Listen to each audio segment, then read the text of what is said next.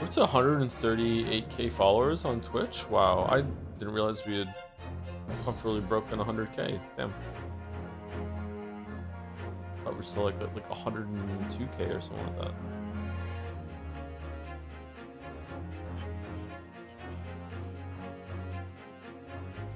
Watching the Squeak Lads, saying hello. The Squeak Lads are making me realize that we need to play more gameplay games. There's an audience. Who knew that watching people play games on Twitch was better than watching people read stories? Who knew?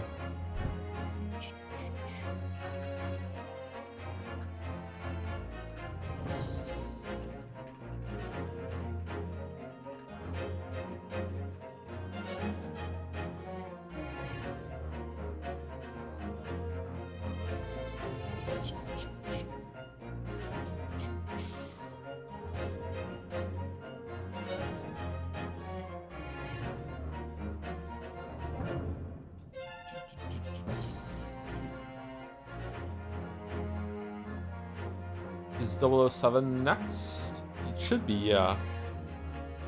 I might have to take some time off after this though to move, but so far it's not looking good for me being able to move at the end of the month. So I might be here for another month or two. I still do not have a new lease agreement. The lady that I'm in contact with from the company said that I was supposed to get one this week, and it is Thursday, so if I don't get it tomorrow, then I guess it's not happening this week. Don't know, like legally, like obviously I'll pay rent no matter what. I don't want to like not pay someone for staying in their place, but like legally, like what happens if I don't get the lease agreement for a whole entire month cycle? Like what would a lawyer suggest I do? It's so strange.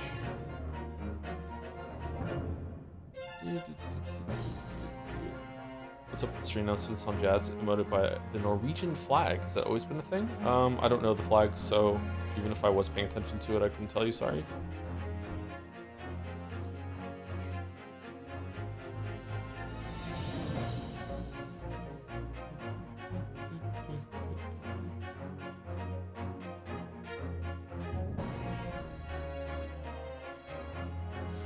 Non-lawyer, I'd personally assume that unless stated otherwise, the previous lease agreement would be applied.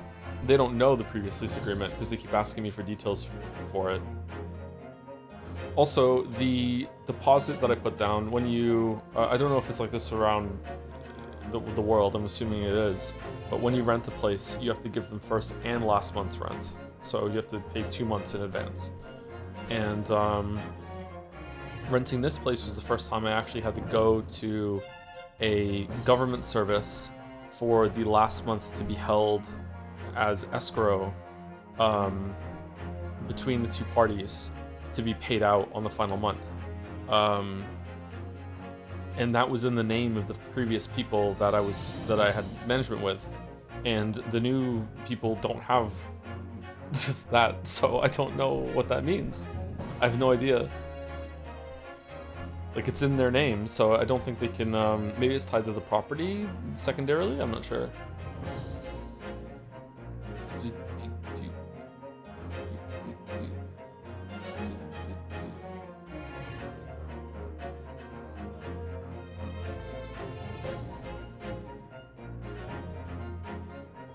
Weird question, but would you unironically recommend Forspoken if I get it for $10? $10 is not a bad price for Forspoken, yeah. You might enjoy it. Fave Ace Attorney OST so far. I don't remember the first 3 games, the music, so probably this one. I like the violin in this.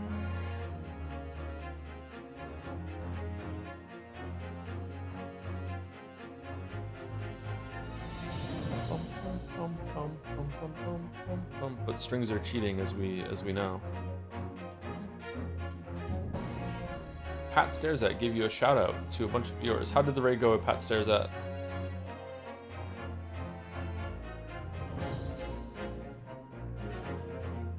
Also, thank you to Pixel Deer Boy for the 2 months with the message, "Congrats, Joe, for accidentally helping me discover that my username was apparently impossible to pronounce. Hopefully it's more clear now. What was it before?" Pixel Deer Boy. It's easy now. It's pretty good. It's crazy how much of the economy reality we live in is just freeballing. It's crazy how that's most of how the world works. It's fucking scary. I think that's the reason why, as people get older, they tend to drift toward more conservative sort of mindsets. Because as they realize that everyone is just kind of winging it, that we should just keep winging it the way that we have before. Because I think it scares them. It's probably not the only reason, but I'm guessing that's why.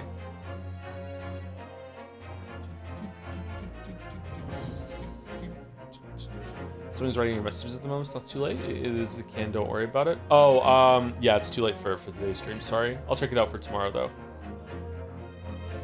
I have been answering some of my DMs this week, but not enough.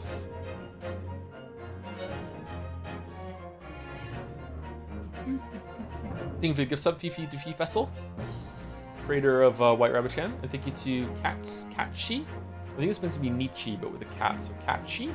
One of those for the 19 months. Looking forward to seeing Crawling Ollie again. I almost had the title today, The Ballad of Crawling Ollie, but it seemed in poor taste after she tried to kill herself at the end of yesterday's stream, so. Fortunately, my name is super easy to pronounce. Do I get it right? Is it Fifi Defi Fessel, or is it, am I been saying it wrong the whole entire time? Did you check the alternate outfits? Why are people so fucking want to see the alternate outfits so bad? Sure, why not?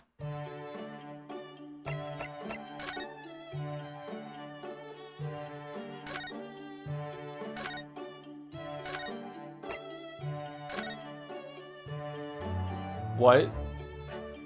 That's terrible. Oh dear.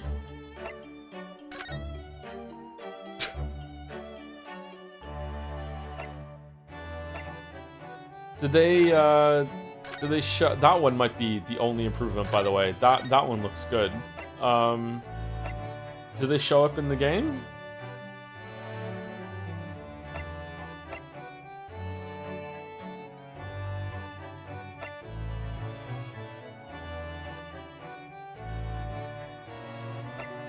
Yeah? Okay, we'll keep them on first stream and see how it goes.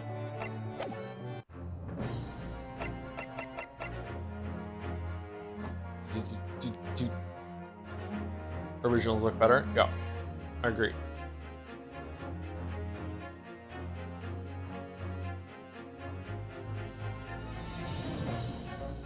Better costumes and Stellar Blades. I mean, yeah.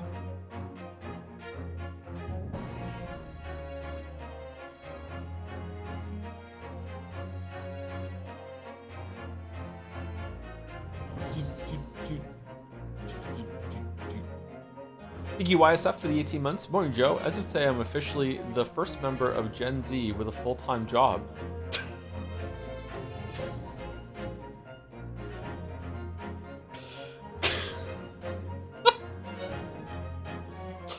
Preposterous, inconceivable. Thanks for your part in making these months of IT certs grind and applications churn bearable. You're welcome. Congratulations on the employment.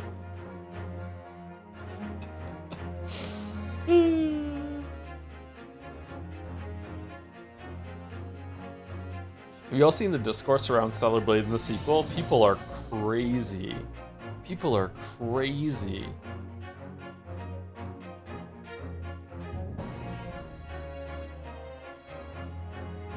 There was one interaction I saw where they were discussing like why people only discuss what the character looks like and not the game itself.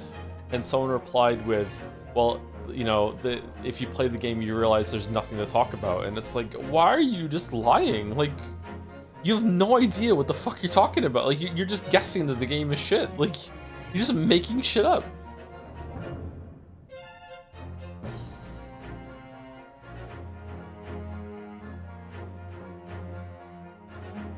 With the whole controversy of Celebrate 2, do you think devs are doing it on purpose? I don't know. I have no idea.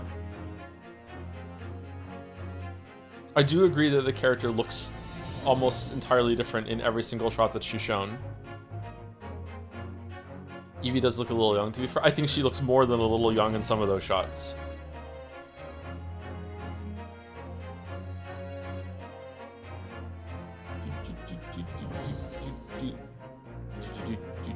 But not all of them.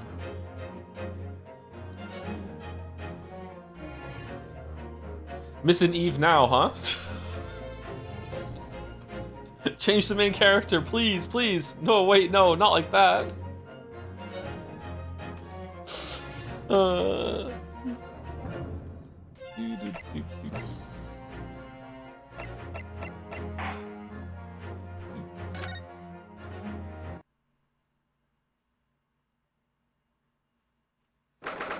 I smell Gen AI in Celebrate 2 trailers. Like the whole thing? I don't think so. But I don't know. Maybe.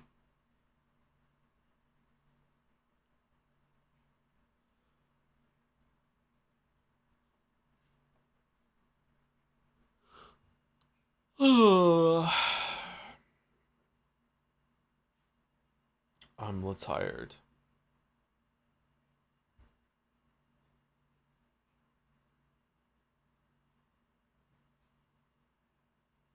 It's Errol's birthday in the game today, 23rd February.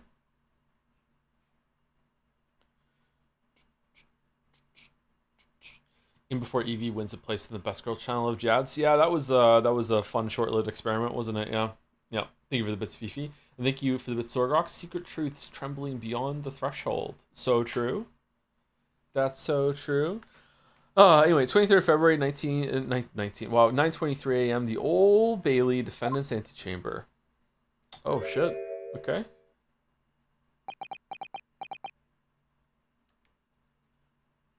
Oh, God. I don't know if I can do it.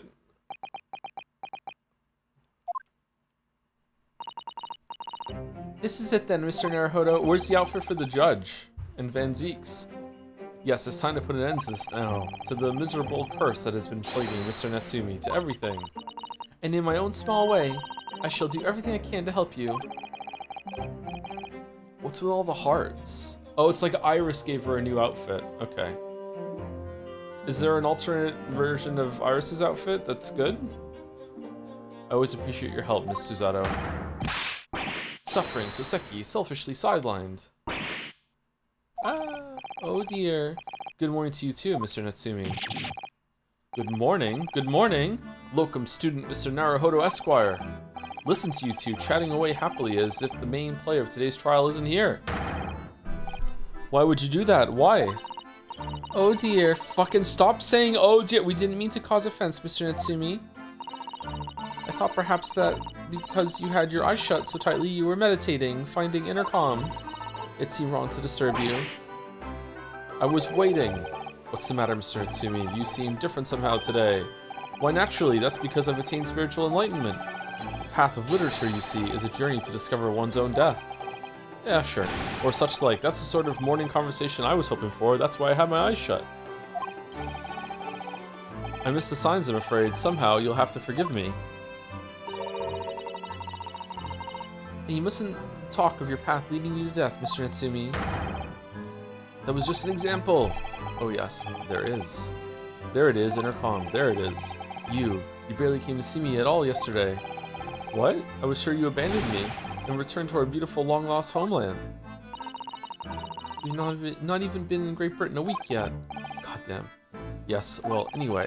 I do think, by the way, some light criticism for the game as a treat. I do think it's strange that after all of the setup of what's going to happen in the next game at the end of the first game, that the first two trials of the second game are not continuing that story much at all, really. Like just like two in a row of just like, yeah, first it's like Susie in Japan, which was good, don't get me wrong, and then the second one is a flashback to something that happened in the first game that you weren't even aware of. I'm sure it's going to tie into it, it's going to be worth it, but like it's odd. Maybe it's meant to make you feel more the passage of time between the game releases and it doesn't land as much when you're playing them back to back or something? I'm not sure. I intend to set everything straight in court today. I'm determined to uncover the truth. I've actually reached an important decision myself. Oh, what sort of decision? I shall fill you in after the trial. Going back to Japan. Alright. It would seem Mr. Joms isn't coming today after all. It's a very clever message, I think. My dear fellows, you must win this battle on your own merits. It's a very clear message, I think. That he's overslept again. God, I wish that were me. The great detective, my arch nemesis. Long may he stay away, if you ask me. Defendant, and your legal representative. The trial is about to begin. One of them has a mustache. Is the other one Joms? Make your way to the courtroom, into the courtroom immediately. Today, once again, we face the Reaper, and when the Reaper stands for the prosecution, the defendant's fate is sealed. But I don't believe in that legend any more than I believe in Soseki-san's curse. The truth is hidden here somewhere, and I won't let it escape me. Oh, by the way, Doctor Who was cancelled. Congratulations to all those who celebrate. I have to keep believing in my client and keep fighting to the very end, that's all. What do you do? The show's cancelled, yeah. Is it actually? Yep. They're gonna have to like restart up the whole entire production and see a new company if they wanna make it. Blah blah blah blah. Yeah, Doctor Who's done. They're gonna have to reboot it again. Is Moffat going scorched? Moffat hasn't been in charge of Doctor Who for like 10 years at this point. Chatter. 23rd February, 9:40 a.m. The old Bailey courtroom. I was stunned when Russell T Davies took it back over and the fandom was celebrating. Like what the fuck is wrong with you all? Like don't even know how the show even got off the ground with Davies being in charge of it. Are you crazy? Like what the fuck? Like this. Like, hate him for Sherlock all you want, but Moffat was absolutely 100% the best showrunner that show ever had. Like, Moffat can actually write, sometimes. Davies can never write, just doesn't have it, like, no. Apparently ran the production, like, so dangerously that Eccleston quit, too, so, yeah. Fucking hell, man. But anyway, yeah, I hope that when it comes back in fucking 8 years from now, that they have a better run of it. Maybe they'll bring Tennant back. Didn't Davies write Midnight? I don't think so. If Davies did write Midnight, then okay, I take it back. Davies can write sometimes, but I don't think there was a single episode that I can remember Davies writing that I thought was good. Like, and that was usually the openings and the endings, and they were all horrible.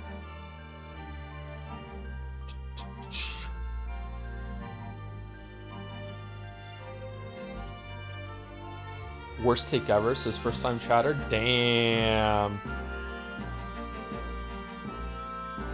Moffat wrote good one-offs, but awful season-long arcs. Usually, yeah, but I feel like the first season arc that 11 got was actually pretty good. After that, nah.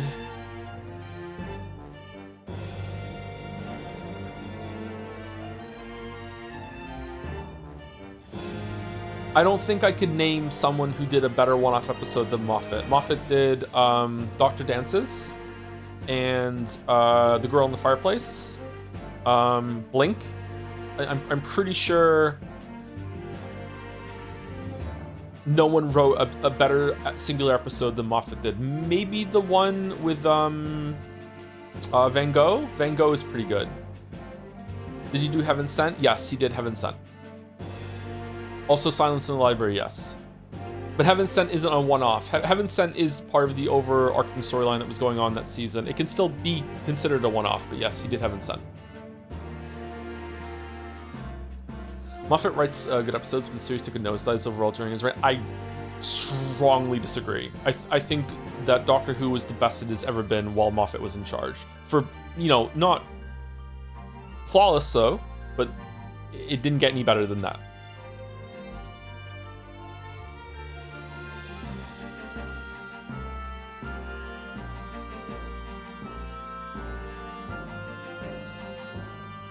I didn't know you watched Doctor Who. I stopped watching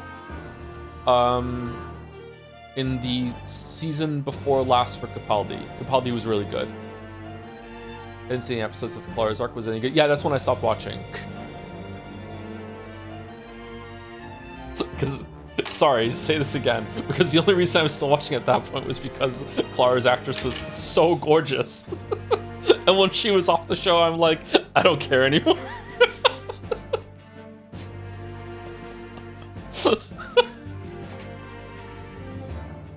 Damn it, she's so beautiful. Oh my god. Jenna Coleman, that's her name, right? Oh my god, she's so beautiful. Professional simp watcher? Yeah, kinda, yeah. True celebrity gamer, yeah. I don't know if the writing went downhill, but like, yeah, after that.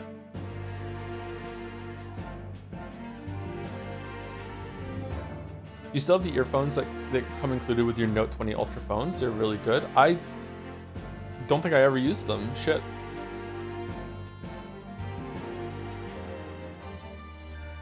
While we're on topic, where should I start watching Doctor Who? I'm a bit lost there. You shouldn't. It just got cancelled.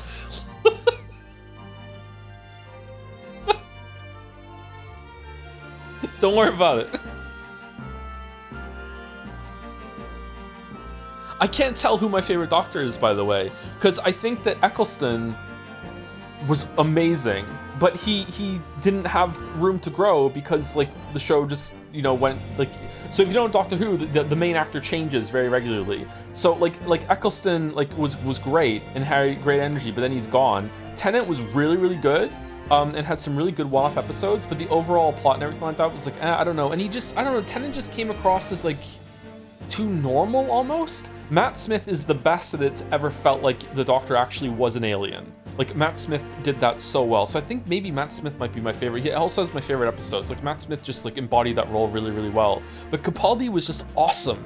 Like just like the amount of fury that Capaldi brought to it. And Capaldi was probably the best actor that's ever done it too, I think. But at that point, it just might be the cinematography improved and was carrying it a bit better. Yeah, I don't know. Doctor Who is an alien? Yeah, the Doctor is an alien. He's a Time Lord. That's what they're called. Yeah, he had angry eyebrows. He did have angry eyebrows. Yeah.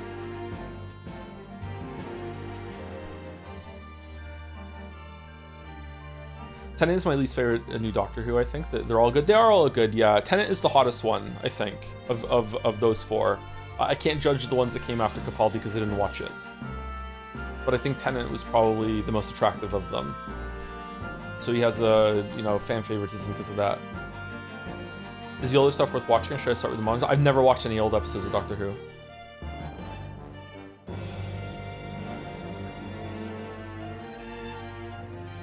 Doctor Who isn't a doctor. Actually, he is a doctor, and we get that word from him being the helper that shows up. That's the origin of that word. It comes from him interfering with Earth all the time, which is just the beginning of how much the show likes to jerk that character off about being so important and so high and mighty. And oh my god, I hate it every single time that they do it. Just do Monster of the Week, go have a cool fucking alien adventure sort of shit. In the name of Her Majesty the Queen, I hereby declare this court to be in session. I call upon the counsels for the prosecution and defense to declare their willingness to proceed. God, Jenna Coleman's so beautiful. The prosecution is ready. Yes, the defense is ready. Very good. And now I call upon the 6 ladies and gentlemen of the jury, chosen by lot to represent the will of the people in this trial. Are you ready to proceed? Absolutely. Justice will be done. You mark my words. I feel obliged to say I feel especially ruthless on days when my hat is sitting just right. Oh, well, I wonder if you could adjust my hat for me, and please be as ruthless as you like. Isn't this the guy that loves the to do the cross-eyed print thing? Thieves deserve to die, if you ask me, especially gas thieves. I have no sympathy for the man at all. Die? Die? For stealing? What? No. Look, I said it yesterday, and I'll say it again now. I don't have time for this. I've got my own problems. Oh, what? Oh, may the Lord show us all the light here, and lead his flock to a righteous verdict again today. Religious as a tree? Like, what's going on? Now, Lord Van Zeeks, what can you tell us? The prosecution's report, please, for the court. In relation to the theory expounded by the defense yesterday regarding the defendant's tea, this judge feels like the most competent judge in the whole entire series. of the 4 judges that we've seen, I think. So he does have the results.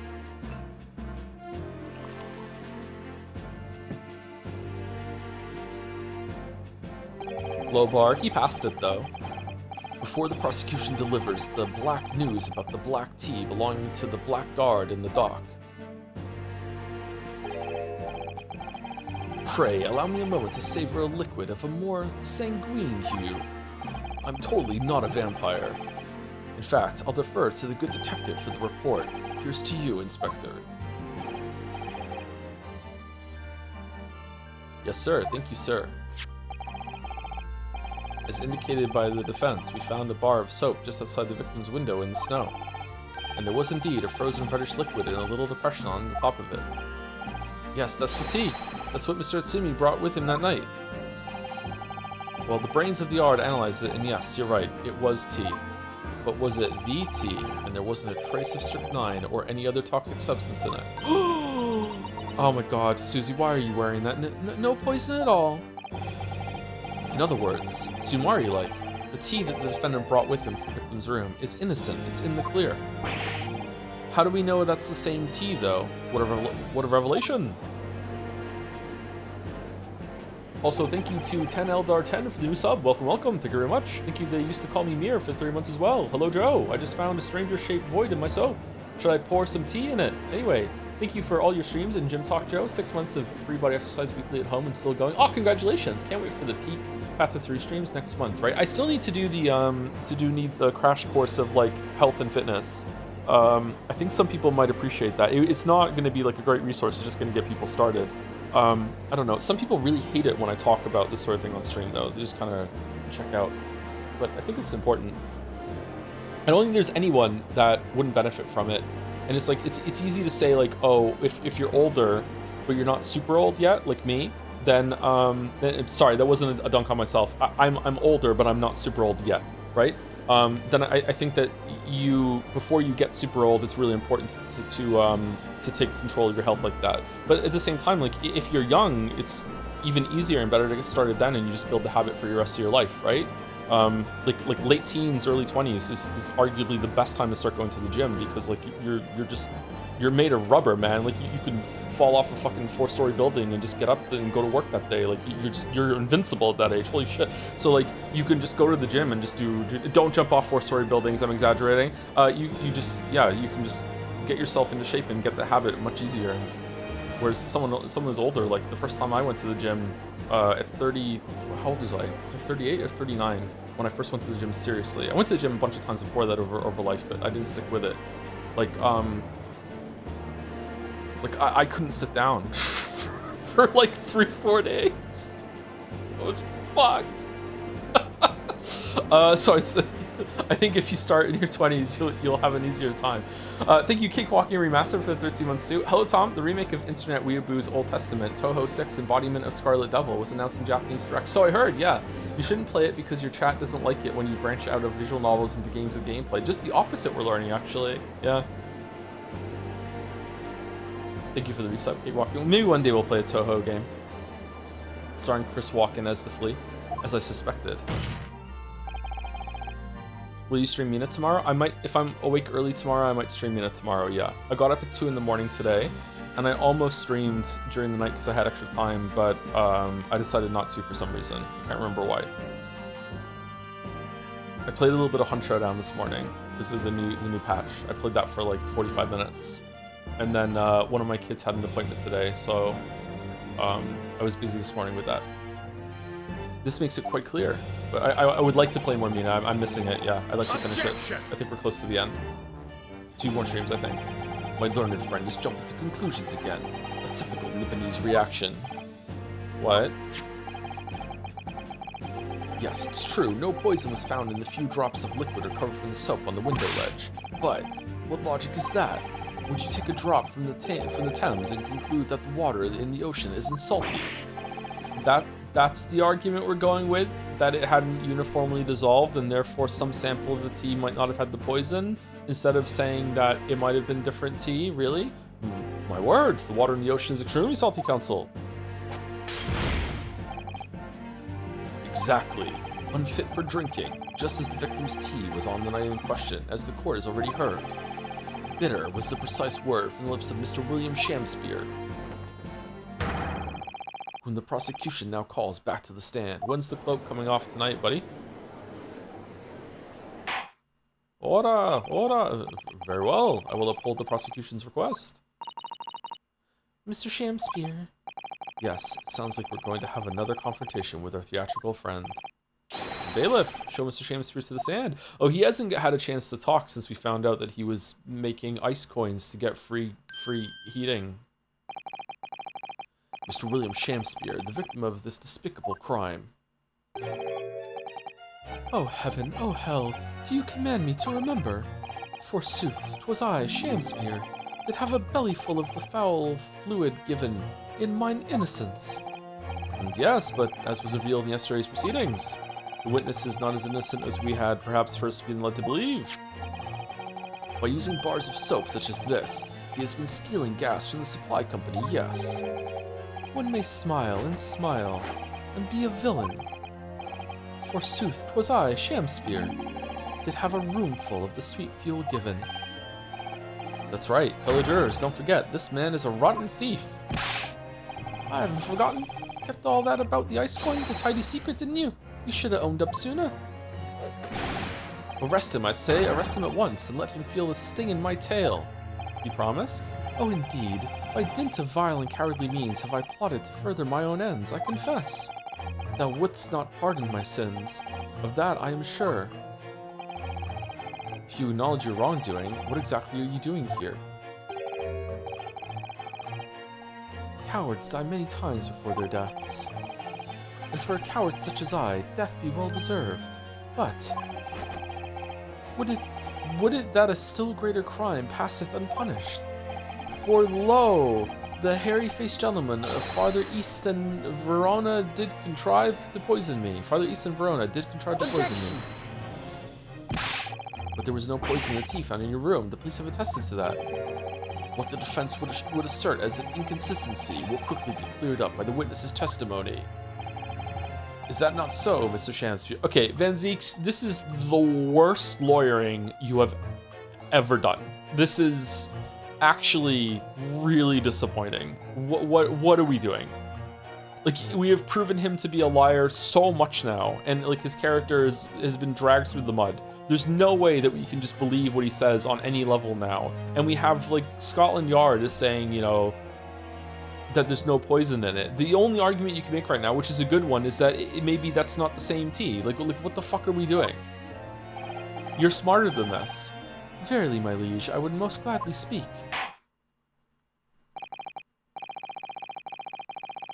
Very well, let the witness testify to explain this inconsistency.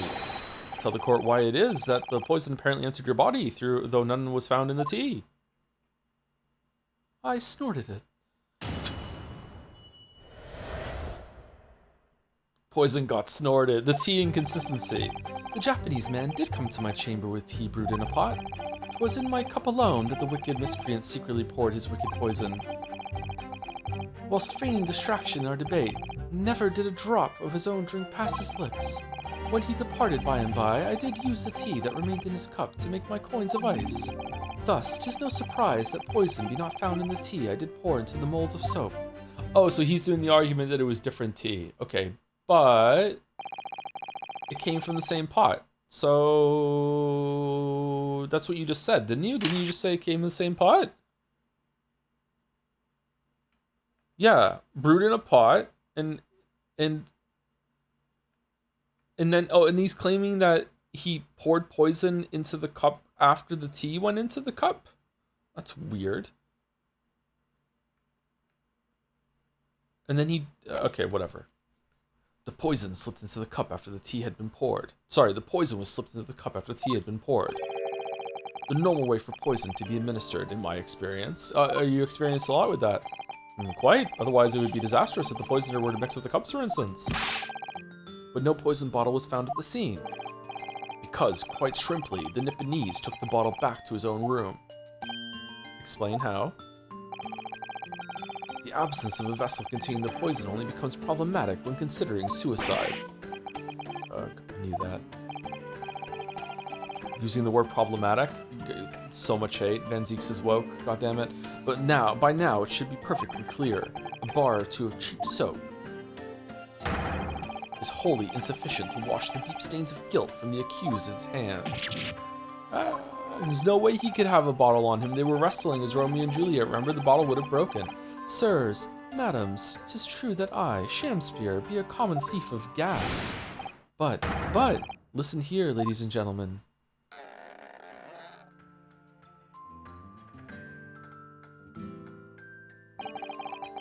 Wherefore would I lie? Verily, I have no cause. I have naught to lose. Well, I do declare. And thank you for your testimony, witness. Counsel, proceed with the cross-examination. So he's definitely, this is a weird thing that he's doing. Is it a plan, or is he just rolling with, like, he accidentally poisoned himself and now he's just trying to blame it on Natsumi? He's trying to get rid of Natsumi so he can have that apartment because he thinks there's buried treasure in that apartment. That's why that's why he's doing this now. But was it a plan from the get-go, or is he just improvising? Yes, my lord. Is this still a second trial? It is still a second trial, yes, but we're finishing today.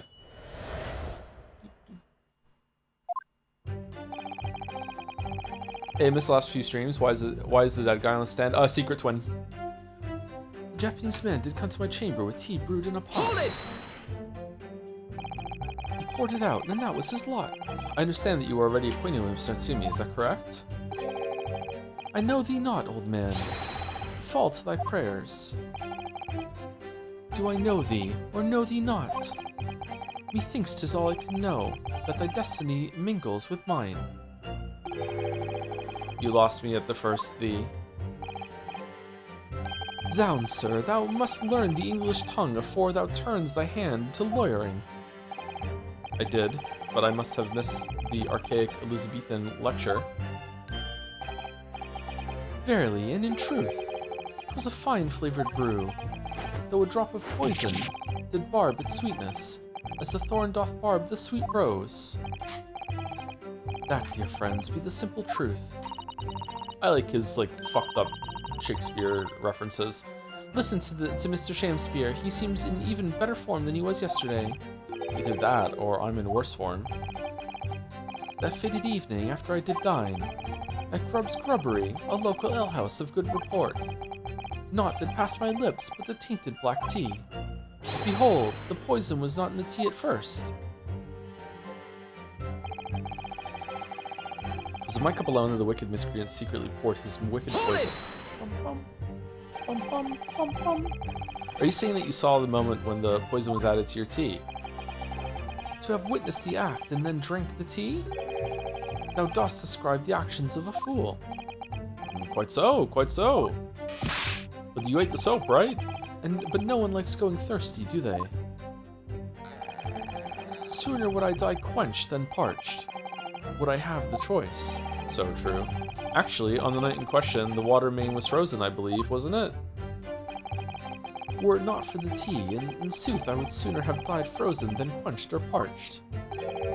Right. No ice coins means no heating. The witness had more than one brush with death on the night in question, it would seem. Remind the court, Mr. Shamspeare, as to whether the accused drank any of the tea which he brought with him. With the greatest of pleasure, my liege. My liege?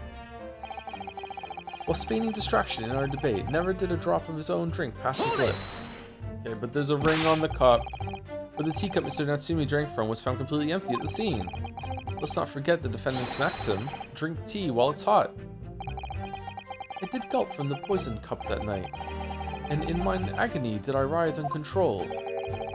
In fits of pain I did knock the fellow's cup, and its contents spilt as blood from a gaping wound, methinks. Though certainly, 'twas after I had made the coins of ice from his tea. Convenient. An upset cup was found on the table that the victim was slumped over. Van Zeeks, come on, bro. There's no contradiction here. It's true, there was no tea left in either cup that we found at the scene. But still, something about this statement is troubling me. Yes, of course, I know what it is. It's Mr. Natsumi's wise drink tea while it's hot, Maxim, isn't it? Maxim? No, I'm not sure that's it. Oh dear. Thank you, Witness. Now reiterate for the court what it is that occupied you after your guests had left and before you drank your tea. When he departed by and by, I did use the tea that remained in his cup to make my coins of ice. Hold it! Yeah, so you could cheat the gas company, in fact, isn't that right? To cheat, or to die. 'Tis life's only choice. Wait, what's on his shoulder?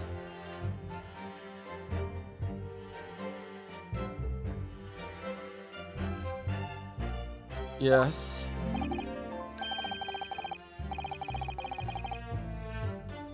Faith, to cheat be the wise choice, and mine occupation be not an ugly one.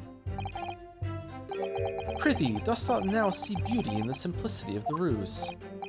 No, I don't. And be very sure, sir. Once this trial is over, Altamont Gas will take you to task over this legal task. I shall not run, I shall not hide. Sooth to say, I have nowhere to run nor to hide. But my lady, what wouldst thou with this pitiful player?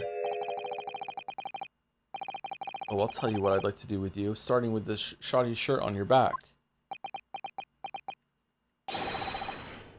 'Tis time for a sham spear dance.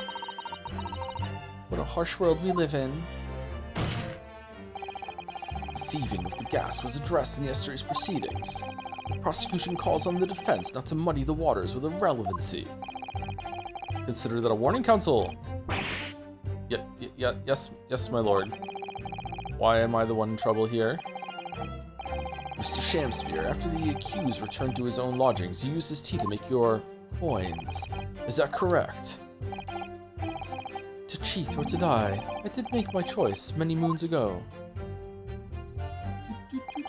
Okay, Shamspeare isn't the artist come back in a different kind of like get up and persona, is he? Maybe?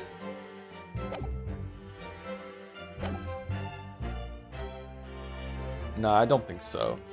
Thus 'tis no surprise that poison be not found in the tea I did pour into the molds of soap. Hold it!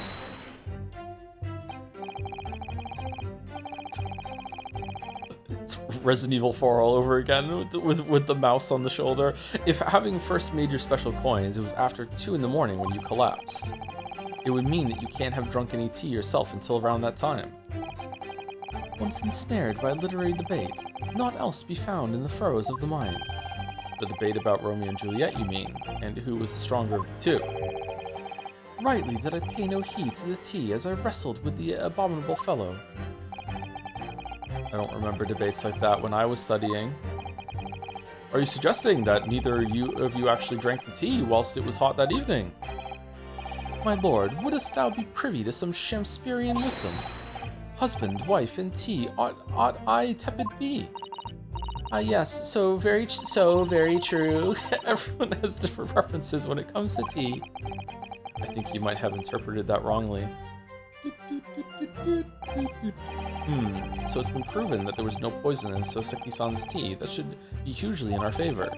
But the atmosphere in this courtroom today feels as though everybody is against us, Mr. Naruhodo. It must be the Reaper's poison. I'm afraid that if we don't find a significant flaw in this testimony somewhere, the jury will pounce and find Mr. Natsumi guilty. It really feels like we... How is the wife of the owner of Altaberry Gas ever going to, like, vote not guilty at this, or guilty at this point? Like, come on. It really feels like we jumped into the fire here. Japanese men are going to the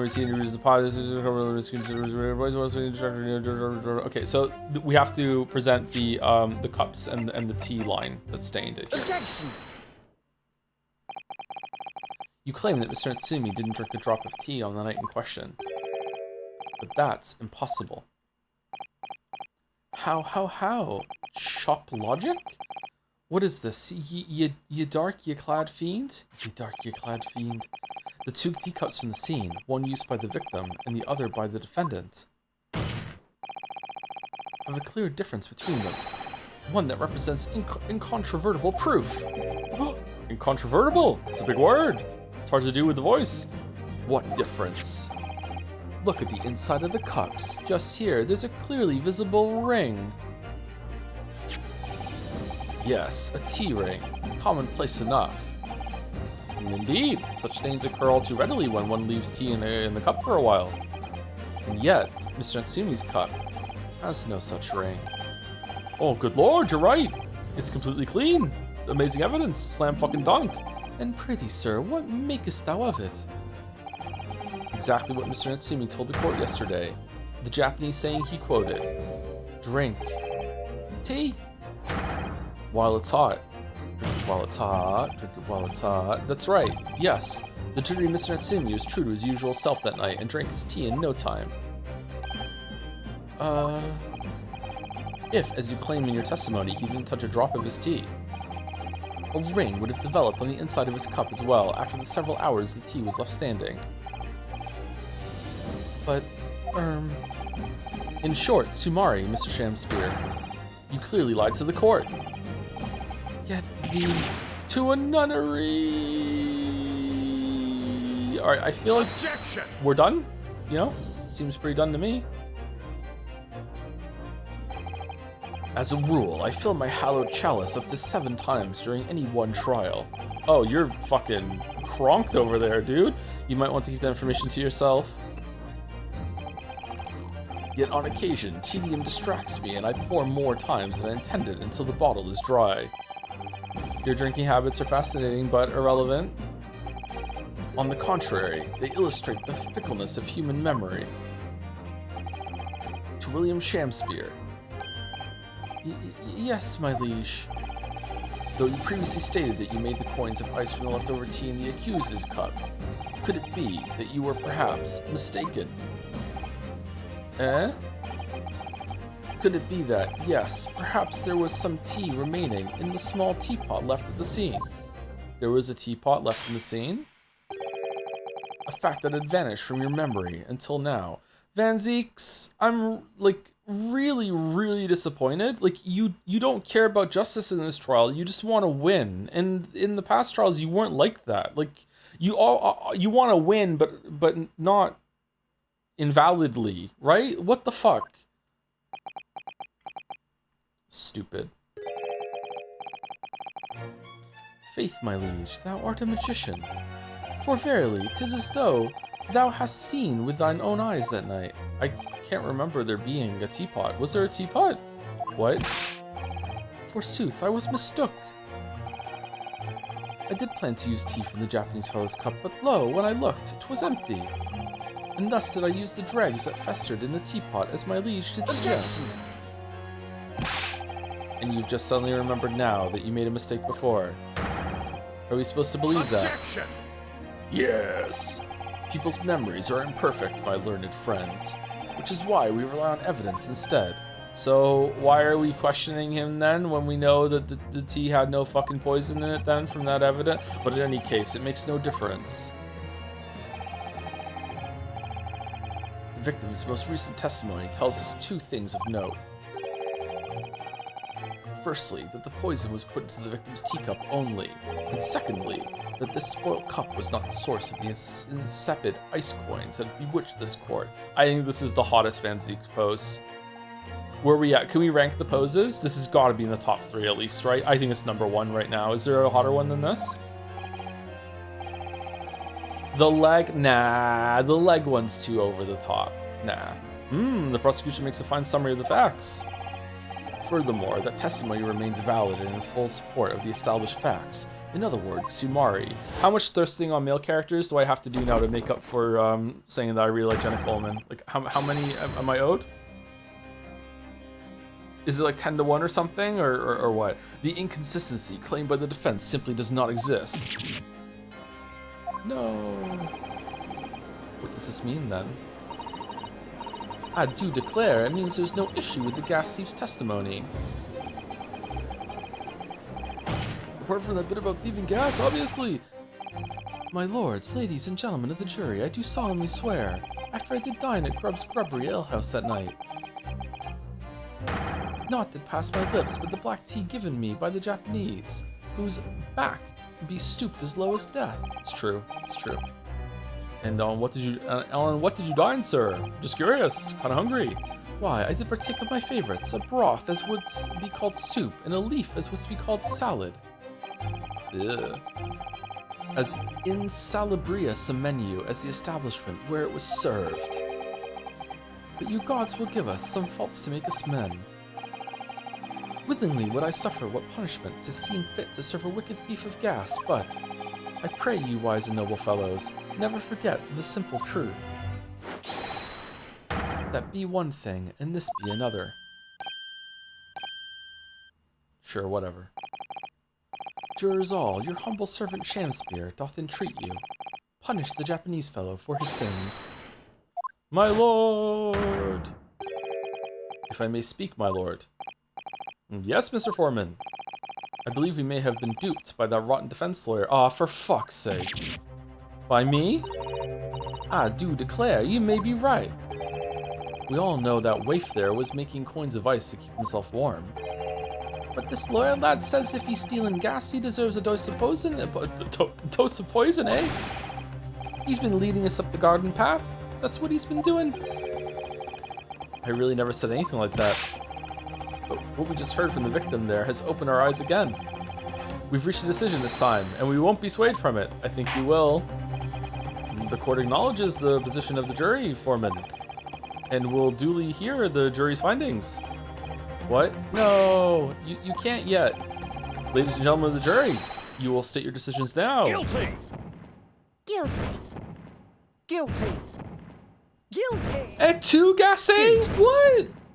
Guilty!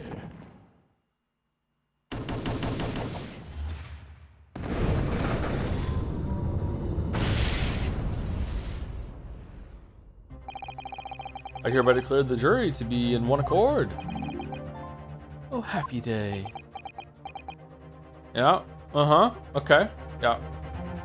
You're not getting any tonight, Van Zeeks. I'm telling you, that's it. This is low. How is this happening? My lord, the defense asserts its right to carry out a summation examination, as always. Very well, the court upholds the defense's right. Typical, my learned friend is unable to accept the obvious truth. This trial will therefore enter its second summation examination immediately. Jurors, the court calls upon each of you to state the grounds upon which you find the defendant guilty of the crime of which he is charged.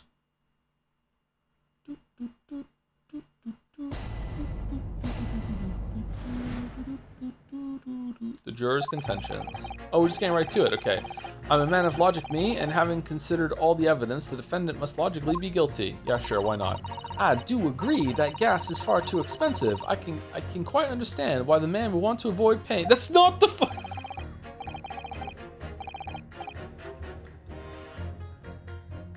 Alright, let's convince her the gas is actually pretty cheap. The stuff explodes and it can poison you, and it's absolutely lethal gases. That's not, what the fuck are you? Gas doesn't come for free. It costs a fortune to deliver it around the city and maintain the place. What the fuck are we doing? Truth be told, the tea my wife serves up for me is a little sketchy at times. Oh, if nothing else passed the victim's lips that night, there's no other explanation, is there? How are you the only reasonable one? Old man's the only one on topic. What the fuck? I do feel that perhaps personal opinion about gas and its supply has influenced decisions somewhat. Yeah, I think we cause for a mistrial here. Yeah, but never mind. No, you really should mind. The truth is, our counter-argument wasn't as unassailable as we hoped. And Mr. Shamspeare was poisoned. There can be no doubt of that. Then how are we supposed to turn this around? I think we need to establish the method by which Mr. Shamspeare is actually poisoned. Our only hope is to demonstrate that to the court incontrovertibly. But that's surely almost impossible at this stage. If we don't manage it though, Mr. Natsumi will be found guilty. No delays, counsel. Proceed with the summation examination. There is a hotter one, but didn't make it into the game because they thought it was too much. Here it is. What's this? Like a hotter version of Van Zeeks? Wow, that is the Lowry pose, kind of. Damn. Highly suggest that everyone click on that link. We love our vampire prosecutor boyfriends. The mouse on the shoulder. Oh man, logic me, and having considered all the evidence, the defendant must logically be guilty. Hold it! All the evidence, you say? That's right, and there's no room for doubt. It's all pointing at that Japanese man with the big mustache. Says the Englishman with the bigger mustache. Which means we need to show the man some new evidence to make him change his mind and shave his mustache. If only we had that kind of evidence. Bum, bum, bum. Don't worry, the summation examination has barely started, really. Perhaps there'll be a shift in the situation that shows an existing piece of evidence in a new light. Let's hope so. To start with, though, I need to find some way out of this deadlock. I need a drink. Be right back. 1 second. I'm wilting a little bit, and it's hot.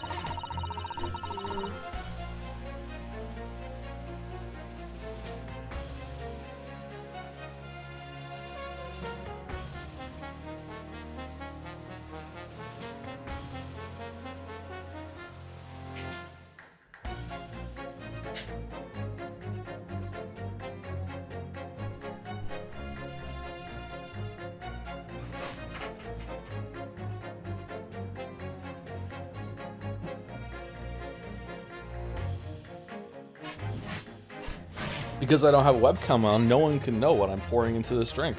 I do agree that gas is far too expensive. I can quite understand why the man wanted to play, but it has nothing to do with it, look. This isn't the time or the place to be discussing the price of gas, madam. Yeah. But really, think of the injustice. Air is a gas, and air is free. Why should Altamont gas cost money? Okay, she has a point. She's kind of cooking. With gas, it makes my blood boil. I can feel myself becoming more ruthless than ever. Fixing my hat. This isn't the time or place to be ruthless either. If I might interject here. Mommy? Yeah, yes, madam? It seems my fellow juror takes issue with the price of our company charges for gas. But it's precisely because of thieves like this man that the cost goes up. Yeah, it's true. Oh, what a beastly man. That unkempt mustache, those hunched shoulders, poisoning tea and stealing gas. Utterly unforgivable. No, it's the other guy. No. No. Mr. Atsumi isn't the one who's been stealing gas. I'll thank you not to go out on more crimes. Mr. Atsumi hasn't been poisoning tea either. Well, anyway, I've quite made up my mind. It's as made up as the price of gas. This stuff explodes and it can poison you. It's absolutely lethal, gas is. Hold it! Could we please talk about the poison rather than the gas, do you think, sir? Well, if you like. I mean, to be honest, I'd take poison over gas every time. You'd take poison? What I mean is, poison can only poison you. It doesn't explode, does it? Some can explode. Goodness me, what are you talking about? Set him straight, please, lawyer man. I'm actually incapable of doing that. I can do the opposite. Well, it's certainly true that poison isn't prone to exploding. But I think you'll find poison also can't light or heat up a room. Ah, you're right. I hadn't considered that at all. All right, change your decision. Young lawyer man. Yes? You have a good head on your shoulders. We could use someone like you as our company's legal representative. We're in! Well, I wasn't expecting to pick up more business in the middle of a trial, that's for sure. Anyway, the point is, I haven't had the best experience with gas companies in the past.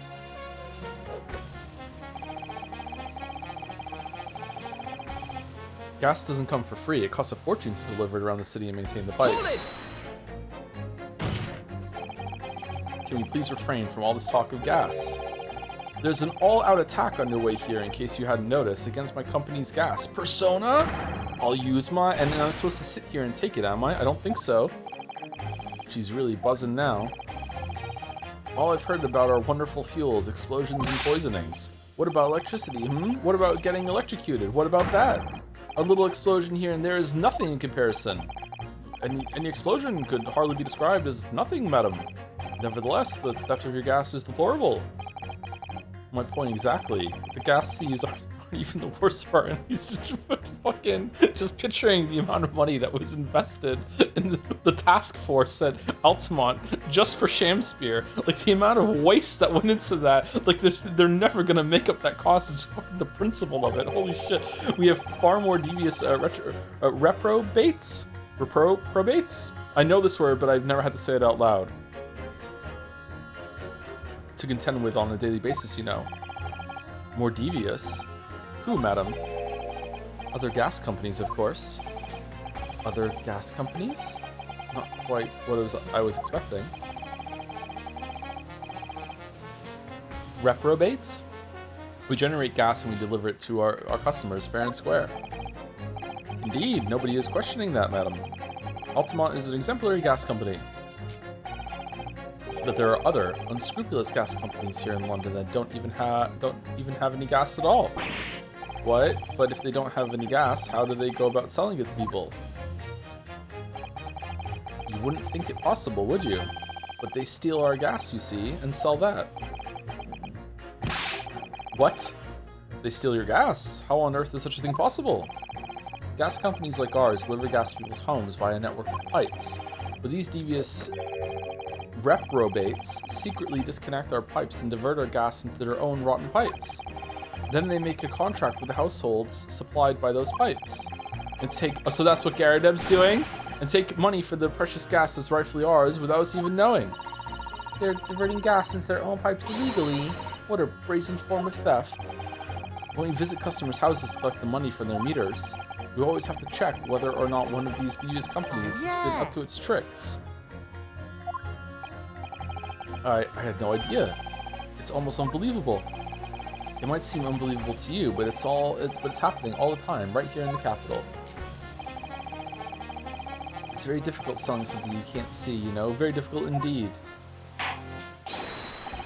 Thank you. That will do, Pig. That will do. Clearly, this is a very involved subject, but I feel we have digressed rather too much already. I concur. Though if my learned friend wishes to become an expert in gas, I believe the subject will suit him well. To your new career, nothingness.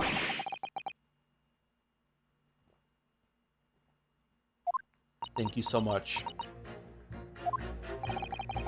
We'll turn your attention to next year's assertion, please, Counsel, and then go back to that one to get the guy who was speaking on the left. Truth be told, the tea my wife serves up for me is a little sketchy at times. Hardest voice to do, this one? You mean it's poisoned? That's right. It's happened a tidy few times now. This is most troubling indeed. It's always days like this one when I don't get any wages. I get in at tea time, see? And I see her doing it, my wife. She gets that devilish look on her face, and she slips some white powder into my cup. And you drink it anyway? I was brought up proper, I was. If someone gives you a cuppa, you drink it. And what happened to you? What did it taste like? It was god-awful, believe you me. Salty as hell. So it's cocaine, so you'll go do some more work? Interesting. Then I think perhaps what your wife put in your tea was salt. No? So she doesn't even care enough to poison me properly, eh? Unbelievable. Let's move on, please. If nothing else passed the victim's lips that night, there's no other explanation, is there? How are you the only one on topic? Does that mean that if the victim could be shown to have ingested something else, you change your leaning? What? Sorry? What's that now? Oh, I was just saying, if the victim did actually eat or drink something else on the night... What's the matter with you? Sorry? I said, if nothing else passed the victim's lips that night, there's no other explanation, is there? Haven't you been listening to me at all? I feel there's an English expression about a pot and a kettle that's appropriate here. Compared to the other jurors who don't even appear to have anything to say about the case at all, it would seem this elderly gentleman has been listening to the proceedings far more intently. Yeah, they're addressing it. I suppose the trouble is, he has selective hearing. Exactly, but still, this juror may well be the key to the breakthrough that we so desperately need. Is he? Oh, am I? What can I do for you, young man? Where am I? Ugh, this is hopeless. There's no way for me to appeal to these people.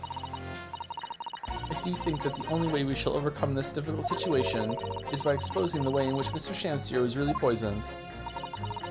We have to prove that it happened some other way and not via Mr. Natsumi's tea.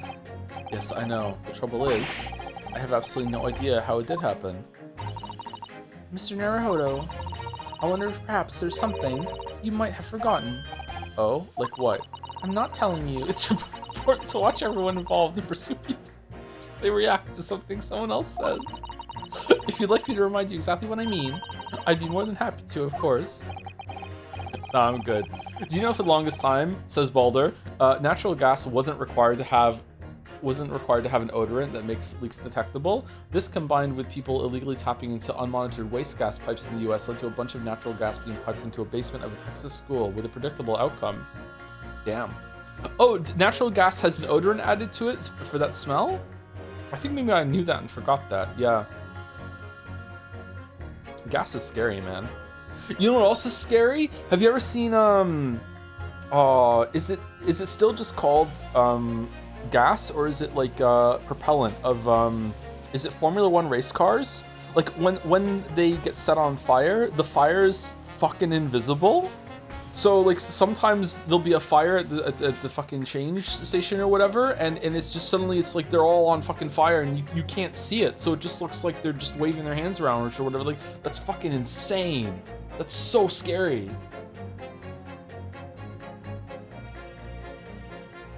Speaking of insane, some people have given me money. Thank you very much, Poops McYolo, for the 24 months, 2 years, 2 whole years of Joms. Thank you very much. Thank you, Mediocrity86, for getting a sub to Very Weird Creature. All right, fair enough. Welcome, Very Weird Creature. Thank you, Tora3Tron, for the 17 months and making me think of Xenoblade again. Happy 17, Joe. Really excited to see you take on more Greatest Attorney again. I adore the 2 games a lot, but I do feel a 3rd game would have helped flesh out certain plot points, but I really hope you loved the last case as much as I did. Also, random question, what are your thoughts on tap dancing? Tap dancing seems pretty cool. I don't know how to dance. I can't dance at all. The only stupid dancing I ever do is around the kitchen sometimes. Yeah, I'm not very much into movement, sorry. But tap dancing seems pretty cool. Thank you to Bass Kieran for the 7 months also with I'm an Ace Attorney criminal. I'm Murderenry. Murdenry? Moriarty? Mario? Murdenry? Holy shit, someone's killed. Thank you very much, Bass Kieran. Tap dancing, huh? Oh, is this a chopsticks bit? Once again, Soseki-san's fate is entirely in my hands here. I probably owe it to my client to hear any advice on my assistant may be able to offer. I feel like I read that wrong, sorry. So perhaps I ought to let Suzato-san remind me that, then again, no need, I remember, it's fine. Actually, I don't think there's any need. It's vital that you start trying to change the jurors' minds as soon as possible. Of course, I'm sure you're right. But if you decide you would like your memory refreshed, you need only ask Mr. Naruhodo. Are we gonna get a tutorial about it anyway? No.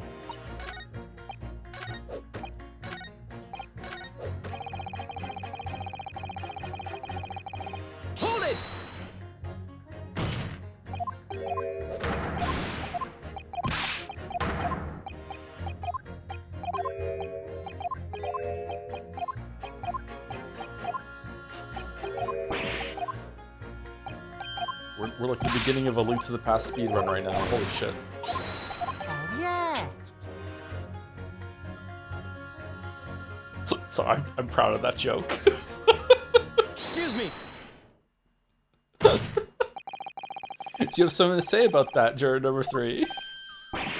Oh golly, you mean me?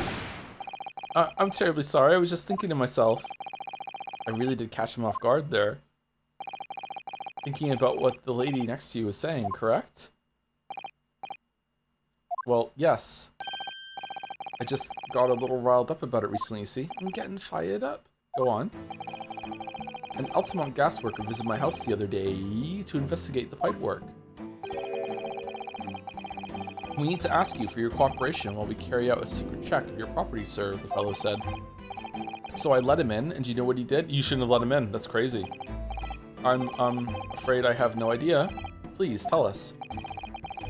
He proceeded to take one of my lights off the wall. Then he grabbed the exposed mouth of the pipe and started blowing into it.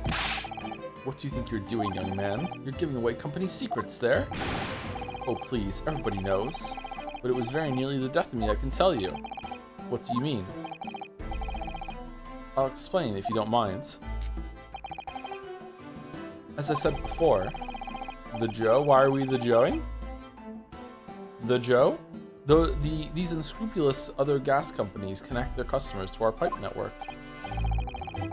Yes, but how does blowing into the pipes come into it? I think yesterday's stream when the comment was, can anyone link to a single part of this that Joe and chat was unironically excited?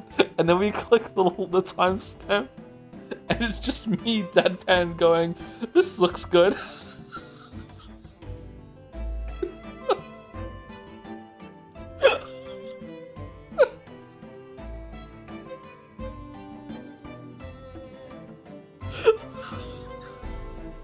So funny. Obviously there's gas in the pipes and it's at a fairly low pressure. By blowing air through the pipe, you can make the pressure drop temporarily. And if you do that, is it fairly low pressure? Any lights connected to the same pipe will flicker for a moment. Ah, I see. In other words, Sumari, the rare judge Sumari. If, upon blowing into the pipe, the lights of an adjacent property that has no contract with your company flicker, you can know that these devious scoundrels have been meddling with the pipes. Exactly, my lord. That's it in a nutshell. What do nuts have to do with this? It's the reason why we have teams of workers going around neighborhoods to investigate which lights flicker. God damn it. It feels like most of your operation is just making sure people don't steal from you. Fucking hell. The trouble is, the particular worker who came to my house didn't know the strength of his own breath. He blew down the pipe with all his might, and you can guess what happened, can't you? Well, if he blew hard, then... Wait, you mean... That's right. The lights didn't just flicker, they went out, along with the stove. Gas started pouring into the house. What a disaster. Oh dear, the gas supply must have been interrupted briefly because the man blew too hard, so the flames went out. I'm afraid I yelled at the fellow. Are you trying to kill us all, I said? So by disconnecting a lamp and blowing into the exposed gas pipe, it's possible to extinguish lamps and stoves connected to the same network of pipes. Oh, so he wasn't getting fucked up against the wall. He was taking the lamp off in order to blow into the pipe in order to shut off the stove in the unit below him. Oh, okay, all right, that makes more sense. And then when the gas starts flowing again, it just silently seeps into the room. He could have still been getting fucked at the time, that's true, yeah. Mr. Naruhodo, I think perhaps, yes, this is almost certainly the clue that we've been hoping for. Juror number 3, the defense requests that you amend your statement to include that information. Oh, well, if you like, I don't mind. Well, I do. That's our company's secret method of identifying the rogues that try to diddle us. Like I said, madam, it's widely known already. Was there like strychnine in the pipe system somehow, and it came back to him? Like what? Very well, juror number 3, you will amend your statement accordingly. Okay, how are we getting through this summation examination right now? Yes, my lord. Although I'm really not sure what the point of all this is. Well, me neither.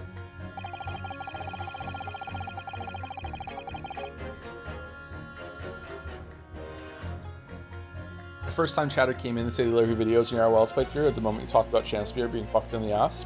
If they were there for Outer Wilds, it's fine. They know, yeah.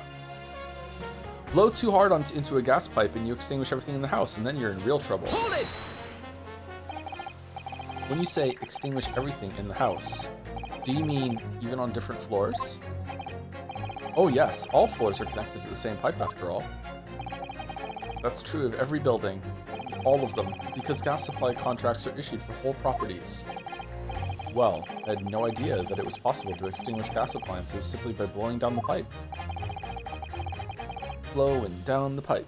It's not something we like to publicize, to be honest, but we have to carry out these investigations, case attorney style, as I'm sure you can appreciate. Indeed, it's been mentioned on more than one occasion, in the papers even. Is that so? It's been mentioned to me too, very recently. An incident involving the gas stove going out inexplicably, almost leading to someone's death. Mr. Naruhodo, I think perhaps... Yes, it's finally starting to fall into place. The secret link that joins all of these strange occurrences. Gas doesn't come for free. It costs a fortune to deliver around the city and maintain the pipes. Okay, but I'm not... I don't, like, present, right?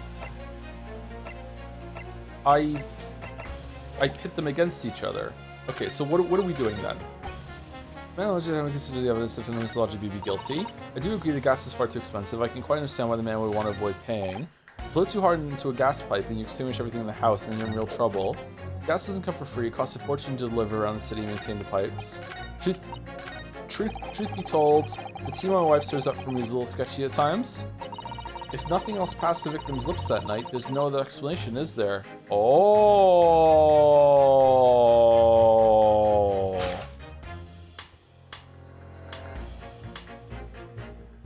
Objection! Those two statements clearly contradict each other. Good gracious! To whose statements do you refer, counsel? Juror number 6. Do you hear what juror number 3 just said? What? Yes, of course. I heard him mumbling about something or other. Oh, are we in court? Oh, what did I do? There's another explanation here, I believe. Something besides Mr. Natsumi's tea did, in a manner of speaking. Pass the victim's lips on that in question. What? What explanation? I wonder, did the police check the mouth of the gas pipe feeding the wall light at the scene? To see if there are any traces of poison there? I was curious to see what your floundering would result in this time, but the mouth of a gas pipe. Scotland Yard have enough to do without exploring such irrelevance. What a piece of work is a man. What are you trying to say, Mr. Shamspeare? What speakest thou? Prithee, is it not strange and strange? That is what I say to thee, sir. I thought I'd been quite clear, but let me put it another way. How come he gets to talk? The strychnine could have been on the mouth of the gas pipe that feeds the wall lamp into your... Yeah, why would it... Why? Why, though? And that is how the poison came to enter your body. Good lord.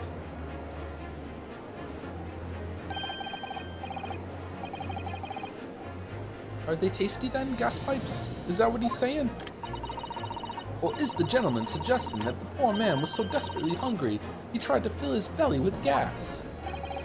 Perhaps no actress would perform a kiss scene with him. Sure. For shame, madam, speaking thy fancy. I assure you, I'm not such a buffoon that I have to kiss pipes. Objection! Sorry. This is no summation examination. This is a farce. Prosecution will not stand for any more of my learned Nipponese friend's conjecture. To begin with, the lamp in the victim's room is high on the wall. In order to have placed his lips to the pipe that feeds it, he would have to be a contortionist. These are empty assertions. Not true, there's a box and also the handprint thing that's gonna be, it's not gonna be admissible in court though, because it's Sherlock's bullshit. These are empty assertions. There's no possible proof that the man did as you say. It's true, I have no proof that Mr. Shamspeare put his lips to the pipe. However, I can say with some certainty that on multiple occasions, Mr. Shamspeare has been doing something in front of the... something in front of the lamp on this wall. Yeah, probably involves some of that, and I have evidence to prove it. Alright, you've got our attention, lad. I'd like to see how you can be so sure of yourself. So would I. Let's see this evidence then. Now that I've got the jury's ear, I need to make this opportunity count. This is the proof that, time and time again, Mr. Shamspeare stood in front of his gas lamp. Take that! What the? These are, wait, what are they called? Yes, skin prints that were found at the scene. Skin prints, counsel? I've never heard of such things. The Justice Ministry is currently assessing whether or not to permit fingerprints as evidence in court, however. My lord, this is an exciting new forensic technique developed by the great detective Mr. Herlock Joms. It reveals all the places that Mr. Shamspeare touched in his room. I've never seen anything like it. I mean, that's black magic, isn't it? Oh, well, if anyone could invent something like this, it's that great Joms fellow, that's for sure. I don't think they should accept this, man. I don't think they should accept it. I agree, this month's edition of Engineering Thumbs was quite fascinating. Sure. We found skin prints in many places that you would expect. On the table, on the costumes. I haven't been able to watch so far. How's it going? This part's picked up a bit, but at the beginning, well, it hasn't been slow. It's just been that Van Zieks has been really fucking stupid, and it seems like he doesn't care about like justice actually being served. He just wants to win, and that's really disappointing. I thought better of his character, but yeah, the back and forth has been okay. Oh, thank you. Actually called Eric for the 52 months as well. Thank you very much. Just came in. Damn. What a great streamer. Thank you very much. However, Mr. Shamspeare also appears to have been touching some very unexpected places in his room.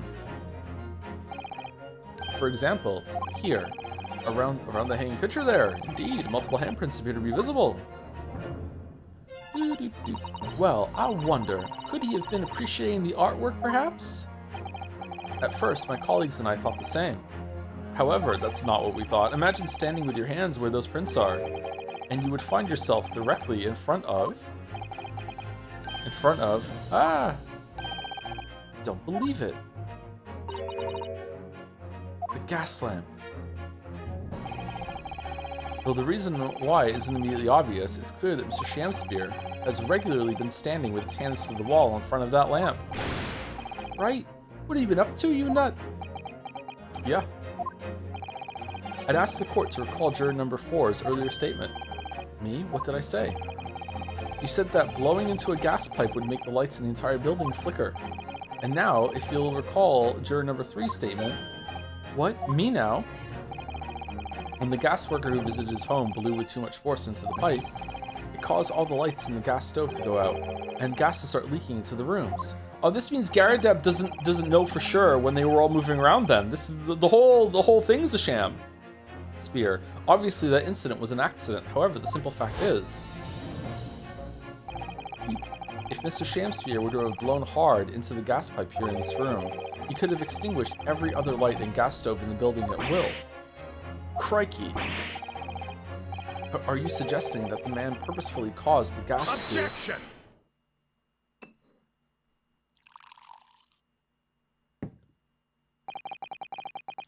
Whilst I acknowledge that the prosecution is required to remain silent during a summation examination, I must toast my learned friend's utter disregard for the letter of the law.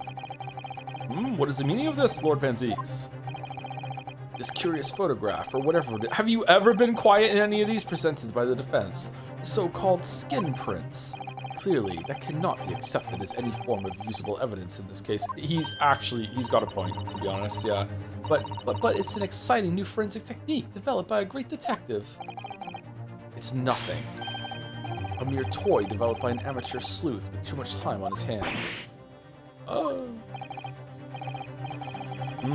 Certainly, even the research of this nature by the esteemed Mr. Joms cannot be recognized by the court as formal evidence. But please, my lord, if I may. Miss Susato? It was not the defense's intention to submit the skin prints as formal evidence. We merely wish to present the results of the great detective's investigation of the scene as a tool by which to explain a possibility to the ladies and gentlemen of the jury. Oh, she got your ass. Oh, she sold that for sure. Now that they know that they can't just disregard it, you know, like, oh, absolutely, good job. And if the trial were to come to an end now, we should never learn the truth behind these mysterious handprints that everyone has now seen. I don't believe we can allow that to happen, and I'm sure the jurors would agree. What? You're right. Whether those strange handprints are a significant clue or not, it's down to us to decide. Juror number 3. Oh yes, I do declare the great detective's investigation results sound absolutely fascinating. And I want to hear what that shady actor fellow has to say about those shady handprints. Too exciting. What's the matter with you two? That was foolhardy. Well, I did say it, didn't I? And I don't like to break a promise. What did you say? No, wait, you heard his lordship. It's not fair. Whatever. Okay.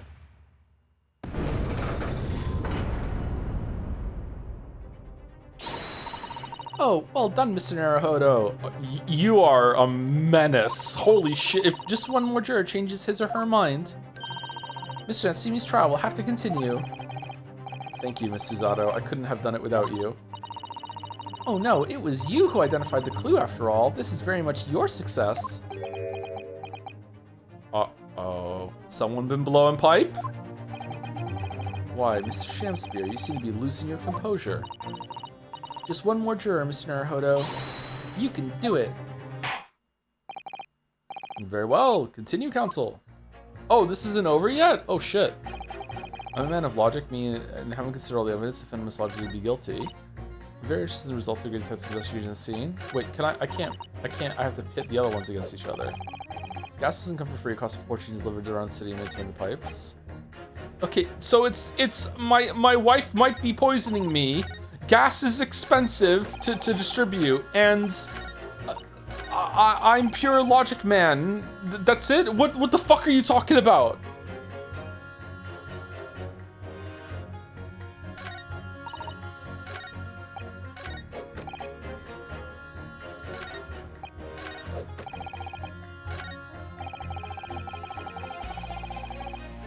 I have no idea what to do.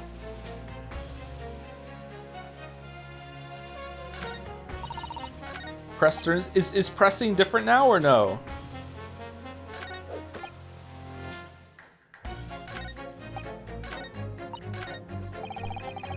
Hold it!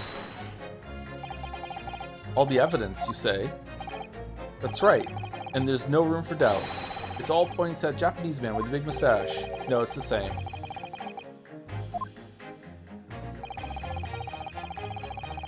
But the defense just demonstrated another possible explanation for the events of the night in question. What do you make of that? Oh, it is different. What? What, your so-called skin prints? It's an exciting new forensic investigation technique developed by the great detective himself. The numerous handprints on the wall are clearly out of the ordinary. And if Mr. Shamspear had indeed put his mouth through the gas pipe on the night in question, it can't be denied that there's a possibility that's where the poison was.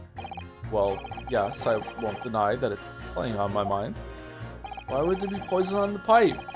And as the prosecution rightly says, we should pay no heed to unacceptable forms of evidence.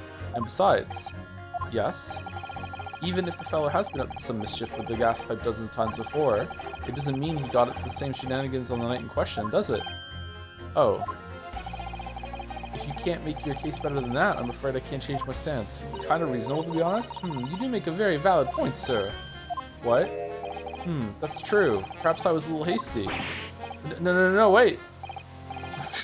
Look, you've got your chance here, haven't you? So it's time to prove your theory. If you and your Japanese cohorts can, that is.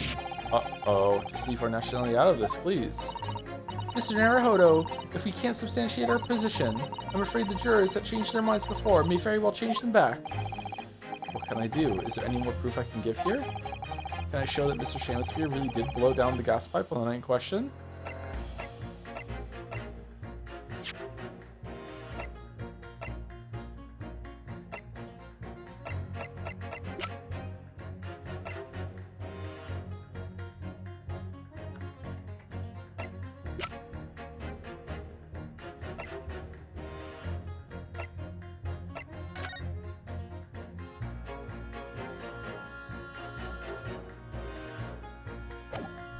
Don't think so.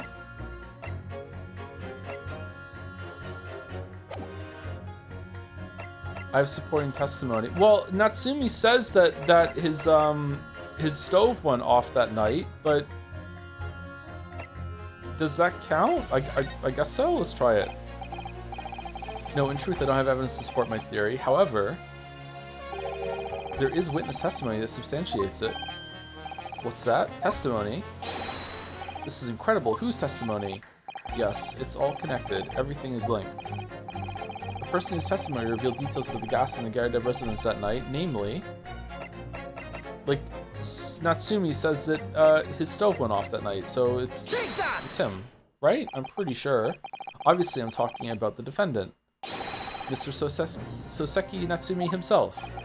I want to say that how can the defendant be trusted, but then fucking we're all listening to Shamspear do his bullshit, so I guess it's fair's fair to the defendant. At the very beginning of the proceedings here in court yesterday, Mr. Natsumi said the following. Oh, he said it in court! I thought he said it in prison. Okay. My lodgings, there's been a whole series of strange happenings in my lodgings. Even on that fateful night it happened. When I returned from Mr. Shamspeare's room, I lit my gas stove and climbed into bed, but before long, the stove went out, and somebody tried to kill me. And he said it on the stand too, which means he has to be telling the truth. On the night in question, the gas in the defendant's room went out. So I asked the court, was that a mere coincidence or not? Oh, good golly! So that Shamspeare fellow blew air into the gas pipe to make the man's stove go out on purpose? Now old George is there? What would he do that for? Oh, Mr. Foreman. What is it, man? We cannot allow judgment to be passed while this doubt remains. It's true that I don't have conclusive evidence yet. However, you must surely agree that there is more to this case than meets the eye. Ryu is so much better than Phoenix. I'm sorry. Phoenix Wright is a better name, but like Ryu is so much better than Phoenix.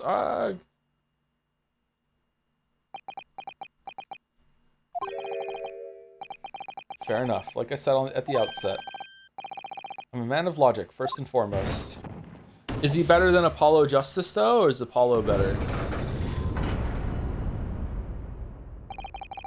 That's 4 jurors leaning toward not guilty, my lord. We've overturned the decision. Therefore, the defense calls for the trial to continue.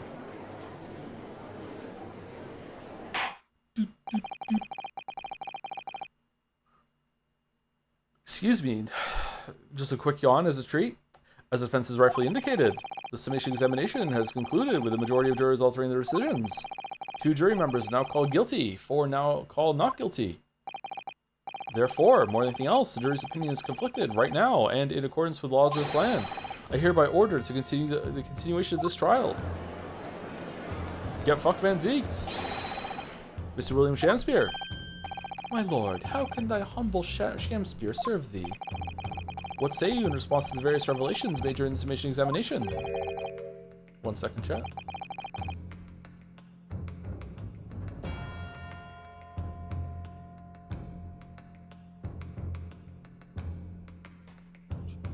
So God mend me, I do solemnly swear. I recall aught of either the lamp or the pipe. But your handprints have made a tidy mess all over the wall there? How do you explain that, eh? He doesn't have to. It's fucking inadmissible. Shut the fuck up. I am done with this. The dignity of this great courtroom has been sullied enough already. Juror number 5. Who, me? As I went to some pains to point out already, a print from the self-professed detective's toy has no place in a British court of law. Ugh. As such, whether or not this man did indeed stand before the gas lamp with his hands against the wall remains, at this time, unestablished conjecture. You would all do well to remember that. Objection! But the prosecution must concede that it would be extremely simple to verify. Just order the mouth of the gas pipe feeding that lamp in Mr. Shamspeare's room to be examined. If there are traces of poison there, why would there be poison on the pipe? What appears to be extremely simple is my Nipponese friend's mind. You will recall that in order to check for the presence of poison in the tea, some remnants of tea were required. Yes, so check remnants of pipe. Therefore, it shouldn't be beyond your wit to imagine that even if poison were to have been spread on the pipe, it would have been completely evaporated by now, making any analysis impossible. Does strychnine evaporate? I didn't think of that. In any case, counsel, I fail to see what could possibly have motivated the man to do as you described. Why on earth would this fellow have wanted to blow air into the gas pipework where he lived? Everyone needs a hobby, but this one's weird. There's only one possibility I can think of, and that is to use leaking gas to commit murder.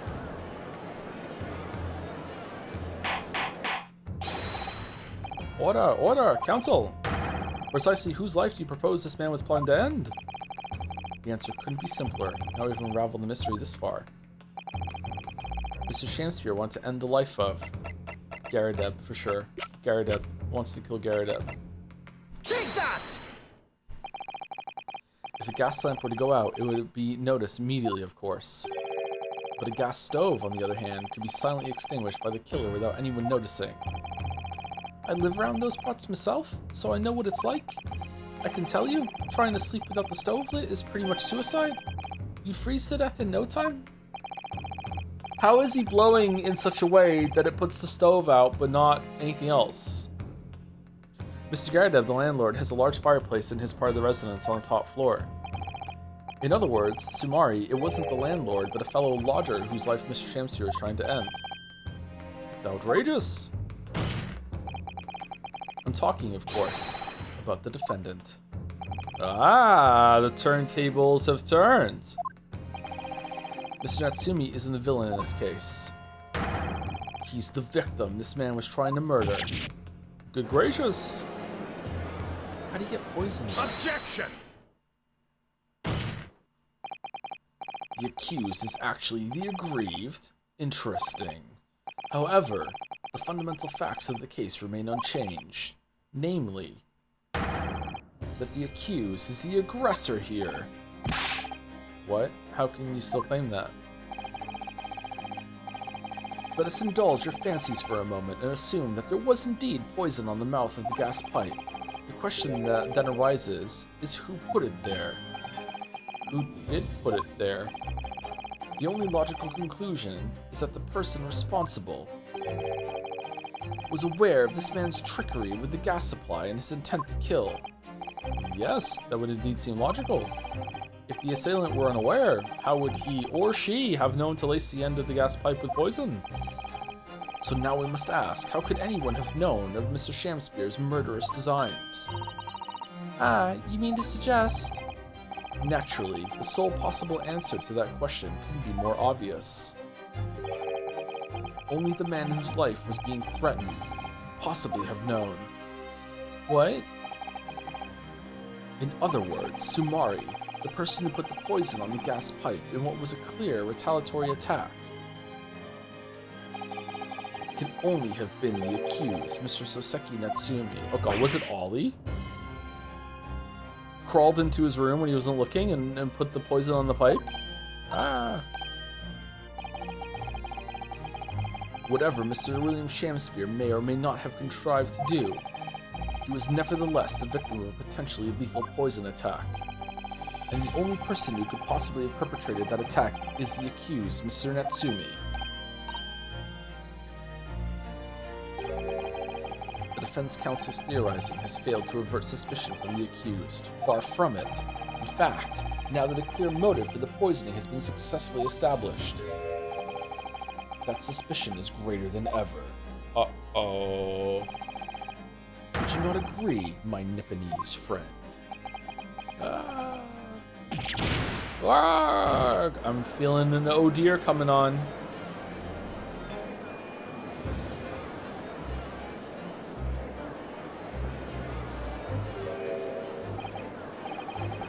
How did he manage to turn that around on me so rapidly? Mr. Naruhodo, you must respond. Otherwise, the members of the jury may very well change their leanings against us again. And this may be our last chance to gain the advantage. She's always so optimistic. What advantage? Well, it would seem that somebody put poison on the gas pipe in Mr. Shamsphere's room. We don't know that we were just saying shit. So we must name that person now and absolve Mr. Natsumi of guilt. You mean, name the true culprit? I know it might sound impossible, but if we fail to do that, I have no doubt that Mr. Natsumi's fate will be sealed once and for all. As it happens, one possible culprit does come to mind. The evidence, the poison, it's all pointing to a particular person now. Is it? The prosecution calls for the jury to consider their leanings again. I trust you'll make the correct choice this time, Mr. Foreman. What? Oh, don't you worry, we know...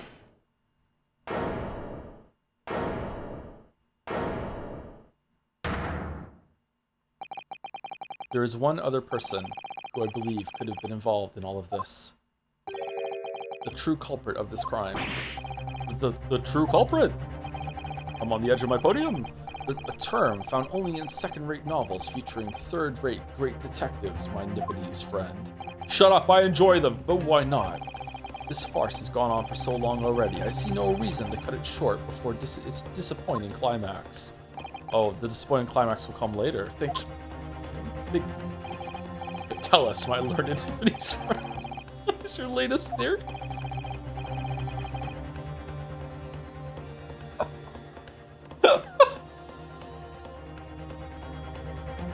The Joe? Who is the so-called true culprit of this crime? I don't know. The only reason I thought of Olive is because she had poison in the hospital.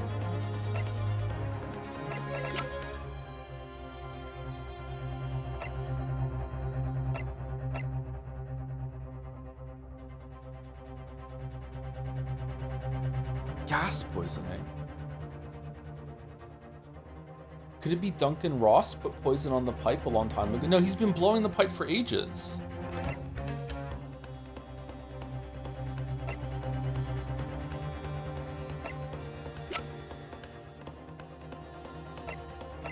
Gary Deb? It can't be Gary Deb. I'm going Ollie. I'm going Ollie. Take that! The name of the person responsible for the poison that afflicted Mr. Shakespeare is, I believe, Miss Olive Green. Miss Olive Green. Miss Olive Green. I do feel as though I've heard that name in the recent past council, but I don't recall where. Your Honor, does Crawling Ollie ring a bell? Oh, her! Oh, yes, of course. Miss Olive Green, the woman from 6 days ago.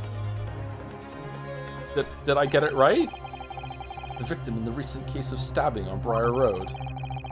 An incident for which Mr. Natsumi was arrested, I hasten to add. Oh, of course, yes, Miss Green. She was left comatose for some 3 days, I believe, but I hear she regained consciousness 2 days ago. And I hardly need remind the court that Mr. Shakespeare's poisoning took place 3 days ago. Given that the woman was lying comatose in a hospital bed at the time, she appears to have a rather fine alibi. The use of music in this game is fantastic. You wanna know why? It's like it's amazing that it conditions you that the music is changed if you it gets it right, but sometimes it doesn't change. So you're like, oh, is it right or not? It's like, I don't know. Like I still don't know. This just might be like they're just talking about it because it's like a bad end. True. On the night that the incident occurred, Miss Green was in hospital, unconscious. So on the face of it, it would seem that she couldn't possibly be responsible, but still. My colleagues and I visited Miss Green in the hospital yesterday, but we found her to be in possession of a bottle of poison. Okay. Good gracious, she had poison. And there is another fact that links Miss Green to this case as well. The defense requests that she be brought to the witness stand in order to explain the details to the court. Tell me, Mr. Okay, it seems like we got it right. Okay, tell me, Mr. Shakespeare. My lord, pray, what be thy bidding? Are you acquainted with Miss Green? No, never heard of her. Are you, Duncan? Are we doing, like, false poisoning, Romeo and Juliet reenactment? That's gotta be it. Judging by the look on Mr. Shakespeare's face, I think perhaps he genuinely doesn't know her, at least not by name. As the voice of Her Majesty's prosecution here, I adhere to my word. We will see my learned Nipponese friend's farce through to its conclusion. I appreciate that. The prosecution requests a short recess, my lord, in order to subpoena the witness and bring her here. I love how he just takes care of all the stuff. He's just like, I'll go do it. Yeah, and we just wait outside. Yes, Miss Olive Green. Indeed, my lord. 1 hour should be sufficient. Very well. I grant the request. Excellent. I hope. The defense has made a most extraordinary accusation, I must say. But at the present time, I feel the prosecution's argument remains largely uncontested. Accordingly, I'm afraid the defendant and his culpability remain the sole subject of this court's attention. I feel like I've stumbled through a lot of the answers in this court, in this trial. I feel like we're dodging a lot of crash outs today. Thank you, counsels. We reconvene in 1 hour. Court is adjourned.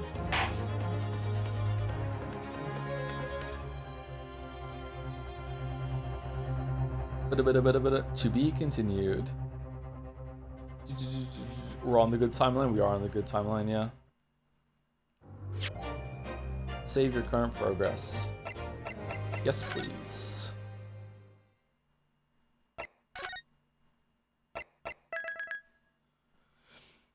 Thank you for the 9-month free sub, Velvet NCB. Been so long since I catch you live. Hope you're enjoying the Great Attorney. I love this so much. I'm really enjoying it. Yeah, it's good. This is, I feel like so far I was enjoying the first game more than the second game, although I really liked being Susie in the tutorial trial in case 1. And it moved a bit faster in the first case. This is picked up the more it's gone on, but I feel like Van Zeek's acting, I think out of character, is souring me on it a little bit, yeah. Joe, are you a Knicks fan? You have no reason to be, but are you? Knicks? I don't know what the Knicks are, sorry. Oh, it's Fishbug. How's it going, Fishbug? Bugfish? Sports? I'm not into sports, sorry. He doesn't throw a ball. I do not throw a ball now. Do you like the Mets? Love the Mets. Love the Mets. Can't wait to know what they are one day. 23rd February, 11:32 a.m. The Old Bailey, Defendant's Antechamber. Joyful, jubilant, jumping jacks. Oh, Mr. Natsumi, I'm so pleased for you. Locum student, Mr. Naruhodo Esquire, and non-locum judicial assistant, Miss Mikitoba Esquires. Shit, dude, what the fuck? Now, finally, at long last, there can be proof. Proof that I'm innocent, and proof that my tea is innocent.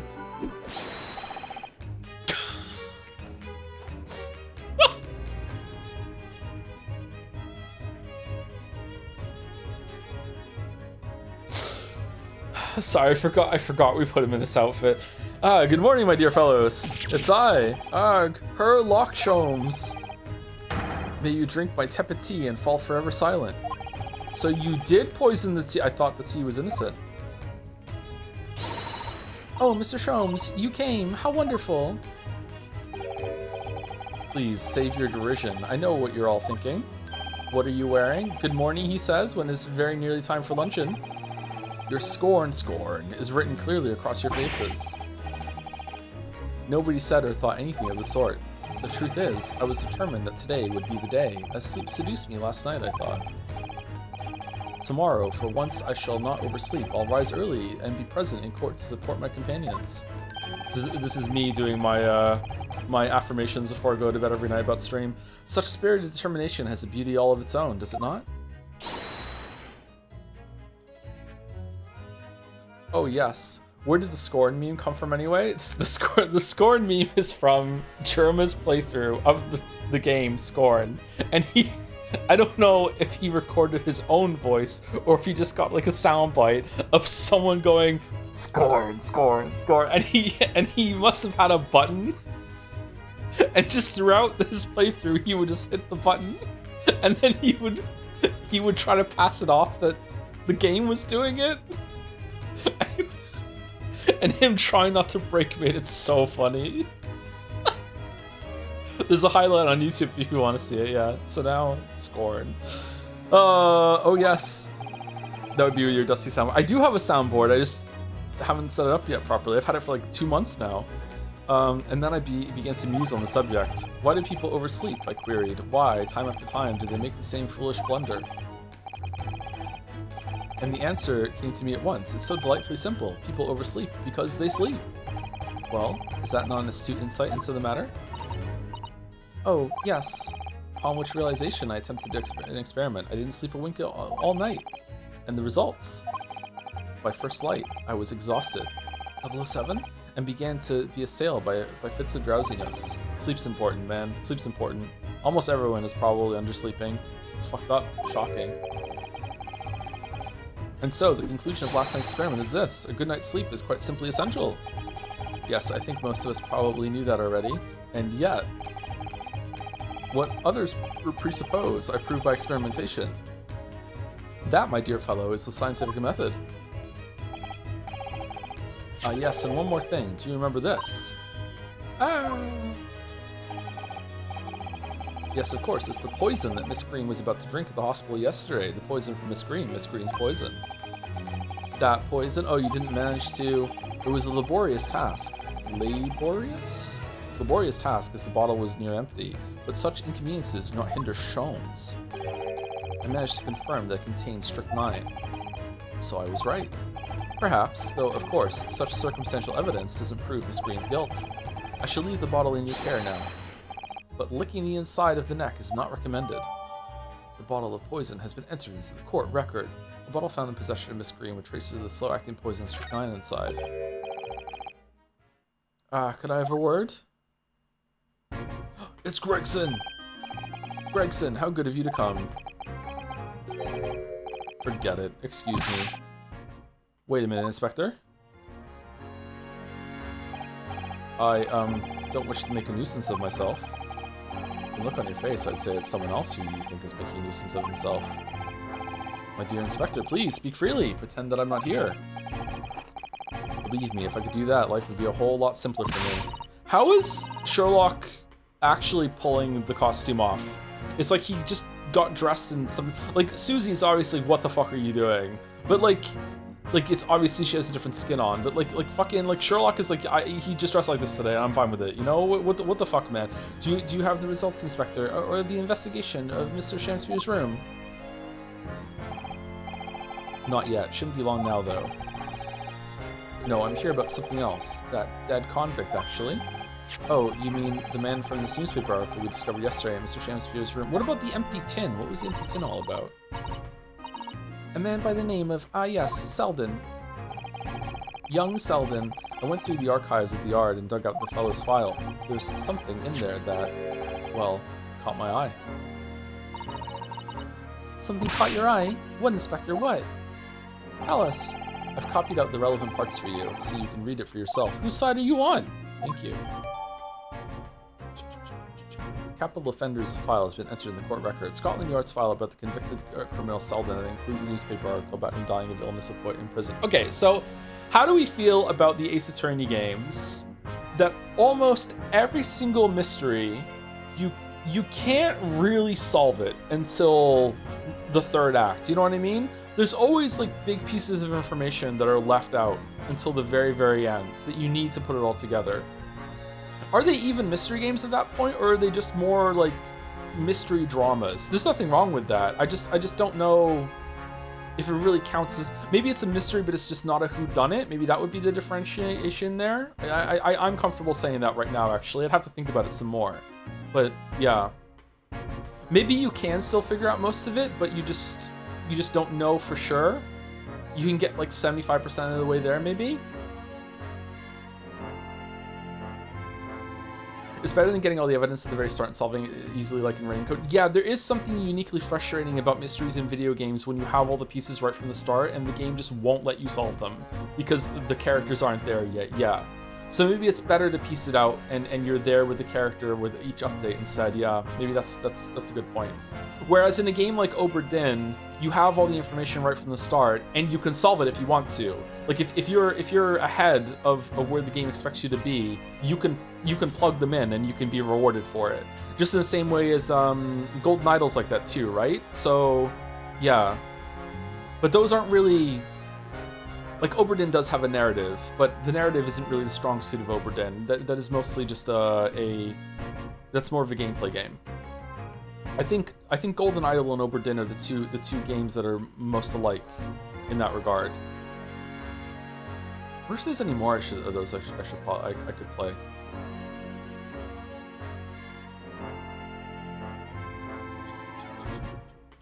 A series usually tells you who done it right off the bat, but the why done it is usually the most interesting part. Is it here though? Like I don't think we know. Maybe who done it, but maybe they didn't do it. I think why done it is the same. Root trees is good. Yeah, we should stream root trees. We should do that at some point. Oh, we have so much to stream. Can I clone myself? Fucking hell. Dying of an illness in prison. These documents include the details that were in the newspaper cutting we found in Mr. Shamspeare's room. I'll rearrange everything in the court records so we don't have duplicate information. Why are you giving us a copy of this important file, though? Well, you're the ones who turned up the clue in the first place, aren't you? I'm just making sure things get handled in the proper fashion. I like Seance and Blake Manor a lot, a mystery game, but I feel it wouldn't be too interesting considering how you tackle games. Oh, that game looks interesting. I've seen that around too, yeah. Really? You don't think I would vibe with it? Because it looks like my thing, but maybe there's something about the gameplay that wouldn't go with me well. I'm not sure. Hi everyone, it's Joe 2 today. Joe 1 is trying to get some sleep over there. Is Joe on the phone? Oh, Scotland Yard's workings are so wonderful. Joe and his clone. Indeed, my dear fellows. And the inspector here is a shining diamond in his crown. The jokes have been really bad today. I'm sorry. Holy shit. Fucking terrible. Joe sitcom with all different Joes. What was that show that everyone said was really good? I should watch it at some point. That was about the she had a bunch of clones that she lived with. And it was the actress that went on to do She-Hulk, I think. What the fuck was that show called?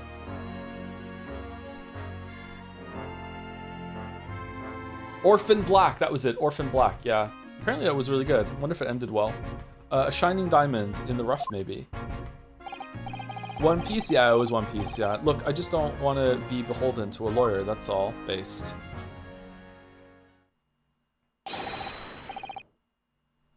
Counsel for the defense and the defendant. Court proceedings are about to resume. Make your way into the courtroom at once. They remind me of the Alters. I just finished it. Why do I have to make a DLC soon? Yeah, Alters used AI a little bit though, so we're not playing it. So like, yeah, just Scorched Earth whenever doing it. But we have locked in Stellar Blade 2, and you know, there's no reason we're gonna lock that out. Court proceedings are about to resume. Make your way to the courtroom at once. Well, I shall leave you then. I'll be listening with interest from the public gallery, not nodding off at all. Certainly not. Thank you, Mr. Joms. I'm rather tired of seeing Mr. Mustache in flood of tears. In flood of tears? A flood of tears, personally, so the best of luck to you. Locum student, Mr. Naruhodo Esquire. I am unironically worried that if we do go Scorched Earth, that if AI was involved in any development, that we don't stream it, that after this year we won't be able to stream anymore. Like, legit.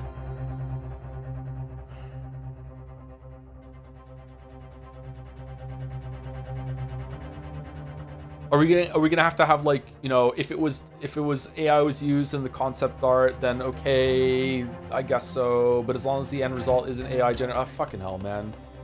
The future sucks. Yes, Mr. Natsumi? It's time, isn't it? Yes, this is it. Industry is already going retro. Yeah, let's just stream the Mega Man X series over and over and over again. Yes, this is it. Miss Olive Green and Miss Williams Seamus Shakespeare.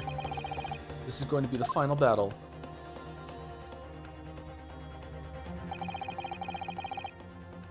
I won't really have saved Soseki-san until I've exposed the whole truth of everything that's been going on. But it's all coming to a head now. You can do it, Ryu. You have to. For Birger. Do you think the cube is AI generated? Did you hear the news about how Pokemon Go's data collection is being used for fucking, like, missiles or some shit? I saw a headline before I went live, yeah. 23rd February, 12:30 p.m., the Old Bailey courtroom. Drones, there we go. In the name of Her Majesty the Queen, I hereby declare this court to be in session again now. Before the recess, we heard a most startling accusation from the defense. Namely, that the victim of the case we heard here only a few days ago was the true perpetrator of this incident.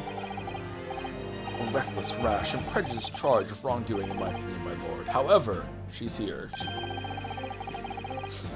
The prosecution has tried to extend every courtesy to this amateur newcomer from dubious eastern shores. Thank you for that backhanded consideration. Is Van Zeek's our favorite racist, chat? Or do we prefer Brett from earlier? Who's our favorite? A rather cold assessment from the Honorable British Prosecutor, I must say. So, Lord Van Zeeks, is the new witness present and ready to take a stand? Ready and waiting in the witness's antechamber, my lord. Very well, bailiff. Bring the witnesses in. Top 10.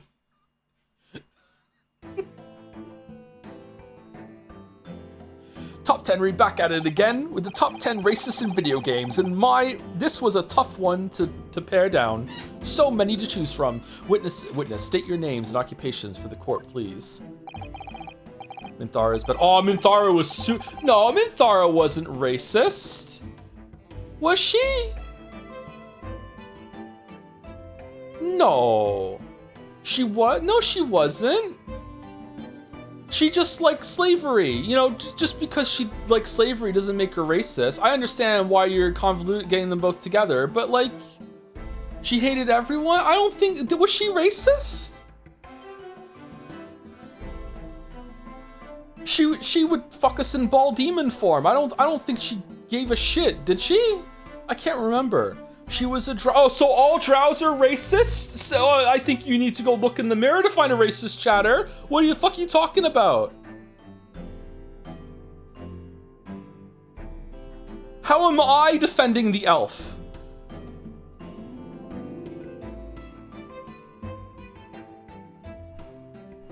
Was she? I'm genuinely asking, actually. I can't remember. Like, Minthara had, like, so many yikes takes because she is insane. But, like, was racism one of them?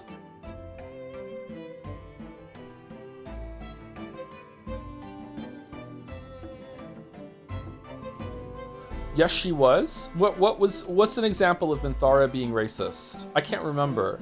I remember her saying that she thought that, you know, putting poor people to work against their will was good because it was productive for all members of society and shit. Like,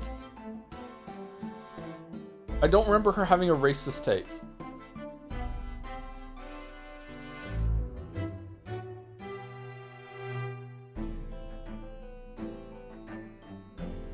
She's a drow supremacist, I guess. I don't remember her ever having any bits of drow supremacism in her dialogue. I feel like you're just assuming that because she's a drow that she's like that, which from I understand about the drow is actually not that bad of an assumption, to be honest with you, chat. Like, but I just like, did it ever happen in the game is what I'm asking. She calls what else fairies? Is that wrong? Dementia Joe? Okay, well, it's really easy to meet what the Joe is asking for if you could just have like an line of when she said something.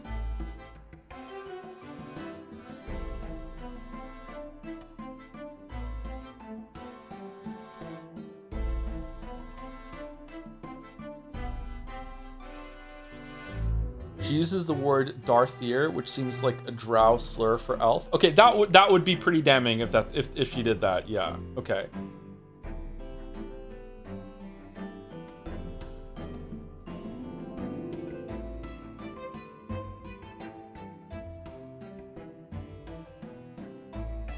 Yeah, Minthara will legit call you a slur in Act 1. What if I'm Wizapon, though? A true soul in such a grotesque form, the Absolute has placed it in her heart even for Dark Thier? Her heart is more generous than mine. Join my hunt, fairy, and obey me. Alright, that's pretty bad. Alright, she was racist then. Okay, is she our favorite racist? Or is it still offense?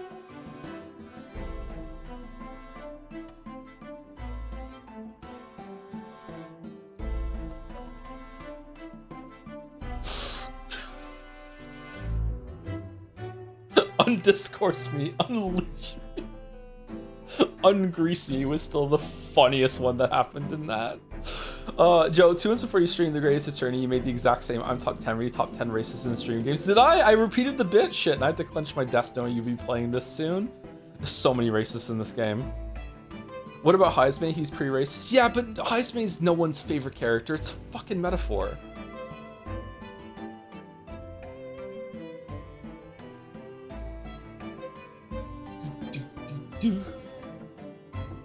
I love Heismay.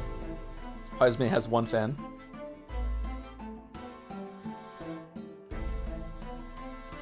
All right, let's continue. Oh, hold on.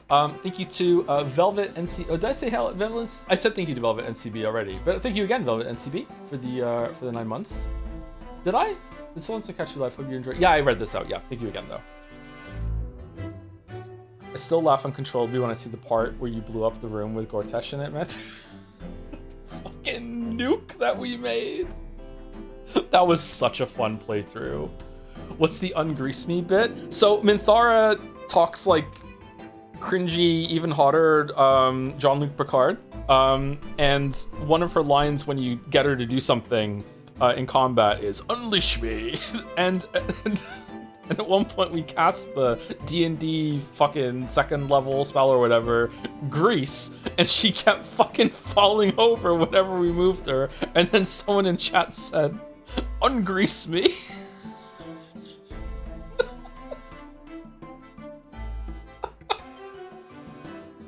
Did she get polymorphed at one point and someone said "unsheet me" too, or did I just think that in my head? Ungrease me was so funny. It was a Naja title, I think. The best part about the Gortash nuke was the barrel bit in streams 1-3 were paid off in like 2 months of real time later. Yeah, what is it like to rewatch that series knowing that every single time that I collect the barrel that it has a payoff fucking 2 months later? Don't forget about Fresh Orders is so good. Fuck, I love Minthara. She's so cringe. Holy fuck. William Shamspeare, my liege. For mine occupation, I can say only that I be a tragic victim to be pitied. Currently unemployed. In other words, Sumari, the rare Sumari at the end of the sentence there. Okay. I'm Olive Green, a fledgling artist. Well, why did you bring this to court? Well, no. Not a fledgling, really. A hopeless failure who's too weak-spirited to admit she has no talent, I suppose. Also currently unemployed. In other words, Sumari. What a coterie. I like the word coterie. Mr. Shamspeare. My lord, I am thy humble servant. I'm afraid that you are no longer merely the victim in this affair. The possibility has been raised that you are in fact the assailant, intent on taking the life of your fellow lodger. The part you have played in this whole business will be thoroughly scrutinized, I assure you. I would for naught else, my lord. And Miss Green. Yes. You are aware of the reason you have been summoned to this courtroom today, I presume. Yes, the officer did explain. He said I poisoned this ridiculous buffoon. And, do you accept the charge, Miss Green? I don't know anything about any poisoning. And I don't know anything about this man. I don't answer questions. Are we doing Shut the Fuck Up Friday from Olive Crawling Ollie edition? Because that would be fucking amazing. Come, lady, die to live. Verily, I know not thy prickly, pea-pigmented personage. Very well, let us proceed with the matter at hand. That being to ascertain whether or not Miss Green has any involvement in this affair. It's all very strange indeed. Why would you suspect me? Don't talk to cops, chat, remember that. I barely ever go to the East End anyway. It so happens that I passed by that neighborhood 6 days ago, that's all. And on the night that this man was poisoned, I was still in hospital, fighting for my life. Yes, having been unfortunately caught up in the incident on the street outside the Garrideb household. An incident that rendered you unconscious for some 3 days. This is a strange thing to do. Why was this meant to be in the first game and they cut it and then just put it in this one, or what? This is odd. Is there something about how this is gonna slide back into the rest of the story, or what? Because maybe they didn't want to spend so much time with these characters in the first game, they wanted to move it on? Huh. Are all of them gonna be like part 2 of what happened in the first game, or no fucking way, right? I might like that, but I don't think so. We've already had part 2 of, I can't remember his name.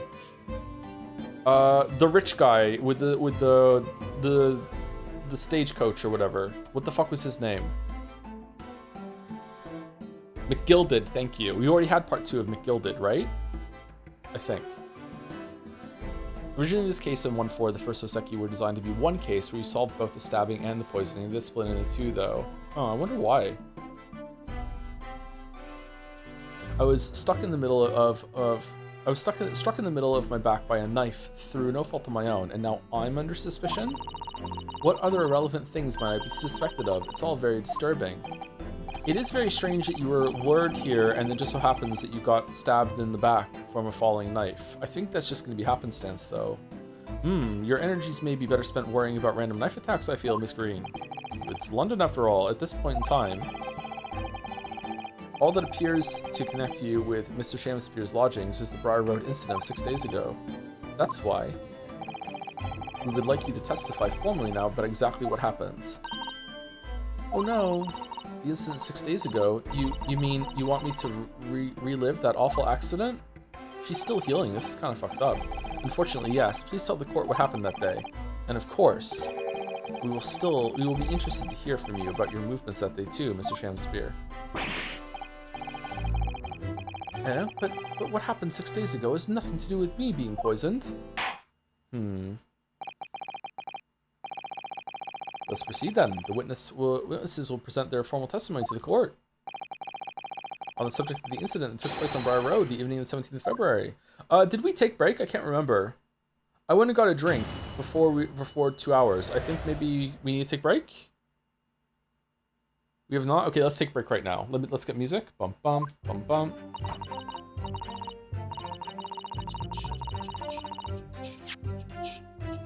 All right. Be back in like I don't know, like 3 to 5 minutes, something like that.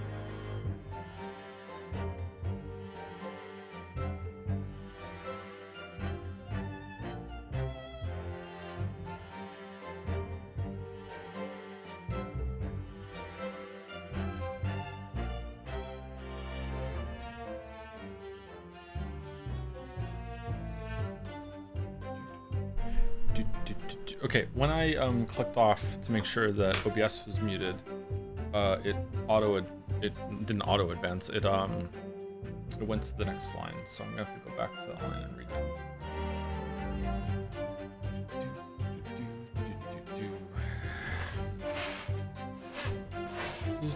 Squeaky chair, squeaky life. Is it meant to look like blood on her paintbrush? Is this subtext? What's going on?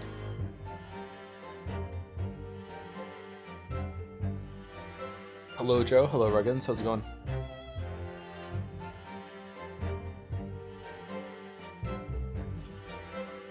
Joe, I watched the German scoring video and spat my drink. This is your fault. The next one you should watch is the horror game where the ghost kid appears in a hallway. And that's all I'll say.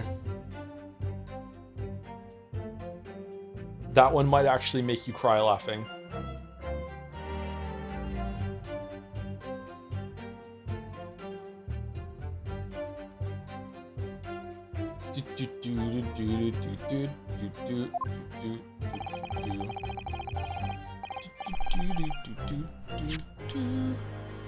Okay, Green says, it was 6 days ago, about 5 p.m. I was walking along in the snow and I was suddenly stabbed in the back. Coincidentally, it happened to be just outside the house where the men in this case have their lodgings.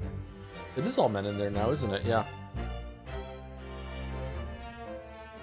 I was at the tavern on the eve of which thou speakest, for I had bespoke my supper. It was the first time I'd been in the area. I had a little matter to attend to, that's all. Anyway, I was admitted straight to hospital, so I knew nothing about all this business. Oh, that's it. Okay. Love watching you play this game. I just finished my own replay of it the other day. It's nice to see Brock being annoying in this trial is not just me. Yeah, I don't. Everything else about the trial has actually been pretty good. I completely accept the tone and the wackiness that, you know, people in the jury are going to end up being involved in the case, sometimes in ways that push the story forward. That's fine.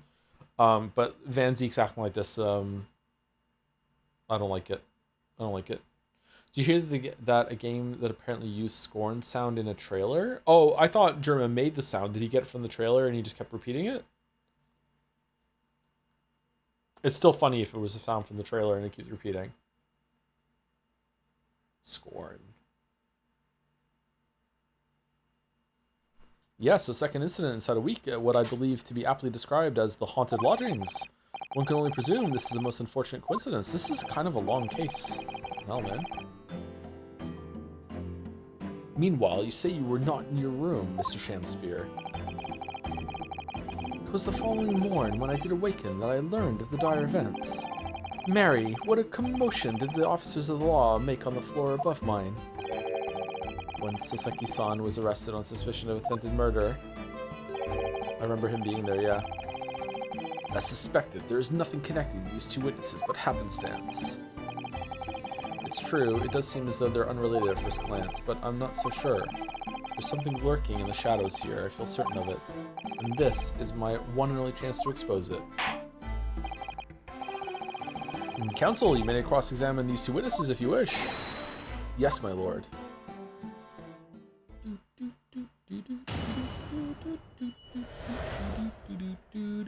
The evening is 17th of February. What a ridiculous person. Holy shit. It was 6 days ago at about 5 p.m. I was walking on the snow and I was suddenly stabbed in the back. I'm well acquainted with the case. I'm sorry you had to go through that. It was awful. I still can't believe I was unconscious for so long. And I woke up to find that the case had been solved and the culprit arrested. Yes, the incident has been resolved already. Perhaps it would help you to consider it a bad dream that ended with your awakening, and should now be forgotten. What the fuck, Van Zeeks? Yes, I suppose so. Thank you. I don't agree with that, but before you put it completely behind you, Miss Green, I need you to remember the details one last time. You must tell the court exactly what happened that day, for us to arrive at the truth about this new case. What? What does the knife have to do with it, though? The trouble is, there's nothing to tell, really. I was just walking along the pavement. Coincidentally, it happened to be just outside the house where the men in this case have their lodgings. What were you doing there that day, though? What do you mean? The art school you attend, what's it called? Yes, it's the Thorndike Academy of Fine Arts. According to Mr. Joms, that's just in the vicinity of Brixton Road, which is some 10 stops away from the scene on the underground. Surprised Joms is staying quiet in the audience right now. I believe you mentioned before that you also live on Brixton Road, isn't that right? So why then would you have been walking along Briar Road in the middle of the East End? Well, it's because, oh yes, of course. I thought it might make a nice picture. The witness is a student of art. City-dwelling artists can't all paint grand urban vistas. That's right. I happen to like the crumbling look of that part of town. Perhaps quaint would have been a less grating term. Point is, she's definitely hiding something. Yes, it seems she's not going to be forthcoming with the truth. She's trying to hide why she was there that evening. It must mean there's a reason for her not wanting us to know. That's the key to this. And you, Mr. Shamspear, on the evening of the incident 6 days ago, would you tell the court what exactly you were doing? It would be my pleasure, sire. Sire? I was at the tavern of the eve, on the eve of which thou speakest, for I had bespoke my supper. Hold it! A tavern, you say? Which one? 'Twas the Slug and Salad where I did tarry. 'Tis a jewel in the East End. Fuck, this is the only place you go. Okay. Thought it was an alehouse. And a little unexpected, I feel. Hmm? What do you mean, Lord Van Zeeks? The Slug and Salad offers unusually fine dining, for the locality at least. Not an establishment you expect to be patronized by a man with not even a crumb of bread in his room. Oh, you see, I pay for it with my ice coins. They can't tell. It's true. The menu lists premium crusts of bread and glasses of water and different levels of cloudiness. Oh.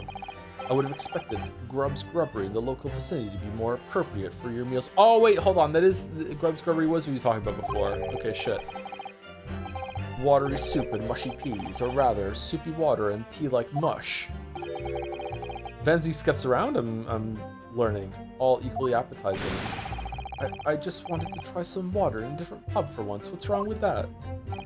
Water. How different can water really be? Or perhaps there's a more plausible explanation. A specific reason why he had to go to that particular establishment. Agreed. The fact that on the day of all days he dined at a place he wouldn't normally. It does stand out. Isn't that the place that she got the letter for to go meet there? Is that what we found? Something like that? It's ringing a bell from yesterday. Is that why I'm getting it mixed up? Something like that, wasn't it? So Mr. Shamspear's own actions on the day of the incident 6 days ago were slightly suspicious. I wonder if we have some evidence that can explain those actions. Oh, I hit the button. Okay, apparently we do. All right. Mr. Shamspear. Yes, sire. On the day in question, is it not the case that you visited the Slug and Salad, a place you don't normally patronize, for a very particular reason? I don't know what you're talking about. Pray, if thou hast some purpose, speakest. Very well. I will present the court with evidence. Very well. Evidence that explains why you had to be the Slug and Salad that day. Namely, it was the letter, not this one. We don't have the letter. We don't have it. I thought we had it. Shit. Is that not in the court record? What's this one? 18 counts of burglary, 6 counts of suspected murder, died of natural causes whilst in prison. His final moments witnessed only by his cellmate. The estimated £1,000 worth of loot he stole remains unrecovered. Manchester Strange Ways Prison announced the death of convicted murderer and burglar Selden by natural causes in the early hours this morning. He'd been suffering with fever since the end of October. Allured by the shouts of his fellow cellmate, medical staff arrived to find him already dead before his capital punishment could be carried out. I remember reading that. I wonder who his cellmate was.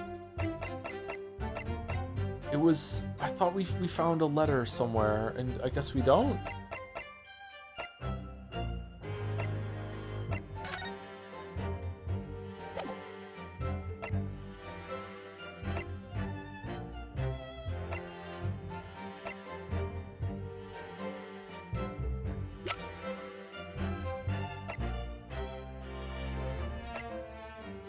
No?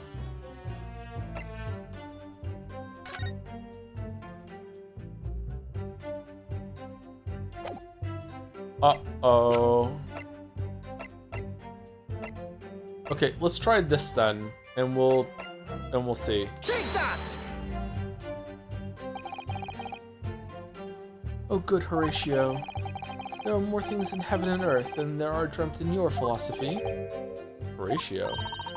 I believe it's a line from Shakespeare's play, Hamlet, Mr. Naruhodo. Be it a line from the great Shakespeare or from this, Mr. Shamspeare, and the message is the same. My learned Nippy's friend is wide of the mark. Okay, it wasn't that then. Okay, hardly surprising given this witness's obtuse literary quotes. I do wonder if there isn't perhaps some evidence that would explain why it was the slug and salad he visited. I think we have discussed this issue enough. Let us return to the witness's testimony, please.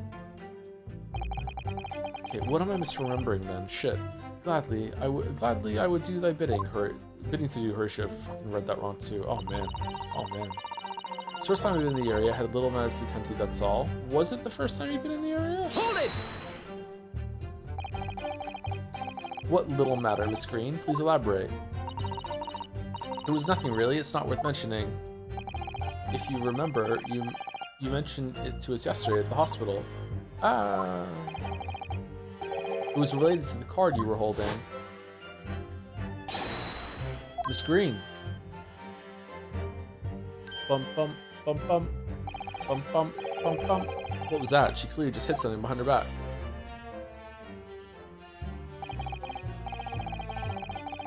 From memory, I believe the card contained a note that read, I have information regarding the death of Duncan Ross. What does that matter? This has nothing to do with Duncan. Duncan Ross. Please, Miss Green, tell us more about that note. I'm sorry. There's really nothing I can tell you. But I can assure you it's unrelated to all of this, completely unrelated. The truth is, you went out that day because that's what the note told you to do, isn't it? The instructions were for you to come to Briar Road at 5 o'clock that afternoon. Bum bum bum bum. I didn't think I should go at first, but then I thought it might be a good opportunity to see what the East End looked like. Very well, if that's your final word on the matter. Continue, please. I also dislike about the game you have to press more than once to get the interruptions if you want to see all the dialogue that happened. I don't like that, but I don't really know how you could do that some other way, I guess. You can just hold the button and get back there, but it's still, like, it has a level of petty commitment that's kind of annoying. Anyway, I was administrator at the hospital, so I knew nothing about all this business. Hold it! Yes, you didn't regain consciousness until the day after the trial, did you? In the early hours. Exactly, so how could I have had anything to do with it? You don't have to see all the dialogue? Yeah, I do. And yet you still haul me in here to court like this, honestly. So at the time of the poisoning, the witness was unconscious in her hospital bed. Could there be a more airtight alibi, I ask you? And yet, in spite of that, you claim that I was the culprit. Well, but you certainly haven't produced any evidence to support your wild claim, have you? None at all. Where is this confidence coming from? There you have it. The good lady has yet to see evidence, my learned Nipponese friend. I'm working on it. Counsel, I will point out here that the jury's next decision will be final. What? What about the examination summations? What the fuck? We're really up against the wall here. You can only get 2, and that's it. Mr. Naruhodo, did you notice? One of the witnesses reacted rather strangely to something that was said before. Yeah, I did. Yeah, oh, you mean? That's right. When you see someone reacting in an odd way, it's time to pursue. I need to keep a closer eye on the people in the stand, even if they're not speaking at the time, it seems.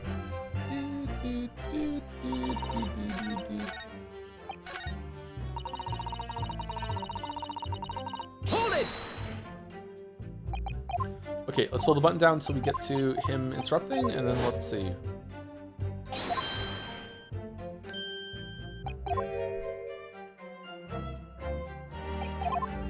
What? Excuse me. Excuse me. Mr. Shamspeare, do you have something to share with the court? To be or not to be? That is the question, Bannerloin. Ah, pray forgive me. The great bard's word springeth from me, from within me, with never a thought. Don't tell me it's because you're possessed by Shakespeare's spirit, right? Hearing Miss Green's words a moment ago seemed to make you think of something. Something of relevance, perhaps. Well, nay, sire, 'twas nothing at all. Presumably you know the name, though. Mr. Duncan Ross, I mean. D. Ross. Ross. Dunross? Duncan Ross.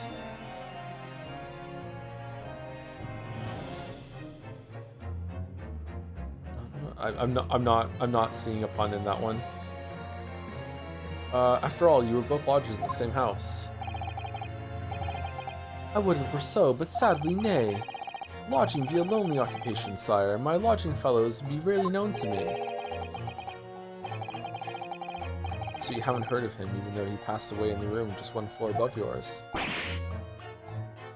Duncan Rompa? Fucking hell. Miss Green. Me, my lord? Have I done something wrong? Mostly your art. The card that was mentioned before contained the note. Do you have it upon your person? I do, yes, but I don't need it anymore. In fact, I should throw it away, really. Before you dispose of it, the court will take it as evidence, please. Oh, thank you, Judge. All right, there we go. That's what it is. Fucking hell. A note and envelope that seems to have been ripped open rather roughly. It contains instructions to meet with someone who claims to have information about Duncan Ross. Of course. That's what links Mr. Shakespeare and Miss Green. It's Duncan Ross. Now, continue with testimony, please, Miss Green.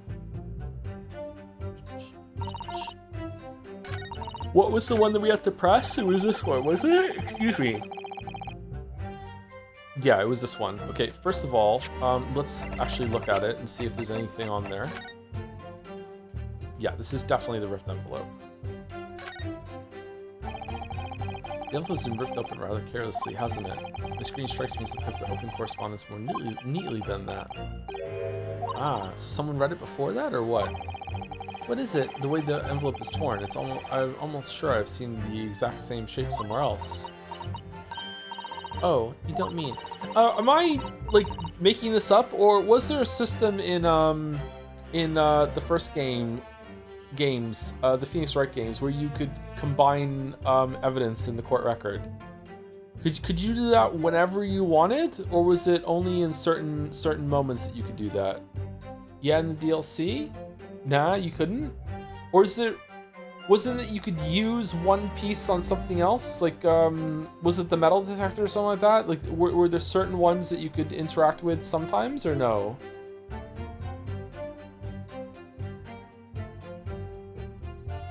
Thinking of, oh, it's Zero Escape I'm thinking of, is it? Okay. They're all kind of mushed together a little bit in my mind, all right. Were you thinking of this piece of evidence, Mr. Naruhodo? Exactly, that's it. Try to match them up. Oh, they just do it for us. Damn, okay. They go together perfectly. This torn off end of the envelope clearly belongs with this card. The details of Miss Green's card have been updated in the court record.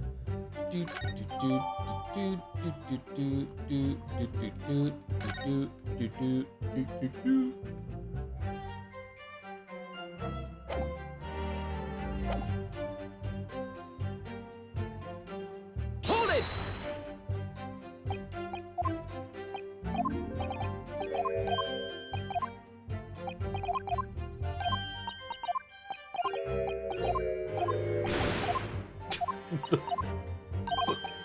The tone changing there is funny. Row, row, row.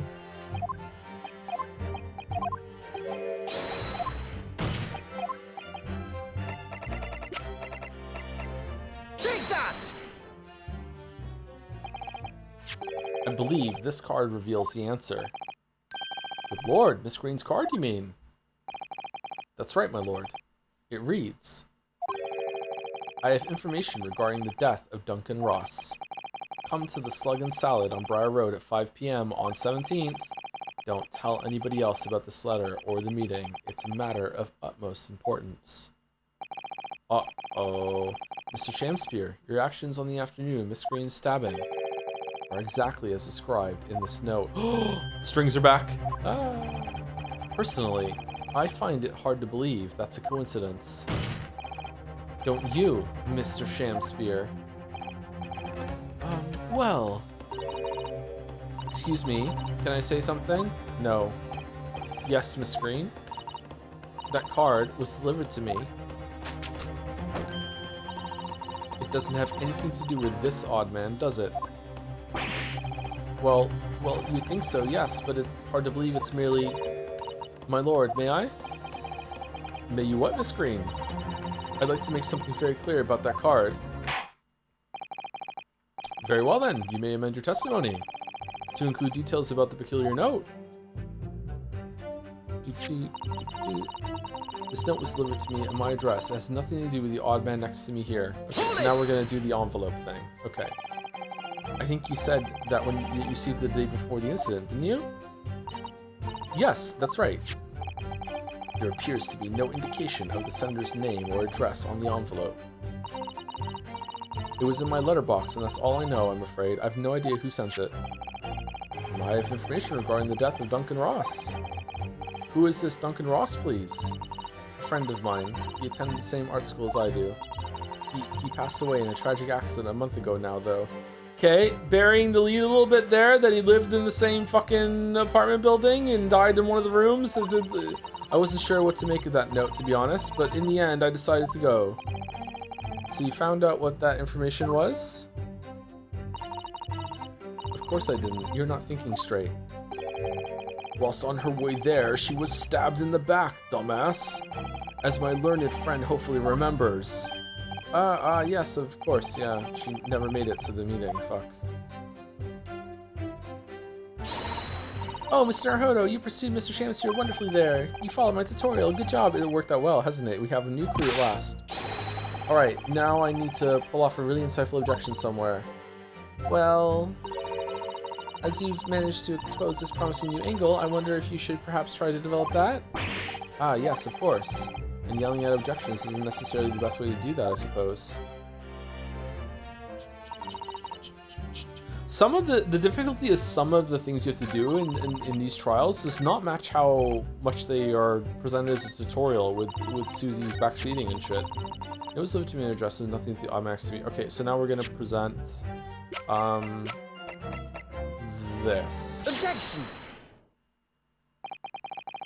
The day before the incident, exactly 1 week ago now. It's been 1 week since you looked at me. This note was delivered to your address. And upon carrying out the instructions in the note, you found yourself in hospital. Yes, I did. It's terrible. Everything that's happened to me. Yes, it is terrible. If it's all true, that is. What do you mean? Miss Green, have a look at this, please. It's green, like you, so you did it. Follows to me. It's just torn off into the envelope. Oh, is it? And it so happens that it fits together perfectly with the envelope of the note you received. Where did you find that? Hey, how often Joel starts singing the exact song that popped into my head, the exact playing parts of every game he plays, it makes me so mad. It's just Canadian things. Just Canadian things. Thank you, Toxel, for the 89 months. Have they kissed yet? No, not yet. But soon. Just Canadian stims. Thank you, Toxel. In Mr. Shamspear's room. In my room. I'm British now. I'm British Shamspear. Mr. Shamspear. Do you perhaps remember this note from somewhere? I'm really excited for 007. I hope it's a good time. Well... Your actions that afternoon follow the instructions in the note to the letter. Come to the Slug and Salad on Briar Road at 5 p.m. on 17th, and so that's exactly where you went. Let me ask you again, Mr. Shamspear. You already knew about this note, didn't you? You knew! Shamano? Oh, and you, Miss Green. What did I do? Got stabbed in the back. As this torn off end of the envelope proves, the note was originally in Mr. Shamspear's room. So how is it that it came to be in your possession? I don't have the first idea. I'm just a fledgling artist after all. There's only one explanation. You broke into Mr. Shamspear's room and stole it.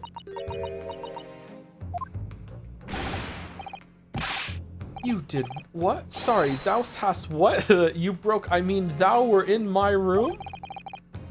What on earth do you want with me? Okay, that does make more sense to the theory that I thought, which was that Shamspear delivered the note and fucked up so bad that he tore the envelope while he prepared it and just decided not to fix it. Yeah, that was pretty fucking stupid, actually. Okay, this makes more sense that she was in the room and she saw the note, I guess, and just took it. All right. It would seem that both witnesses need to testify again. Did she have a bunch of soap while she was there? I don't know. Miss Green. Yes? Whilst you have the court's sympathy, I'm sure, for the suffering you have endured in recent events, anyone found to be giving false testimony in a court of law will be duly punished. Please bear that in mind. What about false conjecture and leading the fucking witnesses into conclusions so you can have your win in court? Fuckface? What about that? Yes, I know. Very well then, witnesses. You will give formal testimony again now. On the subject of this curious anomaly regarding the note Miss Green claims to have received. The anomaly of the note. I do remember now, 'twas a week ago, per adventure, that note was delivered unto me. On the day writ therein, I did tarry a long hour at the Slug and Salad, yet nobody came. Really? I thought for sure that you had written the note. Fuck. Did Olive write the note, and then she took it back afterwards somehow, or what? Thereafter, on the evening I shared the company of the Japanese fellow, I did see the note had vanished. I don't know what you mean. You think I snuck into this man's room, do you? Why would I? You are sneaky. I can point out the villain here, and as for that torn off piece of the envelope, I don't know anything about it. Dun dun dun dun dun dun dun dun. You now claim to have received this letter, do you, Mr. Shamspear? Faith, 'tis so, my lord. And I would swear to have set it upon the table in my humble lodgings. Yet, 'tis clear to me now that since I returned from the tavern that night, I have not laid eyes upon it. She just loves saying, well, that being the case, young lady, it would appear that your testimony was a lie? Is that what you think? How unfair of you to think I'm the one lying. I beg your pardon? I'm just a fledgling artist, as I said, and the fledgling artists don't lie. That note was delivered to me at my address, besides. It's like a jump scare, man. We all know who the liar around here is. You know what? I believe her. Yeah, he's the one that's wrong. I'm as bad as Von Zeke's now. I don't give a shit. Yeah, he's going down. If that's true, Miss Green, how do you explain the facts? I don't think they have faxes yet. Big Mac, this part of the envelope...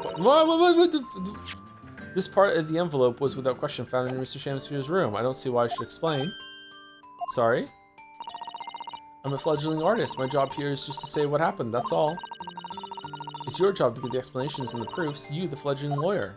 The fledgling will do his best. Evidently, my learned friend's cross-examination is our only hope of learning the truth. Well, counsel. I'm ready, my lord. Very well then, the defense will now proceed with the cross-examination of the witnesses. Are you gonna play Lego Batman? Finally, someone has asked. Obviously, I've never played a Lego game before. They look like pretty fun, actually. But no, I have no plans to play Lego Batman at the moment. Miss Green clearly did break into Mr. Shamspear's room. There can be no question of that. And that's how she acquired the note. Yes, two facts that are starting to lead me to a possible explanation for all of this. Really? And it's not a pretty one. You sure?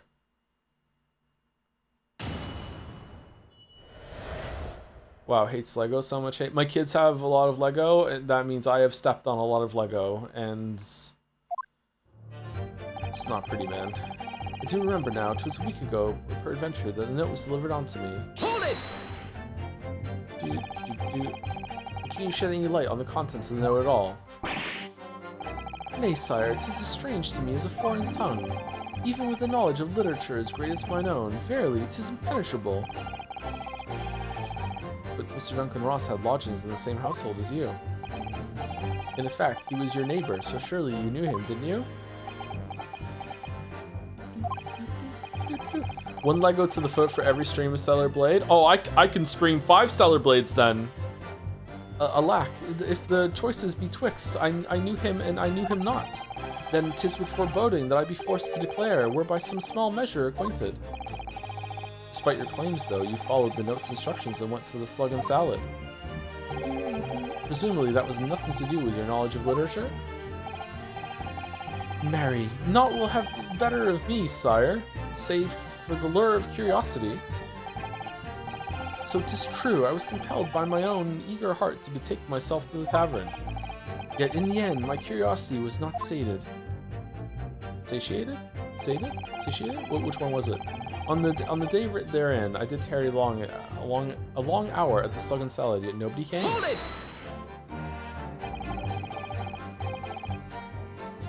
Is esoteric ad locked in already? It's not, no. I think chat's gonna have to campaign for that one. I'm not really interested. So even after waiting for an hour, nobody appeared? Well, yes, sire, 'tis as thou says. Really? You paused for a moment before you answered. Ooh. In truth, when thou asked whether nobody appeared, I did suddenly recall. Really? Do you mean to tell the court that somebody did appear after all? I was not alone that night at the Slug and Salad, my lord. No, 'tis returning to me now. It's all coming back to me. I did treat my lips to almost clear water, and mine innards to a premium crusted bread. And all around me danced a great many companions. What do you mean? Flies, sire, flies. Good lord. Lord of the flies. In the name of Beelzebub, what were they? Fairies, perchance, from a midsummer night's dream, come to taunt me. Minthara? I think they were just flies. I can't help thinking that the flies ought to choose something more wholesome to buzz around. Is that wrong with me? Thereafter, on the evening I shared the company of the Japanese fellow, I did see the note had vanished. Hold it! So that torn up piece of envelope was just on your floor for days, bro? Just bachelor things, I guess? When exactly did you notice it had gone missing? Such idle thoughts never occupy my mind. I am busied with greater ideas. In other words, Sumari, you didn't notice. Several days passed between your outing to the tavern and Mr. Natsumi's visit to your room. Yes, it would appear that the note disappeared some time in that interval. Such idle thoughts never occupy my mind. I am busied with greater ideas, like how to steal gas with my ice coins. And yet during that time, Miss Green was comatose in hospital, was she not? Clearly then, she could not have been stealing things from Mr. Shamsphere's room. Ah, yes, of course. I thought for sure that this was leading to the revelation that Shamsphere is Duncan Ross, and this was his way of telling Green after the fact, you know, like, I'm being this guy pretending to get the treasure from the apartment building now, but how do you fake your death like that? I mean, he faked his death again, kind of, in the room with the poison. I don't know where this is going. Yes, of course. It's all some sort of misunderstanding. Why? Yeah, that's a good question too. Like, why would he do it? I have no idea. Yeah, why? It's all some sort of misunderstanding, isn't it, Mr. Prosecutor, sir? Fake deaths and mistaken identities, very Shakespeare. Well, that's one of the biggest reasons why I'm thinking it is that she just tried to poison herself in hospital, and she's in mourning of her fiance. And there's been Romeo and Juliet over and over and over again in this trial, and that's Romeo and Juliet, right? Like, it's like who poisons himself first in Romeo and Juliet? I can't remember.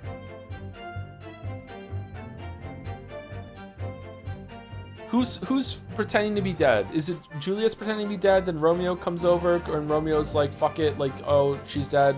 And then he kills himself, and then she wakes up and sees that he's dead, so then she kills herself? Or who dies last? I can't remember. It's also, it doesn't really matter, it doesn't have to go in that order. But yeah, that's where my mind went. It's all some sort of misunderstanding, isn't it, Mr. Prosecutor, sir? have so far failed to give a satisfactory explanation as to how you came by the note. Juliet pretends Romeo kills himself, Juliet kills herself. Shakespeare fucking slaps, man. Shakespeare really holds up. It's better to see it performed than read it, but I think most of it holds up with reading it. A lot of them do need a translation sort of note sort of thing. Hamlet is one of the best stories ever. Will probably endure forever and ever and ever. Hamlet is just so incredibly amazing. Hamlet's so fucking good. Holy fuck, Hamlet is so good. Hamlet is his best. I don't give a shit. Like, I didn't really like Macbeth all that much. I didn't really like The Tempest all that much either. I like Romeo and Juliet. Well, this is relatively comparatively. Like, they're still great, but, like, Hamlet just mogs the other ones, man. Hamlet is just so fucking good. Holy shit. I am not here to advocate for your defense, madam. I won't tolerate inconsistencies in your story. You would do well to remember that. Oh, dearie me. What's Lord Van Zeek's getting at? Don't know what you mean. You think I snuck into this man's room, do you? Why would I?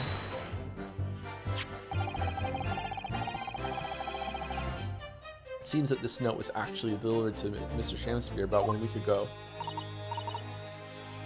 Oh, does it? Macbeth is a good one. Lady Macbeth goes pretty hard. I don't know, I just like Hamlet. I haven't read them in a long time. Maybe I would have a different opinion now? I'm not sure. Like, Hamlet appealed to the late teens, early 20s angst in me when I read it. Not sure. But for some reason, it ended up in your possession. There's just so many fucking banger lines in that. I can't think of any way that could have happened except for you breaking the Mr. Shamspeare's audience. Objection! But for what reason would the witness have done that? I won't deny that Miss Green's possession of the note would appear to defy logic. However, until and unless her involvement in this case can be proven in some other way, any further pursuit of this note is meaningless. Miss Green could have only come in to be in possession of the note by stealing it from Mr. Shamspeare's room. Or he stole it from her. And yet, there's no obvious reason why she would have done such a thing. What if there was some other reason she broke into his lodgings, though? Yes, we should pursue that idea, Mr. Naruhodo. She wants some of his ice coins so she could get free gas. We're close now. I can feel it. We're so close to a breakthrough. She wanted his soap. I can point out the villain here, and as for that torn off piece in the envelope, I don't know anything about it. Did she paint like the diorama in the room? She wanted it back, maybe? Something like that? So you don't want to tell the court the truth about the letter, is that it? I'm a fledgling artist, remember? Artists are nearly always introverted characters. No? Absolutely not? Introverted? Fie, this fledgling doth readily cast aspersions about my nature. Yet I am an angel, a seraph. Birds do harmonize with my song. I'm a fucking Disney princess, bitch. The wind doth frolic on my wing. Oh pity, wherefore dost thou accuse me, one so pure of heart, ample woman? Pure of heart? I don't think so. Even a fledgling like me can see you're just a failure. Tragedy, thou shalt not know the true heart of an artist until thine instruction thereafter by death. Oh, the days, oh, the years, alas, to enlighten thee, thou must wait so long and in vain. Mr. Naruhodo, interject with some clever remark. Make them shut the fuck up, please. I can't stand anymore. This is your chance to shine.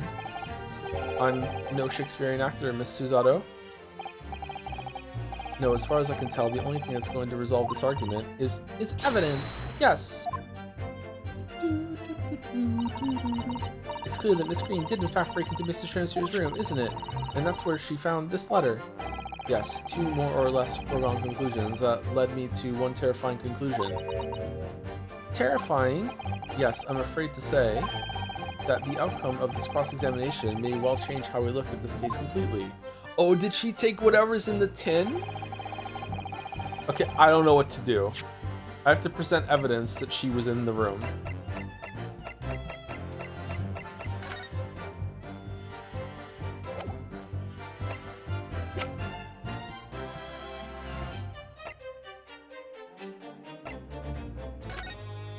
She wanted the photograph? The paintbrush? refreshes. The poison.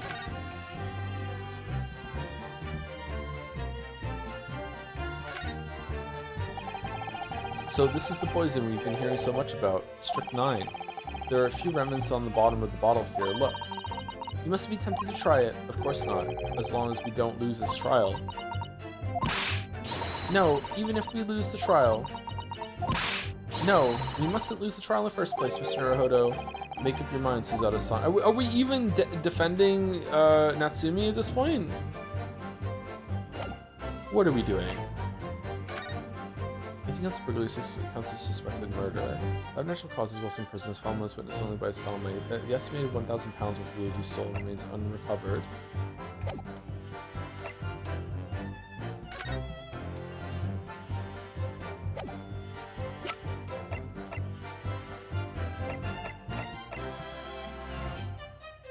I don't know what to do. During run out, 'twas a week ago pre-adventure, the note was delivered onto me. On the day the did tarry long in the hour that's on Saturday, no decay, and therefore I think the Indians should accompany the Japanese so this into finished. I don't know what you mean. You think I snuck into his man's room, do you? Why would I? I can point out the villain here. As for that torn off piece of the envelope, I don't know anything about it. Okay, so this is why would I? Why would I sneak into the room? Okay. Because you want to be a lawyer.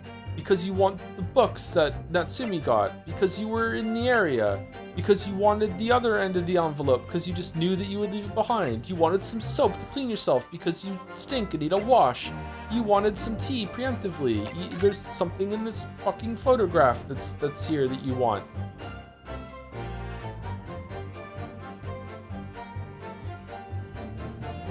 No, I don't think so. No? Victim's medical report. No. You wanted to put coins in the gas meter because you're just like a meter fairy. You wanted to also put your hands up against the wall like this. It's the hot spot. You wanted to admire this. This isn't fledgling art. No. You wanted the photograph of your friend. That is probably it. That's the only thing I can think of. You wanted to put poison around the place. You wanted to do the capital offenders fight. It's that. Objection! It's not? Okay, I don't know what to do. My lord, there are clearly grounds for being suspicious of that last statement. I'm sorry, counsel, but I fail to see why. Well, you know, I was just playing devil's advocate. Yes, you do appear to have something of the devil in you, Mr. Naruhodo. Says the man merely dishing out penalties.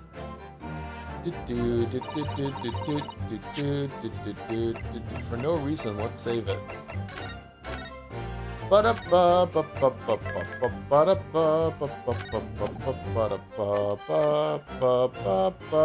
what you mean? You think I stuck into this man's room, do you? Why would I?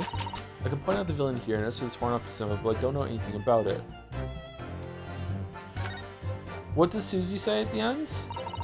It's clear that Miss Green did in fact break into Mr. Chance's room, isn't it? And that's where she found this letter. Yes, two or more or less strong conclusions that led me to one terrifying conclusion. Terrifying? Yes, I'm afraid to say that the outcome of this cross-examination may well change how we look at this case completely. Okay, I legit don't know what to do. Do I have to press again about something or no? Let's press again and see if it's something new.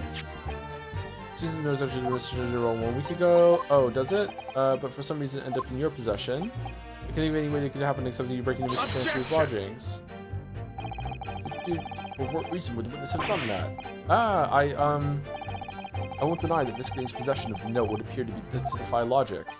However, until and unless you whatever the fuck prove it, any further pursuit of the note is meaningless. Miss Green could only have come into possession of the note by stealing from Mr. Chance's room. And yet, there is no obvious reason why she would have done such a thing. What if there was some other reason she broke into his lodgings, though? Yes, we should pursue that idea, Mr. Naruhodo.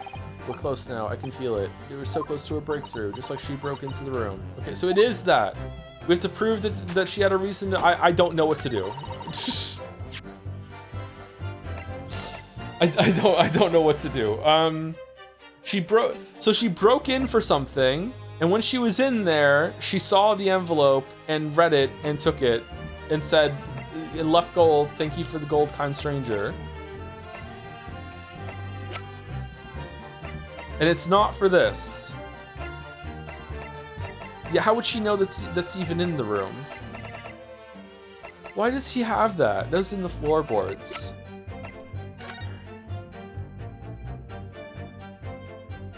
Is it the photograph and then we say because she wanted to get something out of here because she knew about that? Was this Duncan's room or was no, Duncan's room was the one that was downstairs, wasn't it? I don't fucking know. I actually don't know. Let's do the photograph and see. Witness's last statement is clearly contradictory. No, it's not that one. Okay.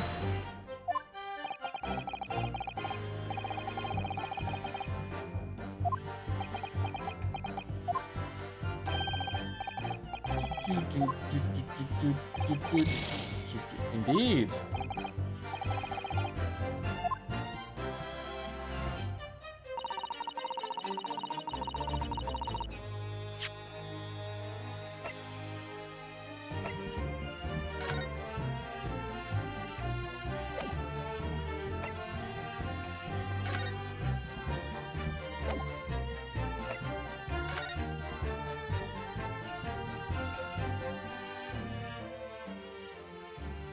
Why is this not got a check mark? Someone's looking at me with one hollow, 2 centimeter wide eye. How pathetic, Mr. Naruhodo. All the literary references we've been hearing are starting to rub off, I think. Really? Whoever would have thought of using this depression to make coins of ice? Ready to sacrifice. It was clearly one of those ice coins that was in the soap when we first found it, wasn't it? Although, it was a sort of reddish color, I seem to remember. Yeah, we saw this already. Okay. Alright, it's not the tea. It wasn't the photograph. It can't be the victim's medical report. Did she just sneak in the poison? It can't be the reason why she snuck in was to fucking poison him, right? Why would she? Because then it's like, why would she want to poison him? Can I read the letter? No, that was just the yeah, fuck it. Objection. What? Fucking crash out, here we come. Yesterday at the hospital, we saw you with this bottle, and though the contents spilt during the course of our meeting, a small quantity remained. According to the defense's independent analysis, Mr. Joms' chemistry set, the liquid was still in the bottle was identified as strychnine. What? Strychnine?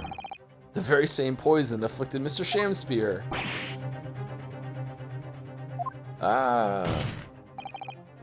Miss Green, you broke into this man's lodgings for one reason and one reason alone. To cover the end of the pipe that feeds the gas lamp in Mr. Shamspear's room with poison. Okay. What?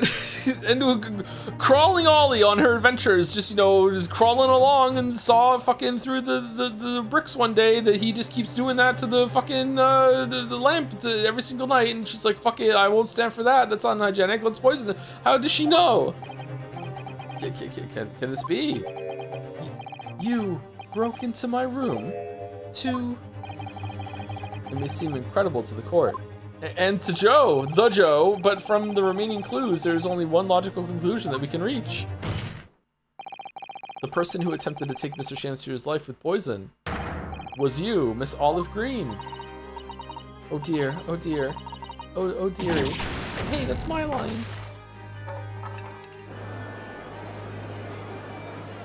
Oh, those stitches have been ripped open. Good luck. Order, order! Counsel, are you seriously suggesting this woman put poison on the end of the gas pipe with intent to kill?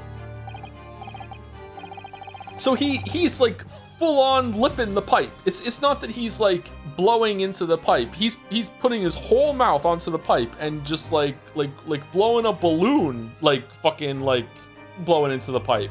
What the fuck?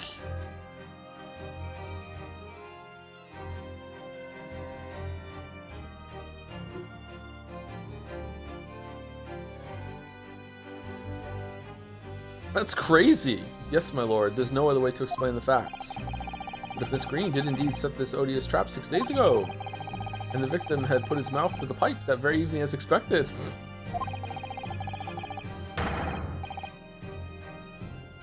My lord, how do you know? The attempted murder would have happened 6 days ago, surely. Well, that's a very good point. It is a good point, actually. Yeah, why the delay? Perhaps not, my lord. Oh, what's happening? There was a significant police presence in the area that evening on account of the incident on Briar Road. Local residents were being interviewed throughout the night as part of the ongoing inquiry. A circumspect criminal would likely have chosen not to carry out any wrongdoing at that time. I beg your pardon, Lord Van Zeeks. Lord Van Zeek's son. And of course, the following morning there was more activity at Mr. Shamspeare's address. More activity? Ah, yes. You mean his fellow lodger, Mr. Natsumi, being arrested on suspicion of murder. That's right, and the defense has already proposed. Have we? Mr. Shamspeare was meddling with the gas in the pipe for a very sinister reason. Oh, okay, right. To cause the gas stove in Mr. Natsumi's room to go out, thereby asphyxiating the occupant. But once Mr. Natsumi had been arrested, his room was under constant surveillance by the police. In the circumstances, Mr. Shamspeare had no reason to blow air into the gas pipe. Oh, so you think he killed Duncan, and it's revenge? Oh, okay. Maybe he did kill Duncan. Okay. His intended victim being in a prison cell. That took me a long time to get. Sorry, very slow. I was too focused on the Romeo and Juliet thing to think that it'd be like a fake poisoning. With the need to tamper with the gas removed, the poison on the pipe lay dormant. And then, 3 days ago now, the situation changed again. Right, Mr. Natsumi's trial, which took place here at the Old Bailey, came to an end. Yes, I was there. The trial of which the man stood accused of stabbing Miss Green in the back and was duly acquitted. That resulted in Mr. Natsumi returning to his lodgings for the first time in 2 days. And that very night, his gas stove mysteriously went out, and Mr. Shamspeare was mysteriously poisoned.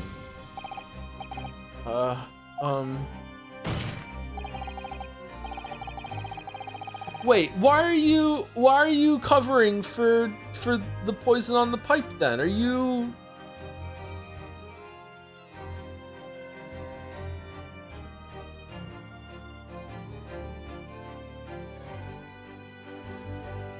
Why lay the blame on Natsumi? Is it just because you lost the fight with him? Who? Like, if Shamspeare was legitimately poisoned by blowing the pipe, why did he make up this story and go, like, down with the ship on it being poisoned tea?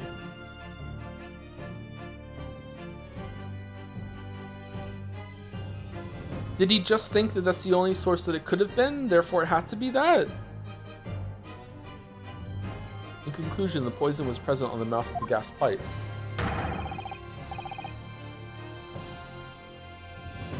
Had been put there in the victim's room some 4 days earlier. Mary. With that new understanding, it becomes clear that this letter was all part of the plan. What plan? The court will recall that the note gave instructions to visit the Slug and Salad at 5 o'clock, and that the recipient should tell nobody else. The reason for those instructions are now clear. To ensure that the lodger would not be at home at the stated time. Oh, so Olive Green's fucking stupid to let us see that note. Okay. To make sure I wasn't home? Exactly. While you were out, Miss Green could safely slip into your room, knowing she wouldn't be disturbed. You mean to say that letter was written by Miss Green? Yes. And in order to cover her tracks, she took it away with her when she left. Just after she smeared poison over the mouth of the gas pipe in your room. Didn't Van Zeek say that it would have evaporated by now? And so it stayed there for 5 days without evaporating?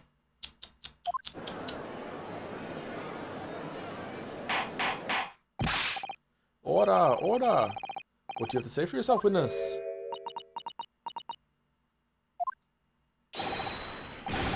Just who are you? Why did you try to kill me? Miss Green's motive should be obvious.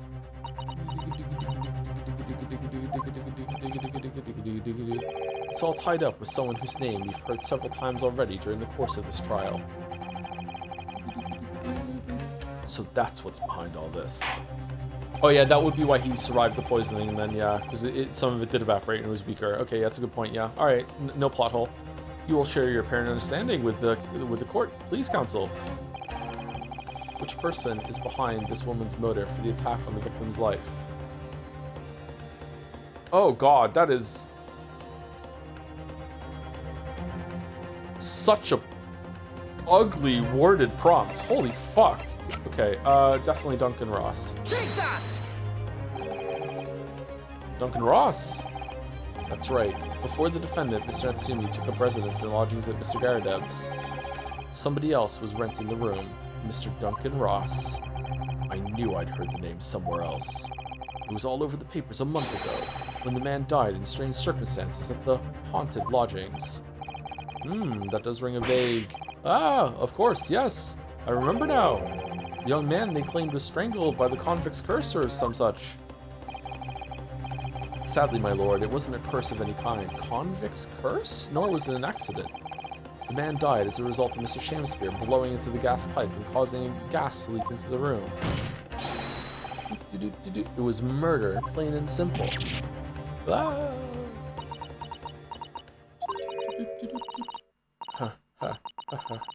Well, what do you know? The world is so unfair. Curses, curious deaths, that's all people care about. If it's an interesting story, they want to know. It doesn't cross their minds that real people are involved. And once they're bored, just 1 month later, once the story's lost its appeal, everyone's forgotten him. You mean you? Duncan was... Damn, I really thought he was Duncan in disguise. Holy shit, I was fucking... really wrong. Holy shit, Mr. Ross was Miss Green's fiancé. Fiancé? He may not have known until now who Miss Green really is, Mr. Shamsphere. But she's known exactly who you are all along. Because you're her sworn enemy. The murderer who took the life of the man she was to marry. Marry? Nice. Miss Green, is it not the case that in order to exact revenge on Mr. Shamsphere, you smeared poison over the end of the gas pipe?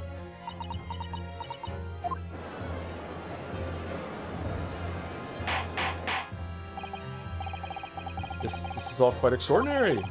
Am I correct in my understanding that you now accuse both parties, counsel? Each on different counts of murder. Double trial. Here we go. We get paid double for this. Yes, my lord, that's correct. Objection! Inhaling so deeply, it appears that my fledgling learned friend has taken in a lungful of dubious gas that's causing his judgment to be clouded. Van Zeeks, what the fuck are you talking about? What? Why would Mr. Shamsphere have wanted to kill these lodgers, as you say? You have completely failed to provide a motive to substantiate your accusation against the man. Oh yeah, we haven't done that, yeah. Yes, that's right, Mr. Reaper, my liege. I have been slighted.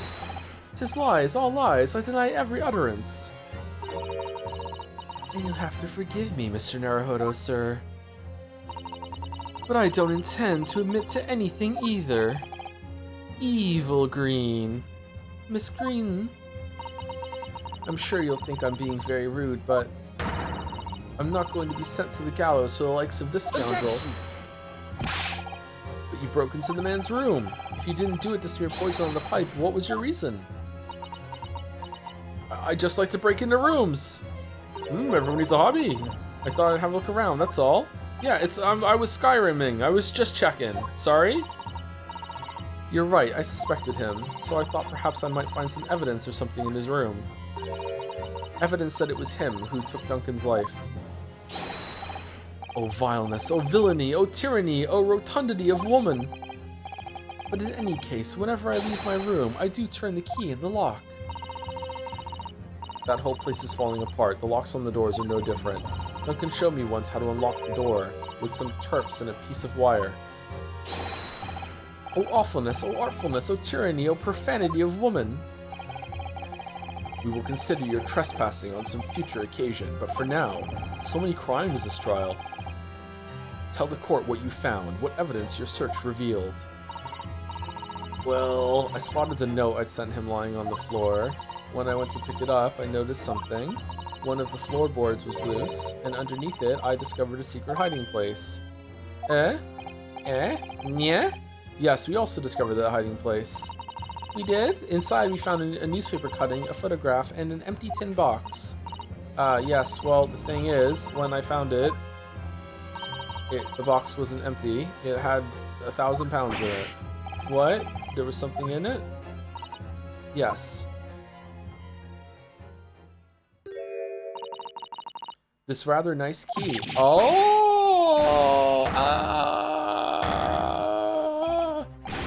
What are you doing with that? What the? Every ounce of color has drained from his face. Give it here. Give it to me now. It's mine. I inherited it.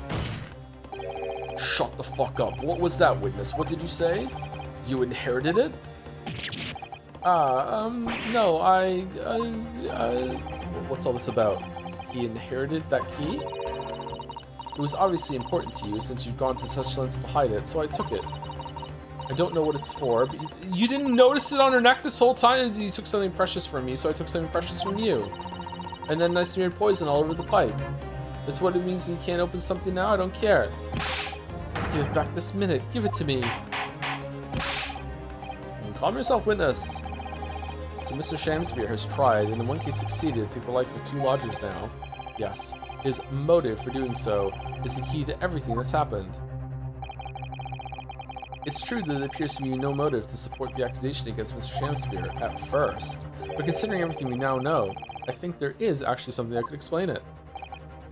What?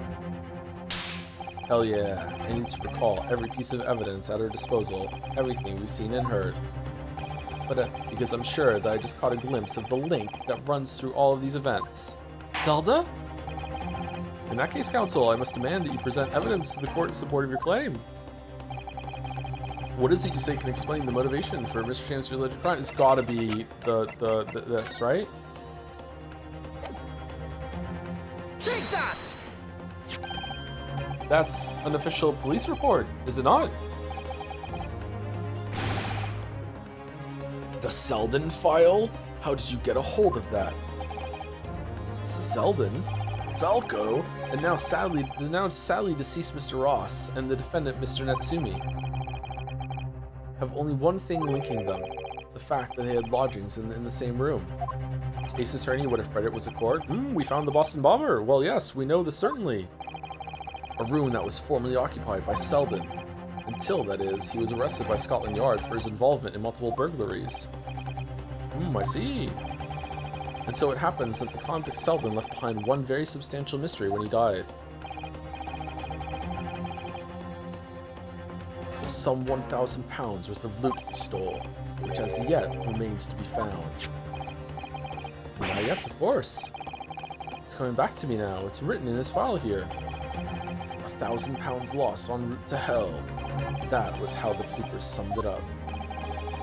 And it seems that one particular fellow inmate was with the convict in his final moments. It's not hard to imagine Selden entrusting an inmate with his most closely guarded secret, the location of the stolen loot, and perhaps a key to unlock whatever container the valuables were in? You mean this key is... Olive Green was in prison? What the fuck? Mr. Shamspeare, it was you, wasn't it? You were at the capital offender's side when he died, were you not? That makes more sense. What are you talking about?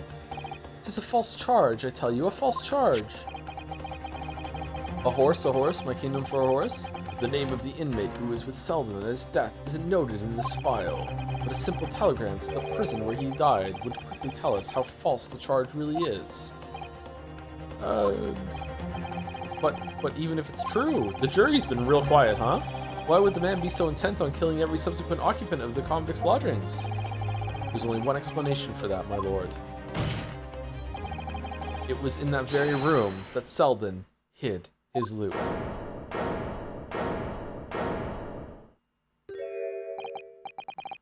So, it all comes out. Yes. And having established that, all of Mr. Shamspeare's subsequent actions start to make perfect sense. Thank you, Numinatus, for the 18 months. Oh boy, I was able to catch more. The Great Ace Attorney with a very cute emote. I haven't seen that emote before. Thank you very much for the resub, Numinatus. And thank you, Jeer Bear Awu. Uwu? It's with an O instead of a U. I don't know how to say this one. Awo, maybe? Thank you very much for the new sub. Welcome, welcome, Jeer Bear. Hope you're enjoying Great Ace Attorney too. I think we'll probably still do more of this tomorrow. But I wouldn't mind streaming Mina instead. If I can do a Mina stream earlier in the day, then we'll do Great Ace Attorney tomorrow. When he was let out of prison following Selden's death, he made immediately for Mr. Gaideb's lodgings in the hope of renting Selden's old room. However, the retired army man was unable to offer him the accommodation of his choice. Because Selden's old room had already been let to somebody else, Mr. Duncan Ross. Why didn't you just befriend them and get in the room and like search it when they weren't there? Just break in. What are you doing? Let us go. Which is why Mr. Shamspeare subsequently devised his gas-based plot to kill the occupant of the room. And when he was successful, he presumably intended to inquire about switching into the newly vacant room. However, a certain jittery someone had beaten him to it. Mr. Soseki Natsumi, the defendant of this case, no less. So you decided to use the ploy with the gas again, didn't you, Mr. Shamspeare? This time to oust Mr. Natsumi. How did you fuck up so bad that Natsumi somehow got that before you? All for one simple and avaricious reason. To get your hands on the 1,000 pounds of loot left behind by the dead convict. You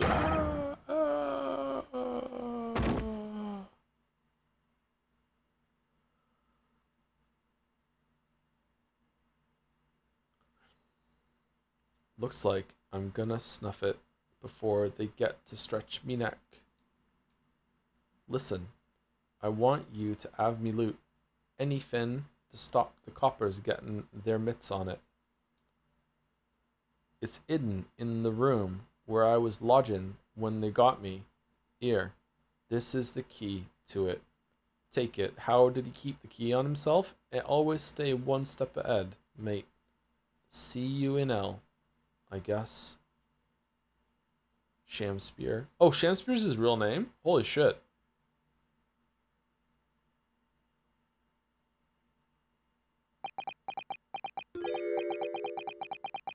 It's mine. What did you just say? What did you say? It's mine. That loot is mine.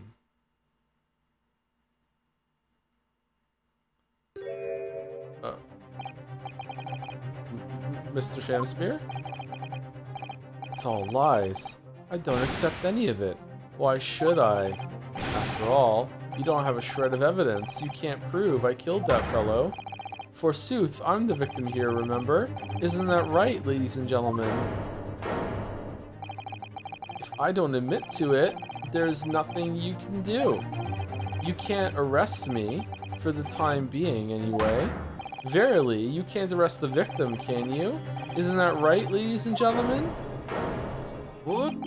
I'm so close. Just need a few more hours.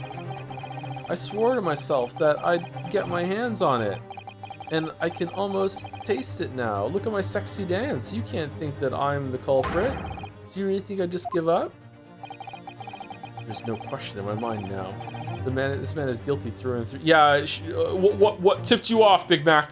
What the fuck? But he seems so utterly intoxicated by the idea of that loot. I'm afraid that however hard you press him, he'll never admit to what he's done, Mr. Naruhodo. And he has to admit it for us to convict him too. Yeah, those are the rules. It's in the fucking judge book. Yeah, there is a way. Pardon? There's one way I can finish him. Pardon? No? He's already committed the most heinous crimes to get his hands on that loot. Which means all we need to do is find it first.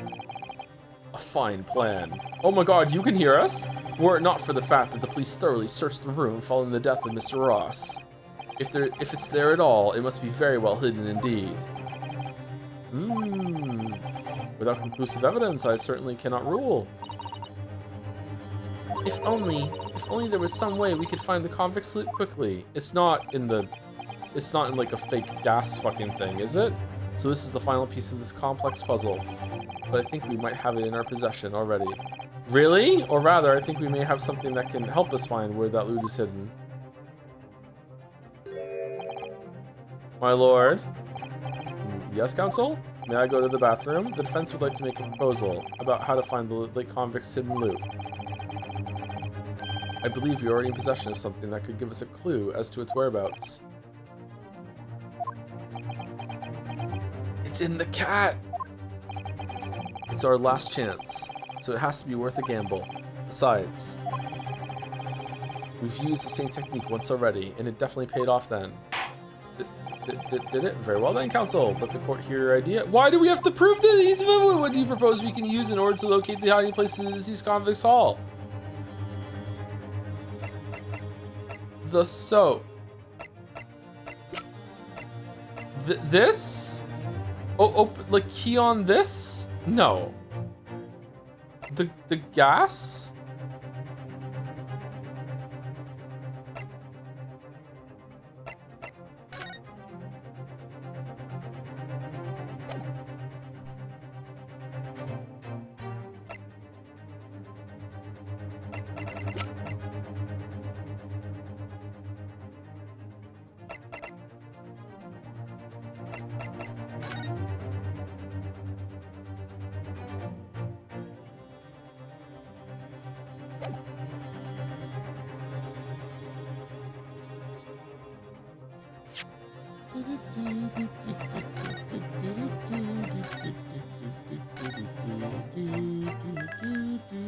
It can't be the gas thing because, what's his nuts comes in and opens it up every 3 days. Was there like a fake one? Can we see Natsumi's room? What the fuck are you talking about? What, that's the only thing that has a lock on it.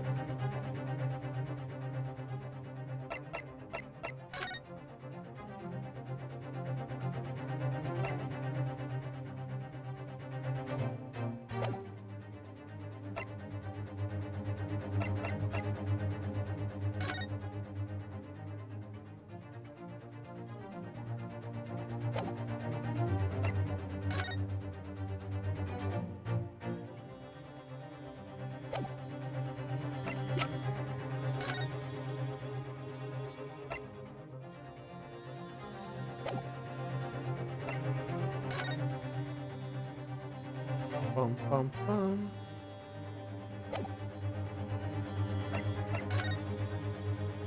What's that on his back of his neck there?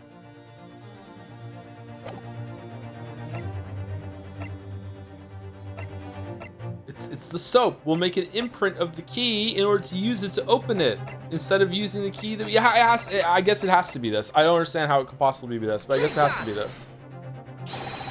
This is my proposal, my lord. Good gracious, we can use that, can we? Objection! I have another idea. Stop wasting the court's time with this senseless rubbish. No, it's not. This is my proposal, my Nipponese friend. Gah! His proposal was better. We've already found one secret hiding place during the course of our investigations, Mr. Naruhodo. Yes, I suppose we have, though someone else beat us to it. The findings from the method we used are still in the court record, however, aren't they? I believe it's worth proposing the same method again now.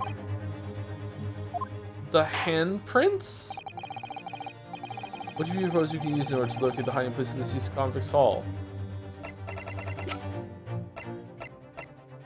Really? Take that!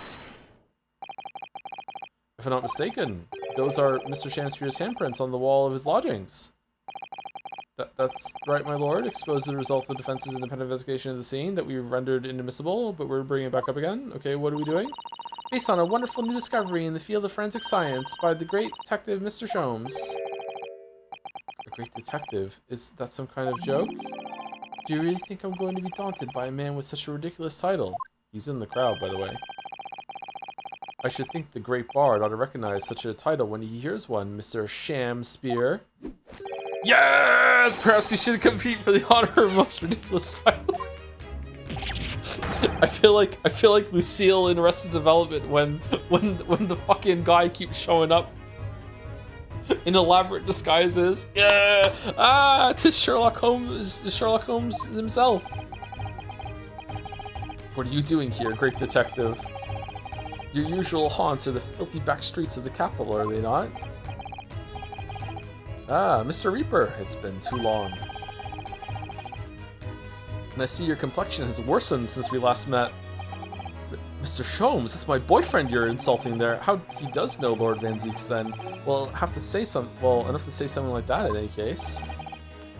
Mr. Joms, though you may be heralded as a great detective by the population at large, that does not give you the right to come and go in my courtroom as you see fit. If I may, my lord, Mr. Joms' newly developed scientific method has helped us to uncover vital clues in this case already. Clues, you say? I call them skin prints, my lord. My method identifies every location touched by an individual under scrutiny. It's the method by which we were able to ascertain this gentleman's gas pipe activities. Yeah, that's what we're calling it? Okay. You need only a small sample of something the individual has previously touched to make an indicator solution. In your case, sir, I used the teacup you had been holding. Elementary. So now, Mr. Naruhodo. Ah, yes? What am I to use as a sample to make the indicator solution this time?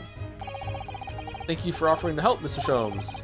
When the convict was arrested, he was living in what is now Soseki-san's room. We need a sample to help locate Salvin's loot that's hidden in his old room. What form will the sample take? Present evidence. Present a person.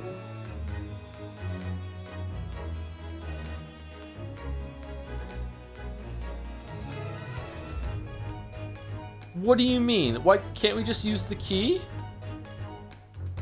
Although there's been multiple people handling that key before. What do you mean present a person?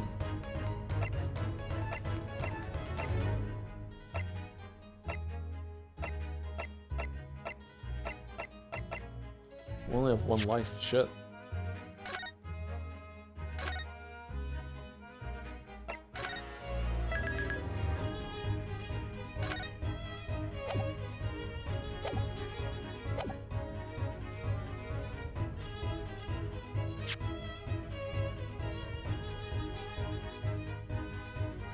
What are we trying to do?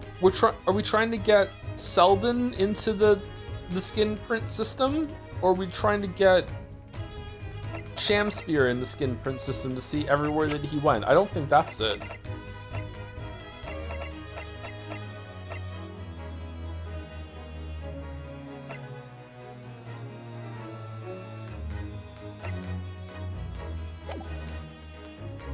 Present evidence. We need a particular piece of evidence in order to create the indicator solution. Indeed, and you have the piece of evidence in question? Oh, maybe I have to present a person because I'm presenting Ollie because she has the key, but that's evident! Yes, I believe so. Upon my word, Mr. Naruhodo, your powers of reasoning appear to be on the up. So, which particular item is the one in question? What piece of evidence do you propose that we use to help find Selden's loot? Fuck. Alright. Fucking...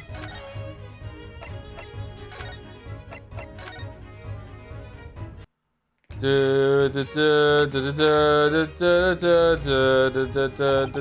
would need something of Selden's in order to create the indicator solution to find his loot, and something the convict own happens to be in the possession of somebody listed in the court record. Upon my word, Mr. Naruhodo, your powers of reasoning appear to be on the up, and there's no way you have to reload a save to get this right. Fuck you. So, which particular person do you have in mind? From whom can we obtain a possession of the late convict Selden to create an indicator solution? Shamspear, because they were cellmates, so he must have touched him at some point, right? Take that! Crawling up. Miss Green. Mimi, what do you want with me? The key around your neck, if you please. Sorry? That key belonged to Selden. I mean, are we doing a field trip to the apartment? Is the judge gonna come too? Finally out of the courtroom, all right. Mr. Soseki, this is where you live. Wow, how dingy. We'll have to get you better accommodations. Court sponsored. Wow, okay. Let's see this skin print fucking spray. What? Why did I have to come here? I don't understand. There will be remnants of secretions from the man's skin on its surface that we can use. Very true. That is the sample we need. Using it, we can create the indicator solution required for Mr. Joms' skin print seeker. And find out exactly what Selden touched in the room that he used to rent. Probably everything? Mr. Shakespeare is one great to another, I assure you. If the late convict's hall is hidden somewhere in the former lodgings, I shall uncover it in no more than 30 minutes. So, Mr. Shakespeare, the truth is well within our grasp now, and as such, you will never get your hands on Selden's stolen wealth. Ugh, arg. It's going straight to the gas company to pay for all the gas that you stole. In that case, I'll gladly let Mr. Joms have this key. No, give the key to me. The detective shan't have it. It's over, Mr. Shakespeare. I have the high ground. No, no. You're out of options now. There's only one thing left for you to do. Admit your guilt. Whoa. Oh, shameful something, spear, despair. Be thy name. The confetti's early this time.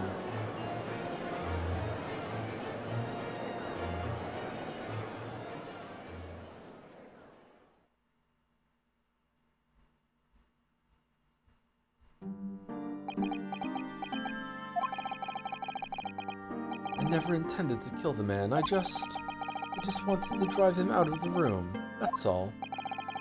So you'd have time to find the convict's haul of stolen goods.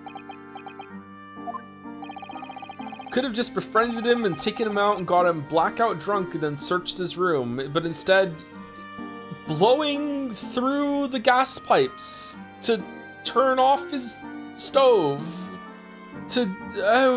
Yeah, after you killed the young man, you still didn't move into the room. I asked the landlord, of course. I pleaded with him, but he refused. Why? I was 3 months behind with the rent, for one thing. Oh, okay, that is true. Okay, Mr. Garrett really has had a lot to put up with. And he had the gas repair work done immediately afterwards, putting the room out of action for a while. And then, this Japanese man swooped in at just the right moment to sign the new lease. Poor Mr. Natsumi, what unfortunate timing. Then 5 days ago, after the incident on Briar Road when the Japanese fellow got himself arrested, I thought I'd finally have my chance. But it wasn't to be. No, the scene was sealed off and guarded by the police night and day. And if I remember rightly, Mr. Joms spent the whole day in there reading books. I couldn't even enter the room, let alone search for the loot. Which is why, on the day Mr. Natsumi was acquitted and returned to his room, you once again tried your trick of blowing air into the gas pipe that feeds the stove in his room, even though that killed someone last time and you don't mean to kill anyone, you just did it again. Unbeknownst to you, however, that action would lead you into a deadly trap.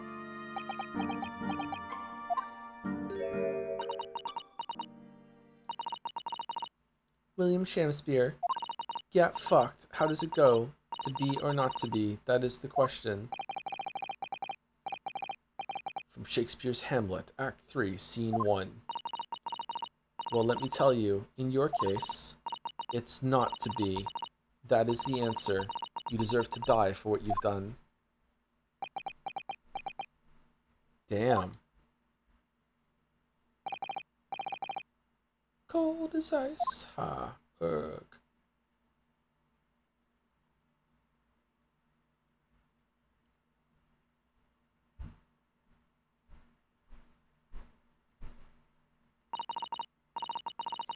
At first, I really did think it was just a terrible accident.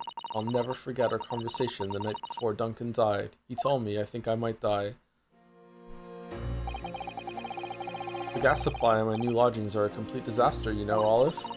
The gas supply? Yes, the stove always seems to go out in the middle of the night for some reason. That's no joke. They say it's the convict's curse. Oh, Duncan, please, don't stay there. I don't care how cheap it is. Alright then, if it's that important to you, I'll start looking for a new place. There are spare rooms at my house. Why don't you leave that horrible room tonight? No, I'd better not. We said we'd wait until we graduated before we told our parents, remember? That was the last time we ever spoke. That very night, he fell victim to the gas. If only I'd known it was going to happen, I'd have insisted he'd left that horrible room that instant. But instead, all I've been left with is bitter regret. I stopped going to school, but something kept drawing me back to the house on Briar Road. I saw a stooped Eastern-looking man with a mustache coming out of the house one day when I was there. He walked up the road to Grub's Grubbery for some food, so I followed him and sat myself down next to him. He had some watery-looking soup and started to pick a quarrel with the publican. What? That place is cursed, I tell you, cursed. The ghost of that convict who used to live there is trying to suffocate me. I wake up in the middle of the night, freezing to death because the stove has gone out. The room is full of gas and I can hardly breathe. But the pipes have been checked, no problem there. It's like I'm the problem. That's what they're thinking. But how could that be? And instead of just concluding that the building has a plumbing problem, I came to the conclusion that someone must be blowing air through one of the pipes to knock it out in order to kill someone in that unit twice in a row for some scheme. And that if I went in there with strychnine and put it all over the pipe, I could get revenge on the person that killed Duncan. Duncan was gone, and now this man had almost suffered the same fate. Could it really be a curse? Then I remembered. I'm fucking psychic. I rumor I heard about how the gas companies go around investigating the gas installations. A rumor? Ah, you mean... Yes, everybody's heard the stories, it seems, about how they go around checking the pipes. How anything connected to the gas can be extinguished by blowing air into the pipework. That's when it started. A little flicker of doubt in the back of my mind that just wouldn't go away. Was it really an accident, though? Once I'd had the idea, it wouldn't leave me alone. It plagued me day and night. So I bought this at one of the black markets in the East End. A black market? I'd never been. I just heard people talk about them, and you really can buy anything you can think of there. Except another Duncan. In some ways, being able to get my hands on this so easily made me even more determined. I had to find out one way or another.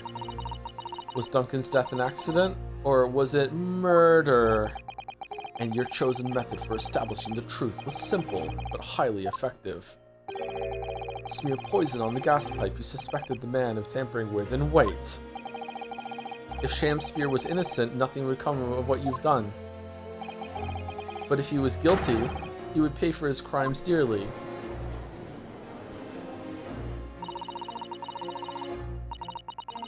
Did you worry that what if you were smearing poison on someone who was recreationally blowing into gas pipes for fun?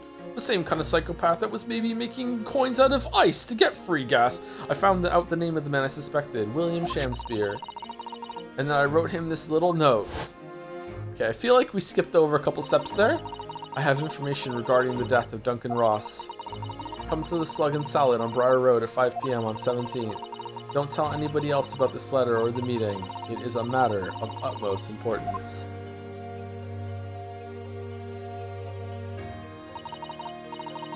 If he'd done it, I knew that would worry him enough, so he'd be sure to go. So I waited to see if it worked. And of course, Mr. Shamspeare followed the instructions to the letter. It worked. I worked out where the gas pipe was straight away. So I smeared a good amount of the poison I'd bought all around the mouth of the pipe.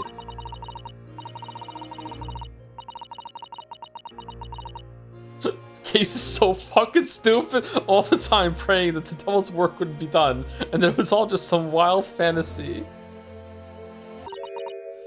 Actually, no. All the time praying that the devil's work would be done, and that the culprit would get his just desserts.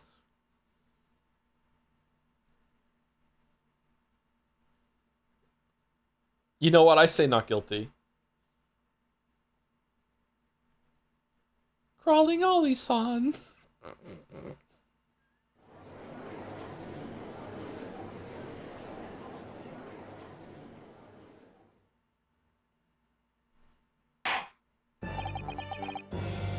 Can't believe she came back 3 days ago.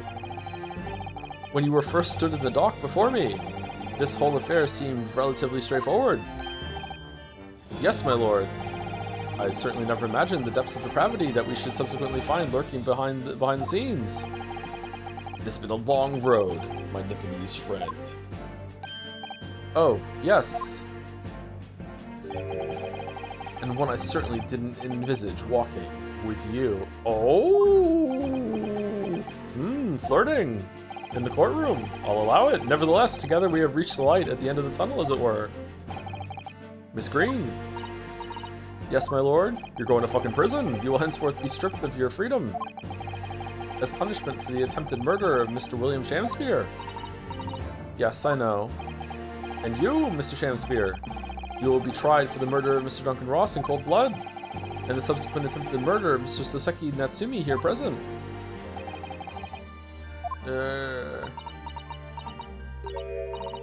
Mr. Naruhodo. Come on, go easy on her. Yes. Yesterday at the hospital, when you and your friends stopped me from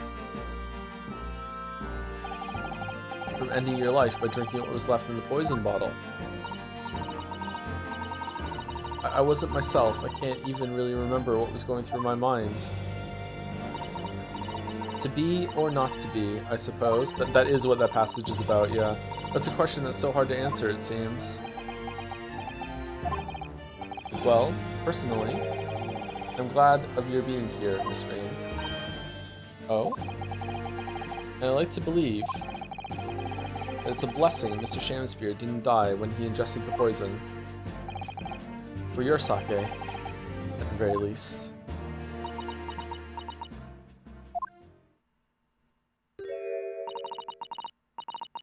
Because of you, I chose life, not death. And now, you've made the truth come out at last.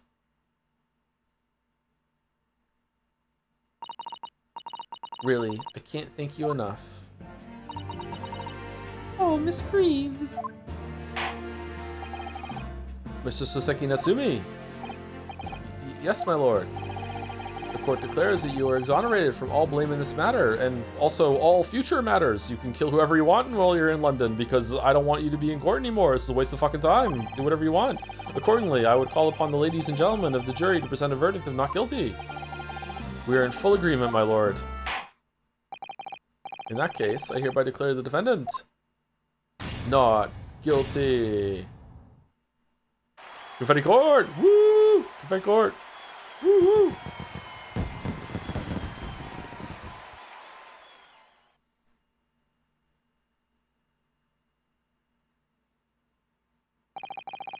Court is adjourned. I think the jury should find Miss Green guilty but no punishment. And that's it. Justified crash out. That should be a verdict. Justified crash out. I think we should adopt that. 23rd February, 3:24 p.m. The Old Bailey, defendant's anti-chair. But I think revenge is based. So, you know, that's me. I feel like Chad agrees with me this time. Oh, yes, yes, at last. Divine justice duly done. Divine justice? My dear fellow, if there were any divine justice in this world, you would shave that mustache. What the mustache is great. What the fuck are you talking about? No, this has nothing to do with my mustache.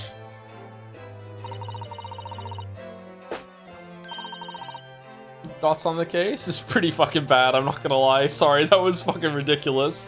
With Van Zeek's fucking just like nose diving and just like and Olive Green just suddenly knowing what happened and just doing the murder by smearing poison on a pipe and all this other shit. I enjoyed like the intricacy of it. I enjoyed that it had a lot of overlapping pieces, and it was really, I feel like it was I don't want to say it was paced well because it took a long time to go through it, but I feel like the information, how it was staggered out and how it was all interlinked was really impressive. I just wish that it was a different kind of information. You know what I mean? Like I feel like some of it was just kind of like, but like I don't know. There have been worse trials and worse mystery stories that we've seen on the stream for sure.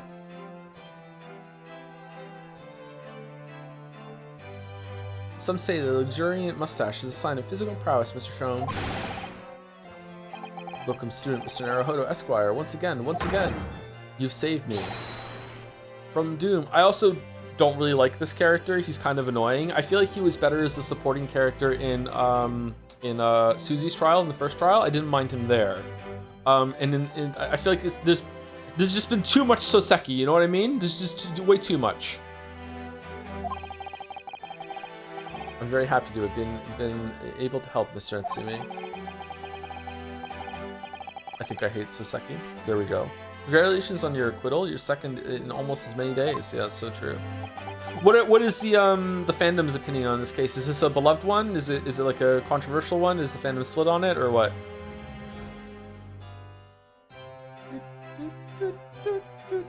This is in my top 5 cases. Really? Damn.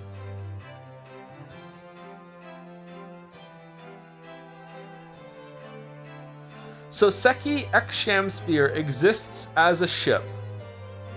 Wow.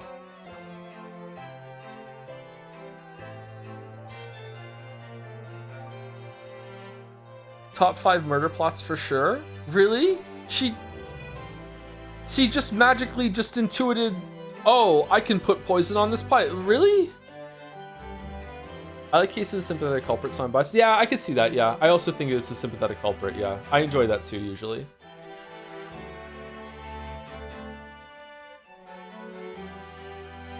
Top 3 in the franchise for me. Okay, I hear top 5. I have top 3. Can we get to top 2? Can we get to favorite? Anyone's favorite? Can I hear favorite? Best case in the whole entire series. Let's go.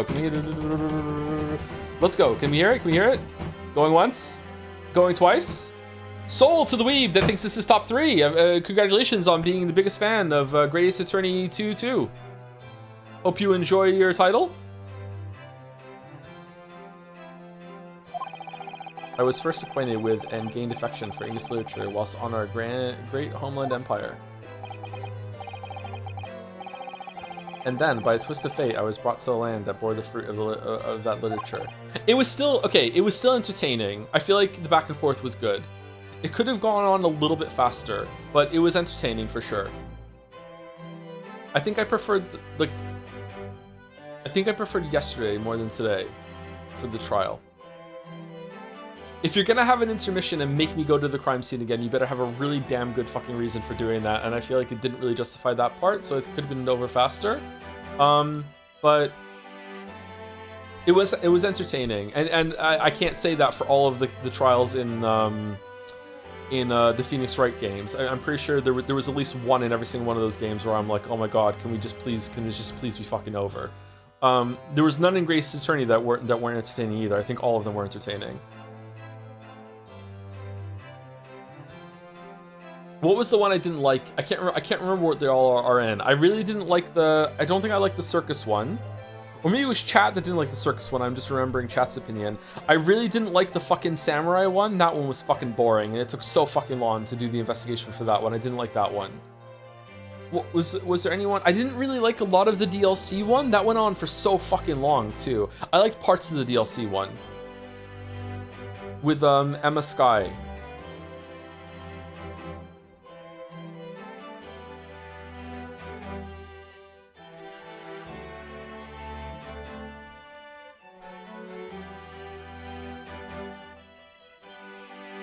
You love the circus one? Okay. Also, like I loved Mira from V3.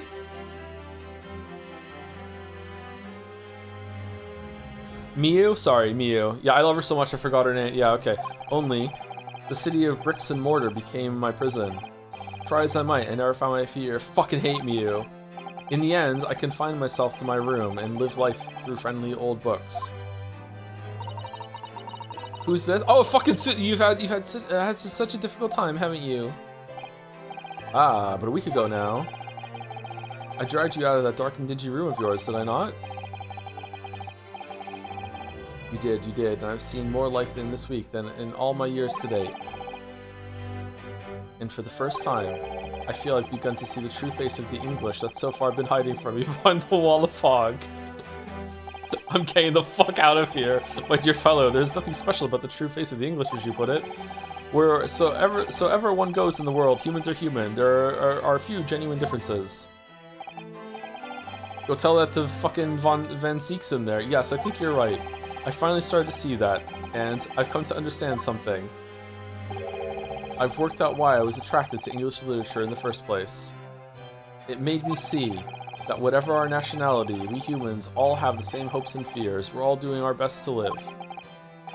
Well said. I've come to feel the same way.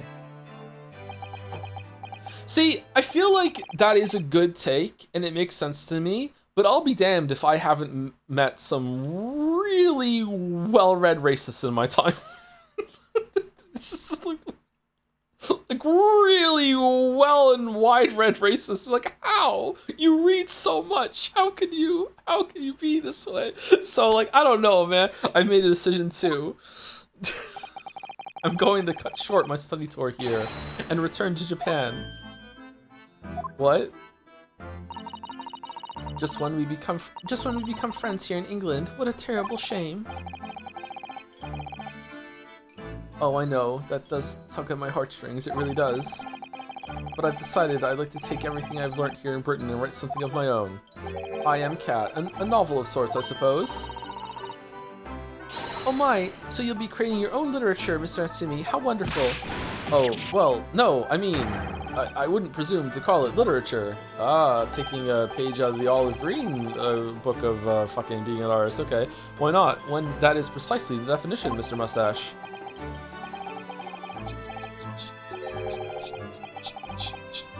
I pulled up a random VOD. Miyu says, "Hey crotch rot, you staring at my tits?" And you immediately reply, "Alright, I like this girl." Okay, first of all, random VOD? Really? We're claiming that pull is just fucking a coin in the ocean and it just lands on the biggest pearl. What the fuck are you talking about? Secondly, that was sarcasm. She's fucking terrible, but maybe I just like the term fucking crotch rot. I don't know. Oh shit. Why not when it's precisely the definition, Miss Mister? I suppose you're right. Yes, it will, in a way, be literature. But as of now, all I know is that I like to try my hand at writing. I have no delusions of grandeur. I, for one, would love to read your work. Well, all things considered, it may be for the best. After all, you have once again emerged victorious. I can't remember Turnabout Big Top. I can't remember. I need to rewatch my my Ace Attorney VODs. I just matched with a guy on Hinge, and he made a Life is Strange reference. Shaka bra. So we started talking about the games. He unironically says,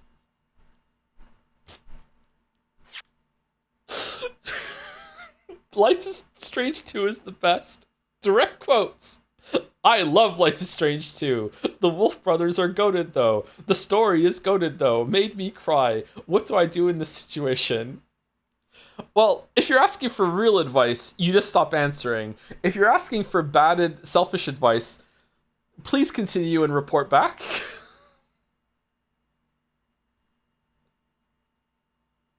Because that's really funny. You also laughed pretty hard at her saying, "No, I need to find some meds so I could trip my fucking balls out." How do you know that? I will do my best to report if anything else happens. Kind of invested. Kind of invested.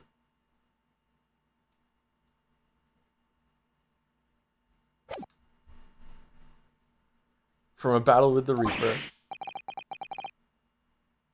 Ah, that's very true.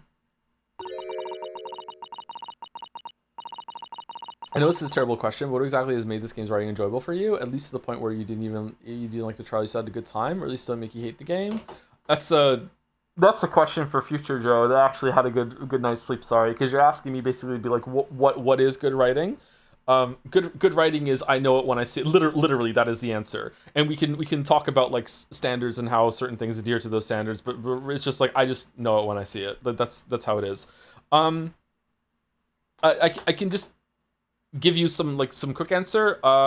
It's usually witty. Like the games are well written in the sense that they're witty, they flow well, they're funny. That matters a lot to me.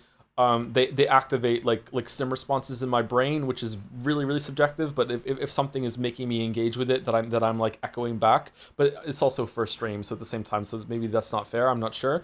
But like I'm engaged with it in that respect. I just like the characters. I just like the three main ones. I just really like Ryu. I really like Susie, and I really like Van Zieks.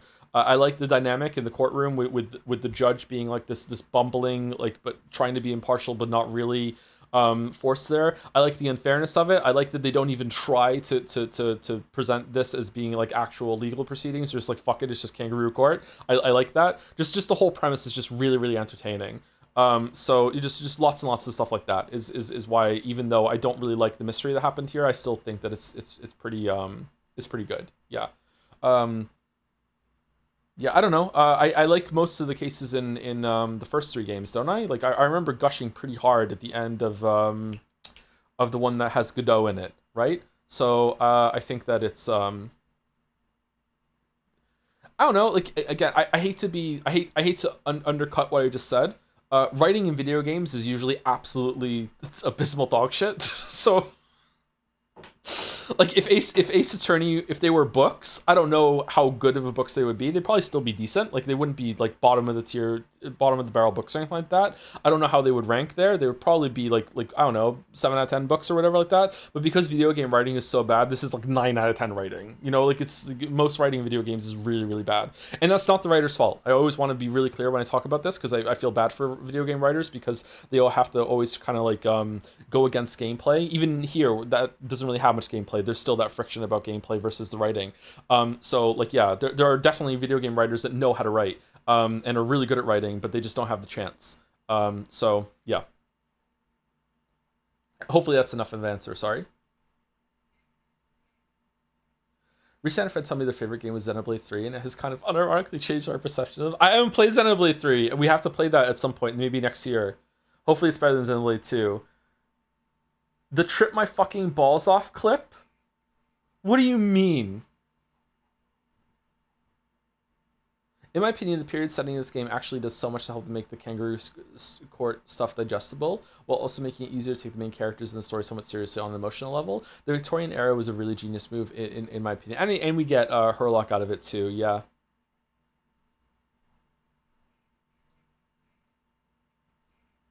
I like this juxtaposition though. I always really like it when something I feel like it's easier for wacky larger than life concepts to have the emotional hard hitting moments with the characters. You can also have like dark comedies and stuff like that. Like 6 Feet Under is a really good example. It's an amazing show. If you haven't seen 6 Feet Under, I'm pretty sure it holds up. I'm not sure. I haven't watched it in a long time, but 6 Feet Under is one of my favorite TV shows.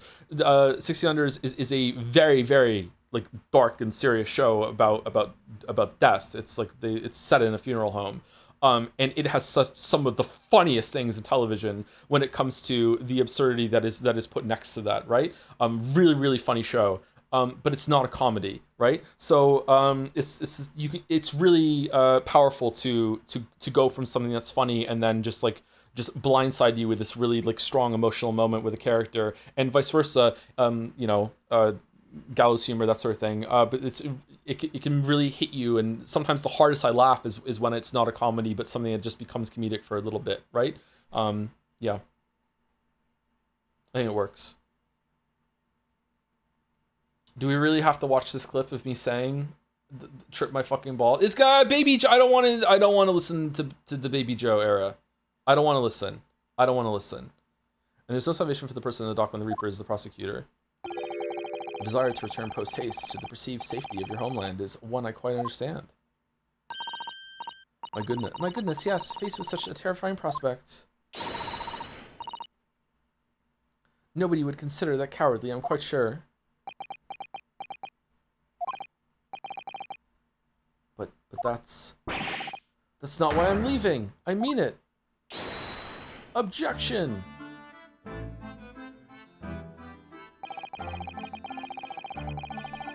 And that was the case we found ourselves embroiled in 6 months ago now. Soseki-san did indeed return to Japan and submitted a report about both cases to the government. It was on reading that report that Professor Mikotoba was prompted to visit this.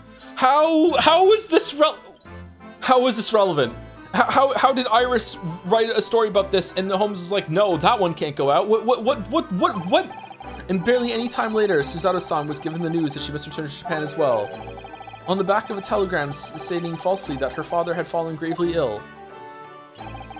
The only possible explanation that comes to mind is what happened after the trial on the following day.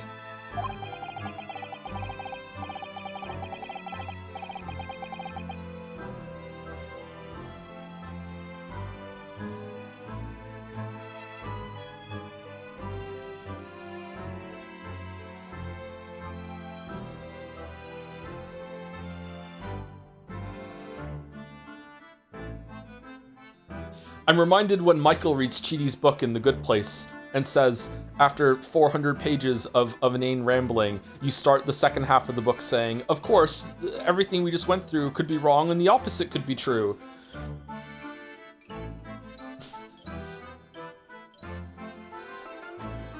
The day that we uncovered the loot hidden by the now deceased convict in his former lodgings. Michael. I love The Good Place. The Good Place is such a good show. I need to finish watching it. I think I watched the first 3 seasons, and it wasn't done when I started watching it, so I waited for the rest to come out. 24th of February, 10:13 a.m. Mr. Natsumi's room. Dance Dance Resolution, is that the episode? Title of the episode is one of my favorite episodes of television. Like, I fucking love that episode. That's such a clever episode. Oh, well done, Mr. Joms. How simply marvelous of you. To uncover the secret hiding place in just one day. Wasn't it supposed to take 30 minutes, though? As I believe I told you, my dear fellow, skin prints are extremely useful in such situations. Why is your mask down? I don't like this. It's making me feel things. Put the mask up, please. When you agree, Gregson. Gregson's here! Gregsy's been happily munching in agreement this whole time, you know, Hurley. Happily, I think perhaps humorously might be closer to the truth. It is Silent Hill F flashbacks, yeah. So it transpires the man fashioned a hiding place in the ceiling. And what's in it? What exactly is the loot? Is that where the cat's been going? Let us look then, if you're ready. Let's examine the late burglar's haul. Really? They're just letting us do this? Oh, Greg's here, never mind. What the? What is that? It's a dog collar. Looks like there's some neckband or collar. It's got blood on it. What letter is that? Is that a B or is it 2 letters that are like been ostentatiously like written? TD? Like the bank? A collar? It's huge though. And look at the gemstone set in it. I can see why it was claimed to be worth £1,000. Perhaps I could have it as a belt. I thought it was just going to be money. Oh, have you noticed on the inside there are some dark stains? You don't think they could be blood, do you? I mean, there's quite a lot of it.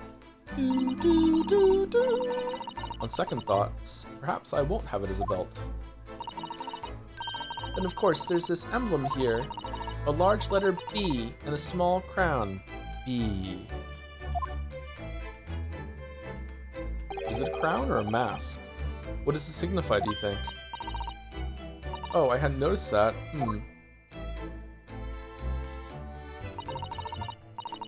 Baskervilles? I feel as though I've seen that emblem somewhere before. You know, where could it have been? That's enough of that, I think. What? What's the matter with Mr. Joms? Uh-oh, he's doing his serious pose. We're fucked. All the color has drained from his face. Well, Inspector, I believe you ought to be taking this, oughtn't you? Could be valuable evidence after all. It must be kept safely under lock and key. Ah, yes. Get your grubby hands off that, you lot. Hand it over now. Bro, you have fucking fish and chip grease all over your hands. Don't call us grubby. I've never seen a collar that large before. And all those jewels certainly look to be extremely valuable. But that's not what stood out most to me, at least not once I noticed it. Those dark marks on the inside of the collar. Those stains. Could they really have been blood?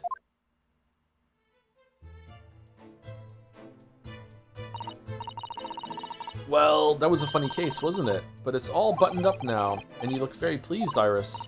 I am, because I was starting to wonder what I could use the basis of this month's story in the magazine. Sorry, as the basis of this month's story in the magazine. But this case would be perfect. It's been so fascinating. You're talking about the latest installment of The Adventures of Sherlock Joms, I presume. The mystery of the knife in the mist, and the mustached man and the convict's curse, perhaps. I could make it a 2-part story. They did. Oh, I can't wait. A word, please, Iris. Yes, what is it, Hurley? I'm sorry, but you can't write about this case. It's out of the question. What? Why not? It's a great case. Then I shall have to insist that you limit yourself to the first 2 of your titles. The second must never be written. Is that clear? Is it just about the collar, though? Because she could just turn that into something else, right? Yes. And so it was that the second of Soseki-san's cases became buried in obscurity. Now, looking back, I feel I understand. I can see why Mr. Joms forbade Iris from publishing the story. Man, my voice acting's gone a lot better.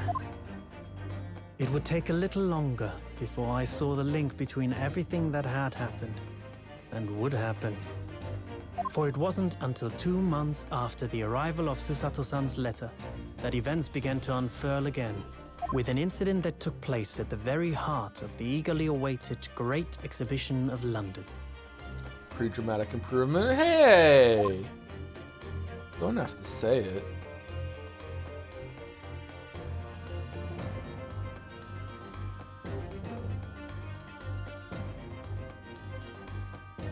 Did Miyu voice act the crotch rot tits line or no?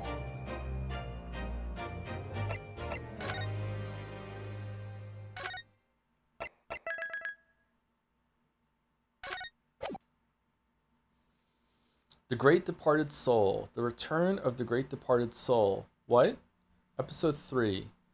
The United Kingdom. Didn't we just do that with a fucking victim coming back to life? All right, Errol, as the mouse of Great Ace Attorney, there's streams. Or do you want like 5 minutes of this, or do you want to stop now, or what do you want to do? What would be best? Is there going to be a good stopping point if we get into this a little bit, or no? Also, thank you, Justin T1118 for the 73 months. Thank you very much. 2 minutes ago.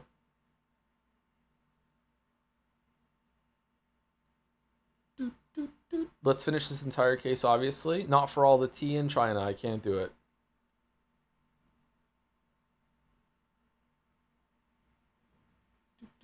Hello, you can easily watch the openings of this. I would love if you continue a little, but I'm biased because I love the last 3 cases. Lol. Okay, we can do a little bit. Sure. We'll go for about 5 minutes or so. The headset went back on. All right, here we go. Engage.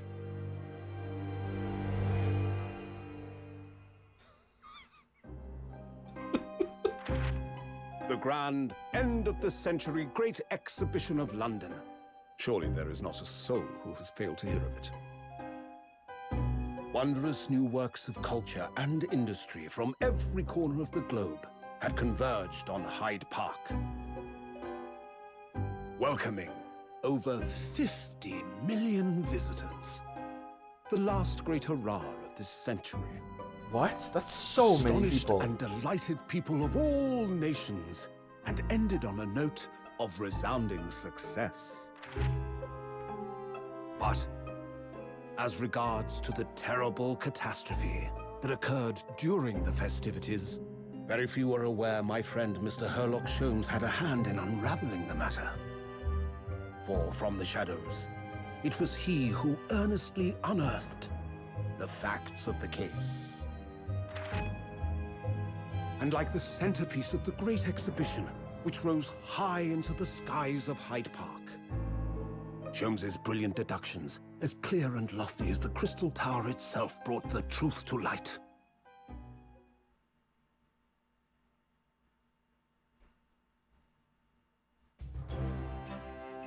We're here at the showground of the Great Exhibition, which is absolutely packed with people. Oh, I hit the button. The weather is unusually fine, and we're about to witness a most extraordinary scientific experiment.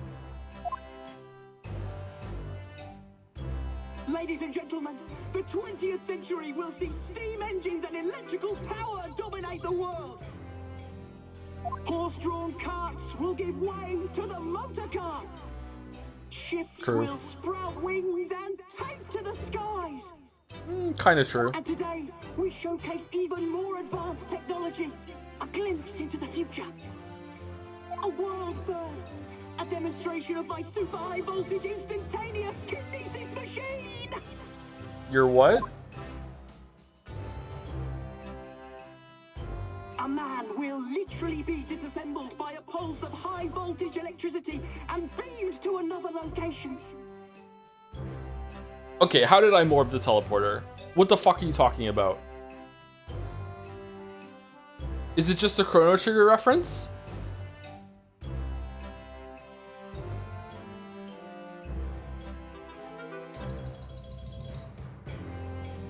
Like Science Fair, Millennial Fair, the teleporter, it's got to be something like that.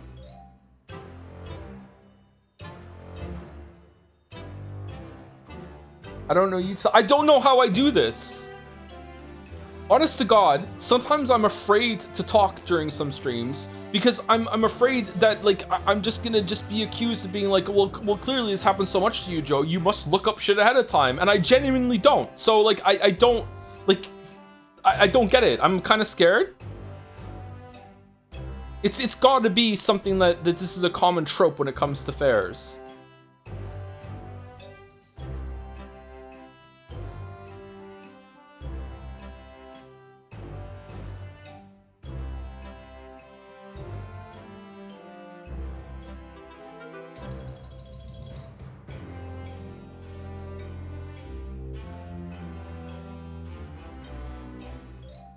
Can you predict the SpaceX IPO price? I can't, sorry. No, I can't use my powers for anything productive.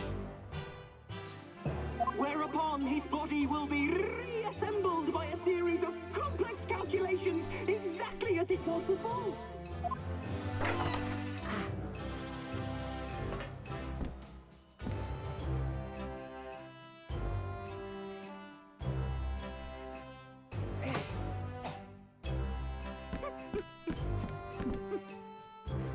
In but a few moments from now, Is he gonna turn into Lotta Hart at the other part? this gentleman will, in the blink of an eye, complete an incredible journey through the air. To arrive an instant later on the Crystal Tower behind you! This one, yes, yes, yes! Woo! Oh, this guy loves science.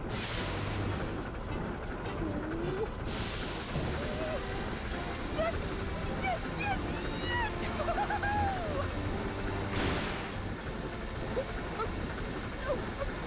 Please, that's not what I wanted.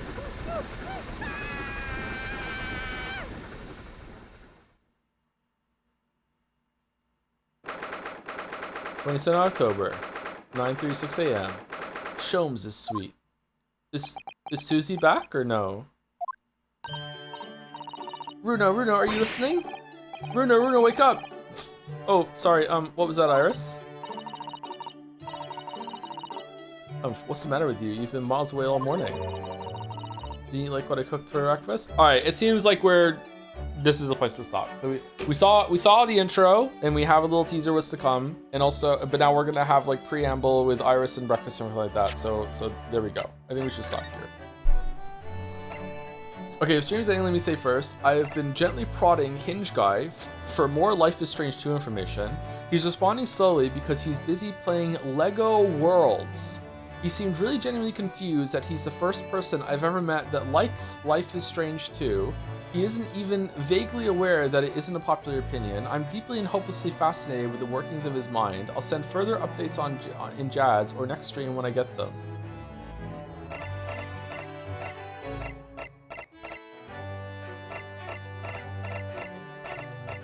How hot is this guy? Sounds like a Mac.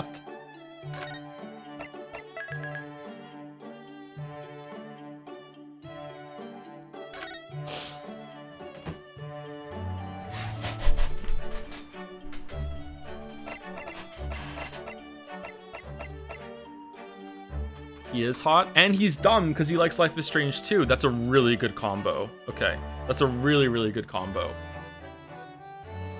Congratulations.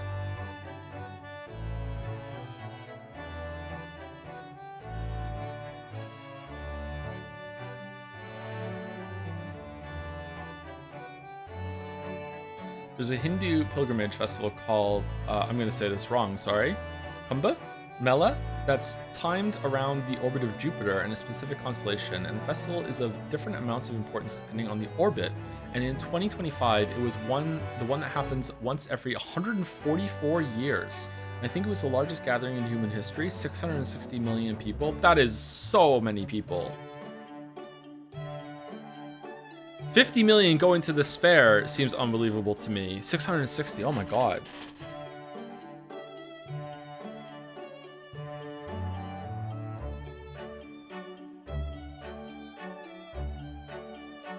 We'll see, maybe I'll go on a date with him. Think he's gonna have the wolf tattoo. Anyway, is anyone live from the community, or are we going raidless today?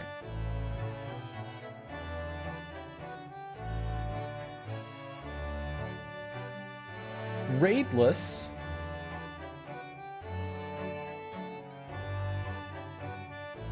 NL? NL could use a bump in viewership from us. Yeah, that's true. Yeah.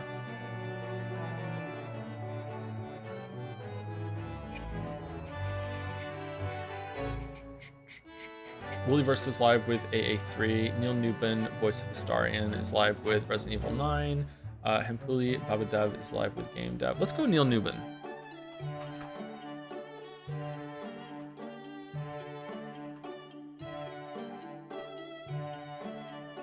Although I would like to raid Wooly because we raided Pat yesterday, but I think Neil Newbin is a rarer target.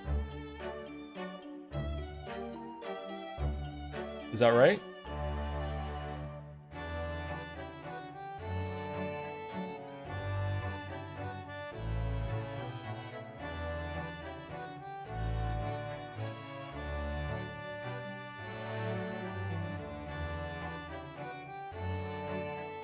Yeah, please be nice and polite. Like, not kidding. Like, you know.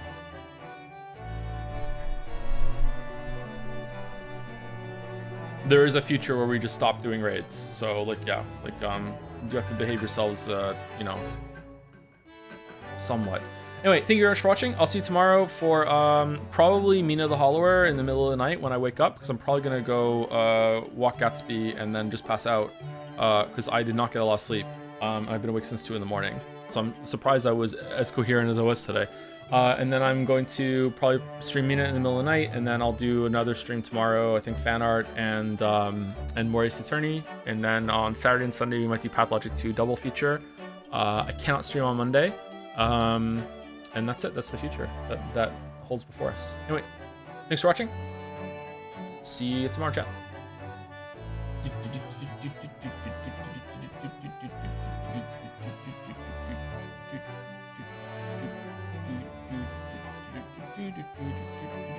And see you, anyone who's watching on the VOD or stuck around, didn't go for the raid.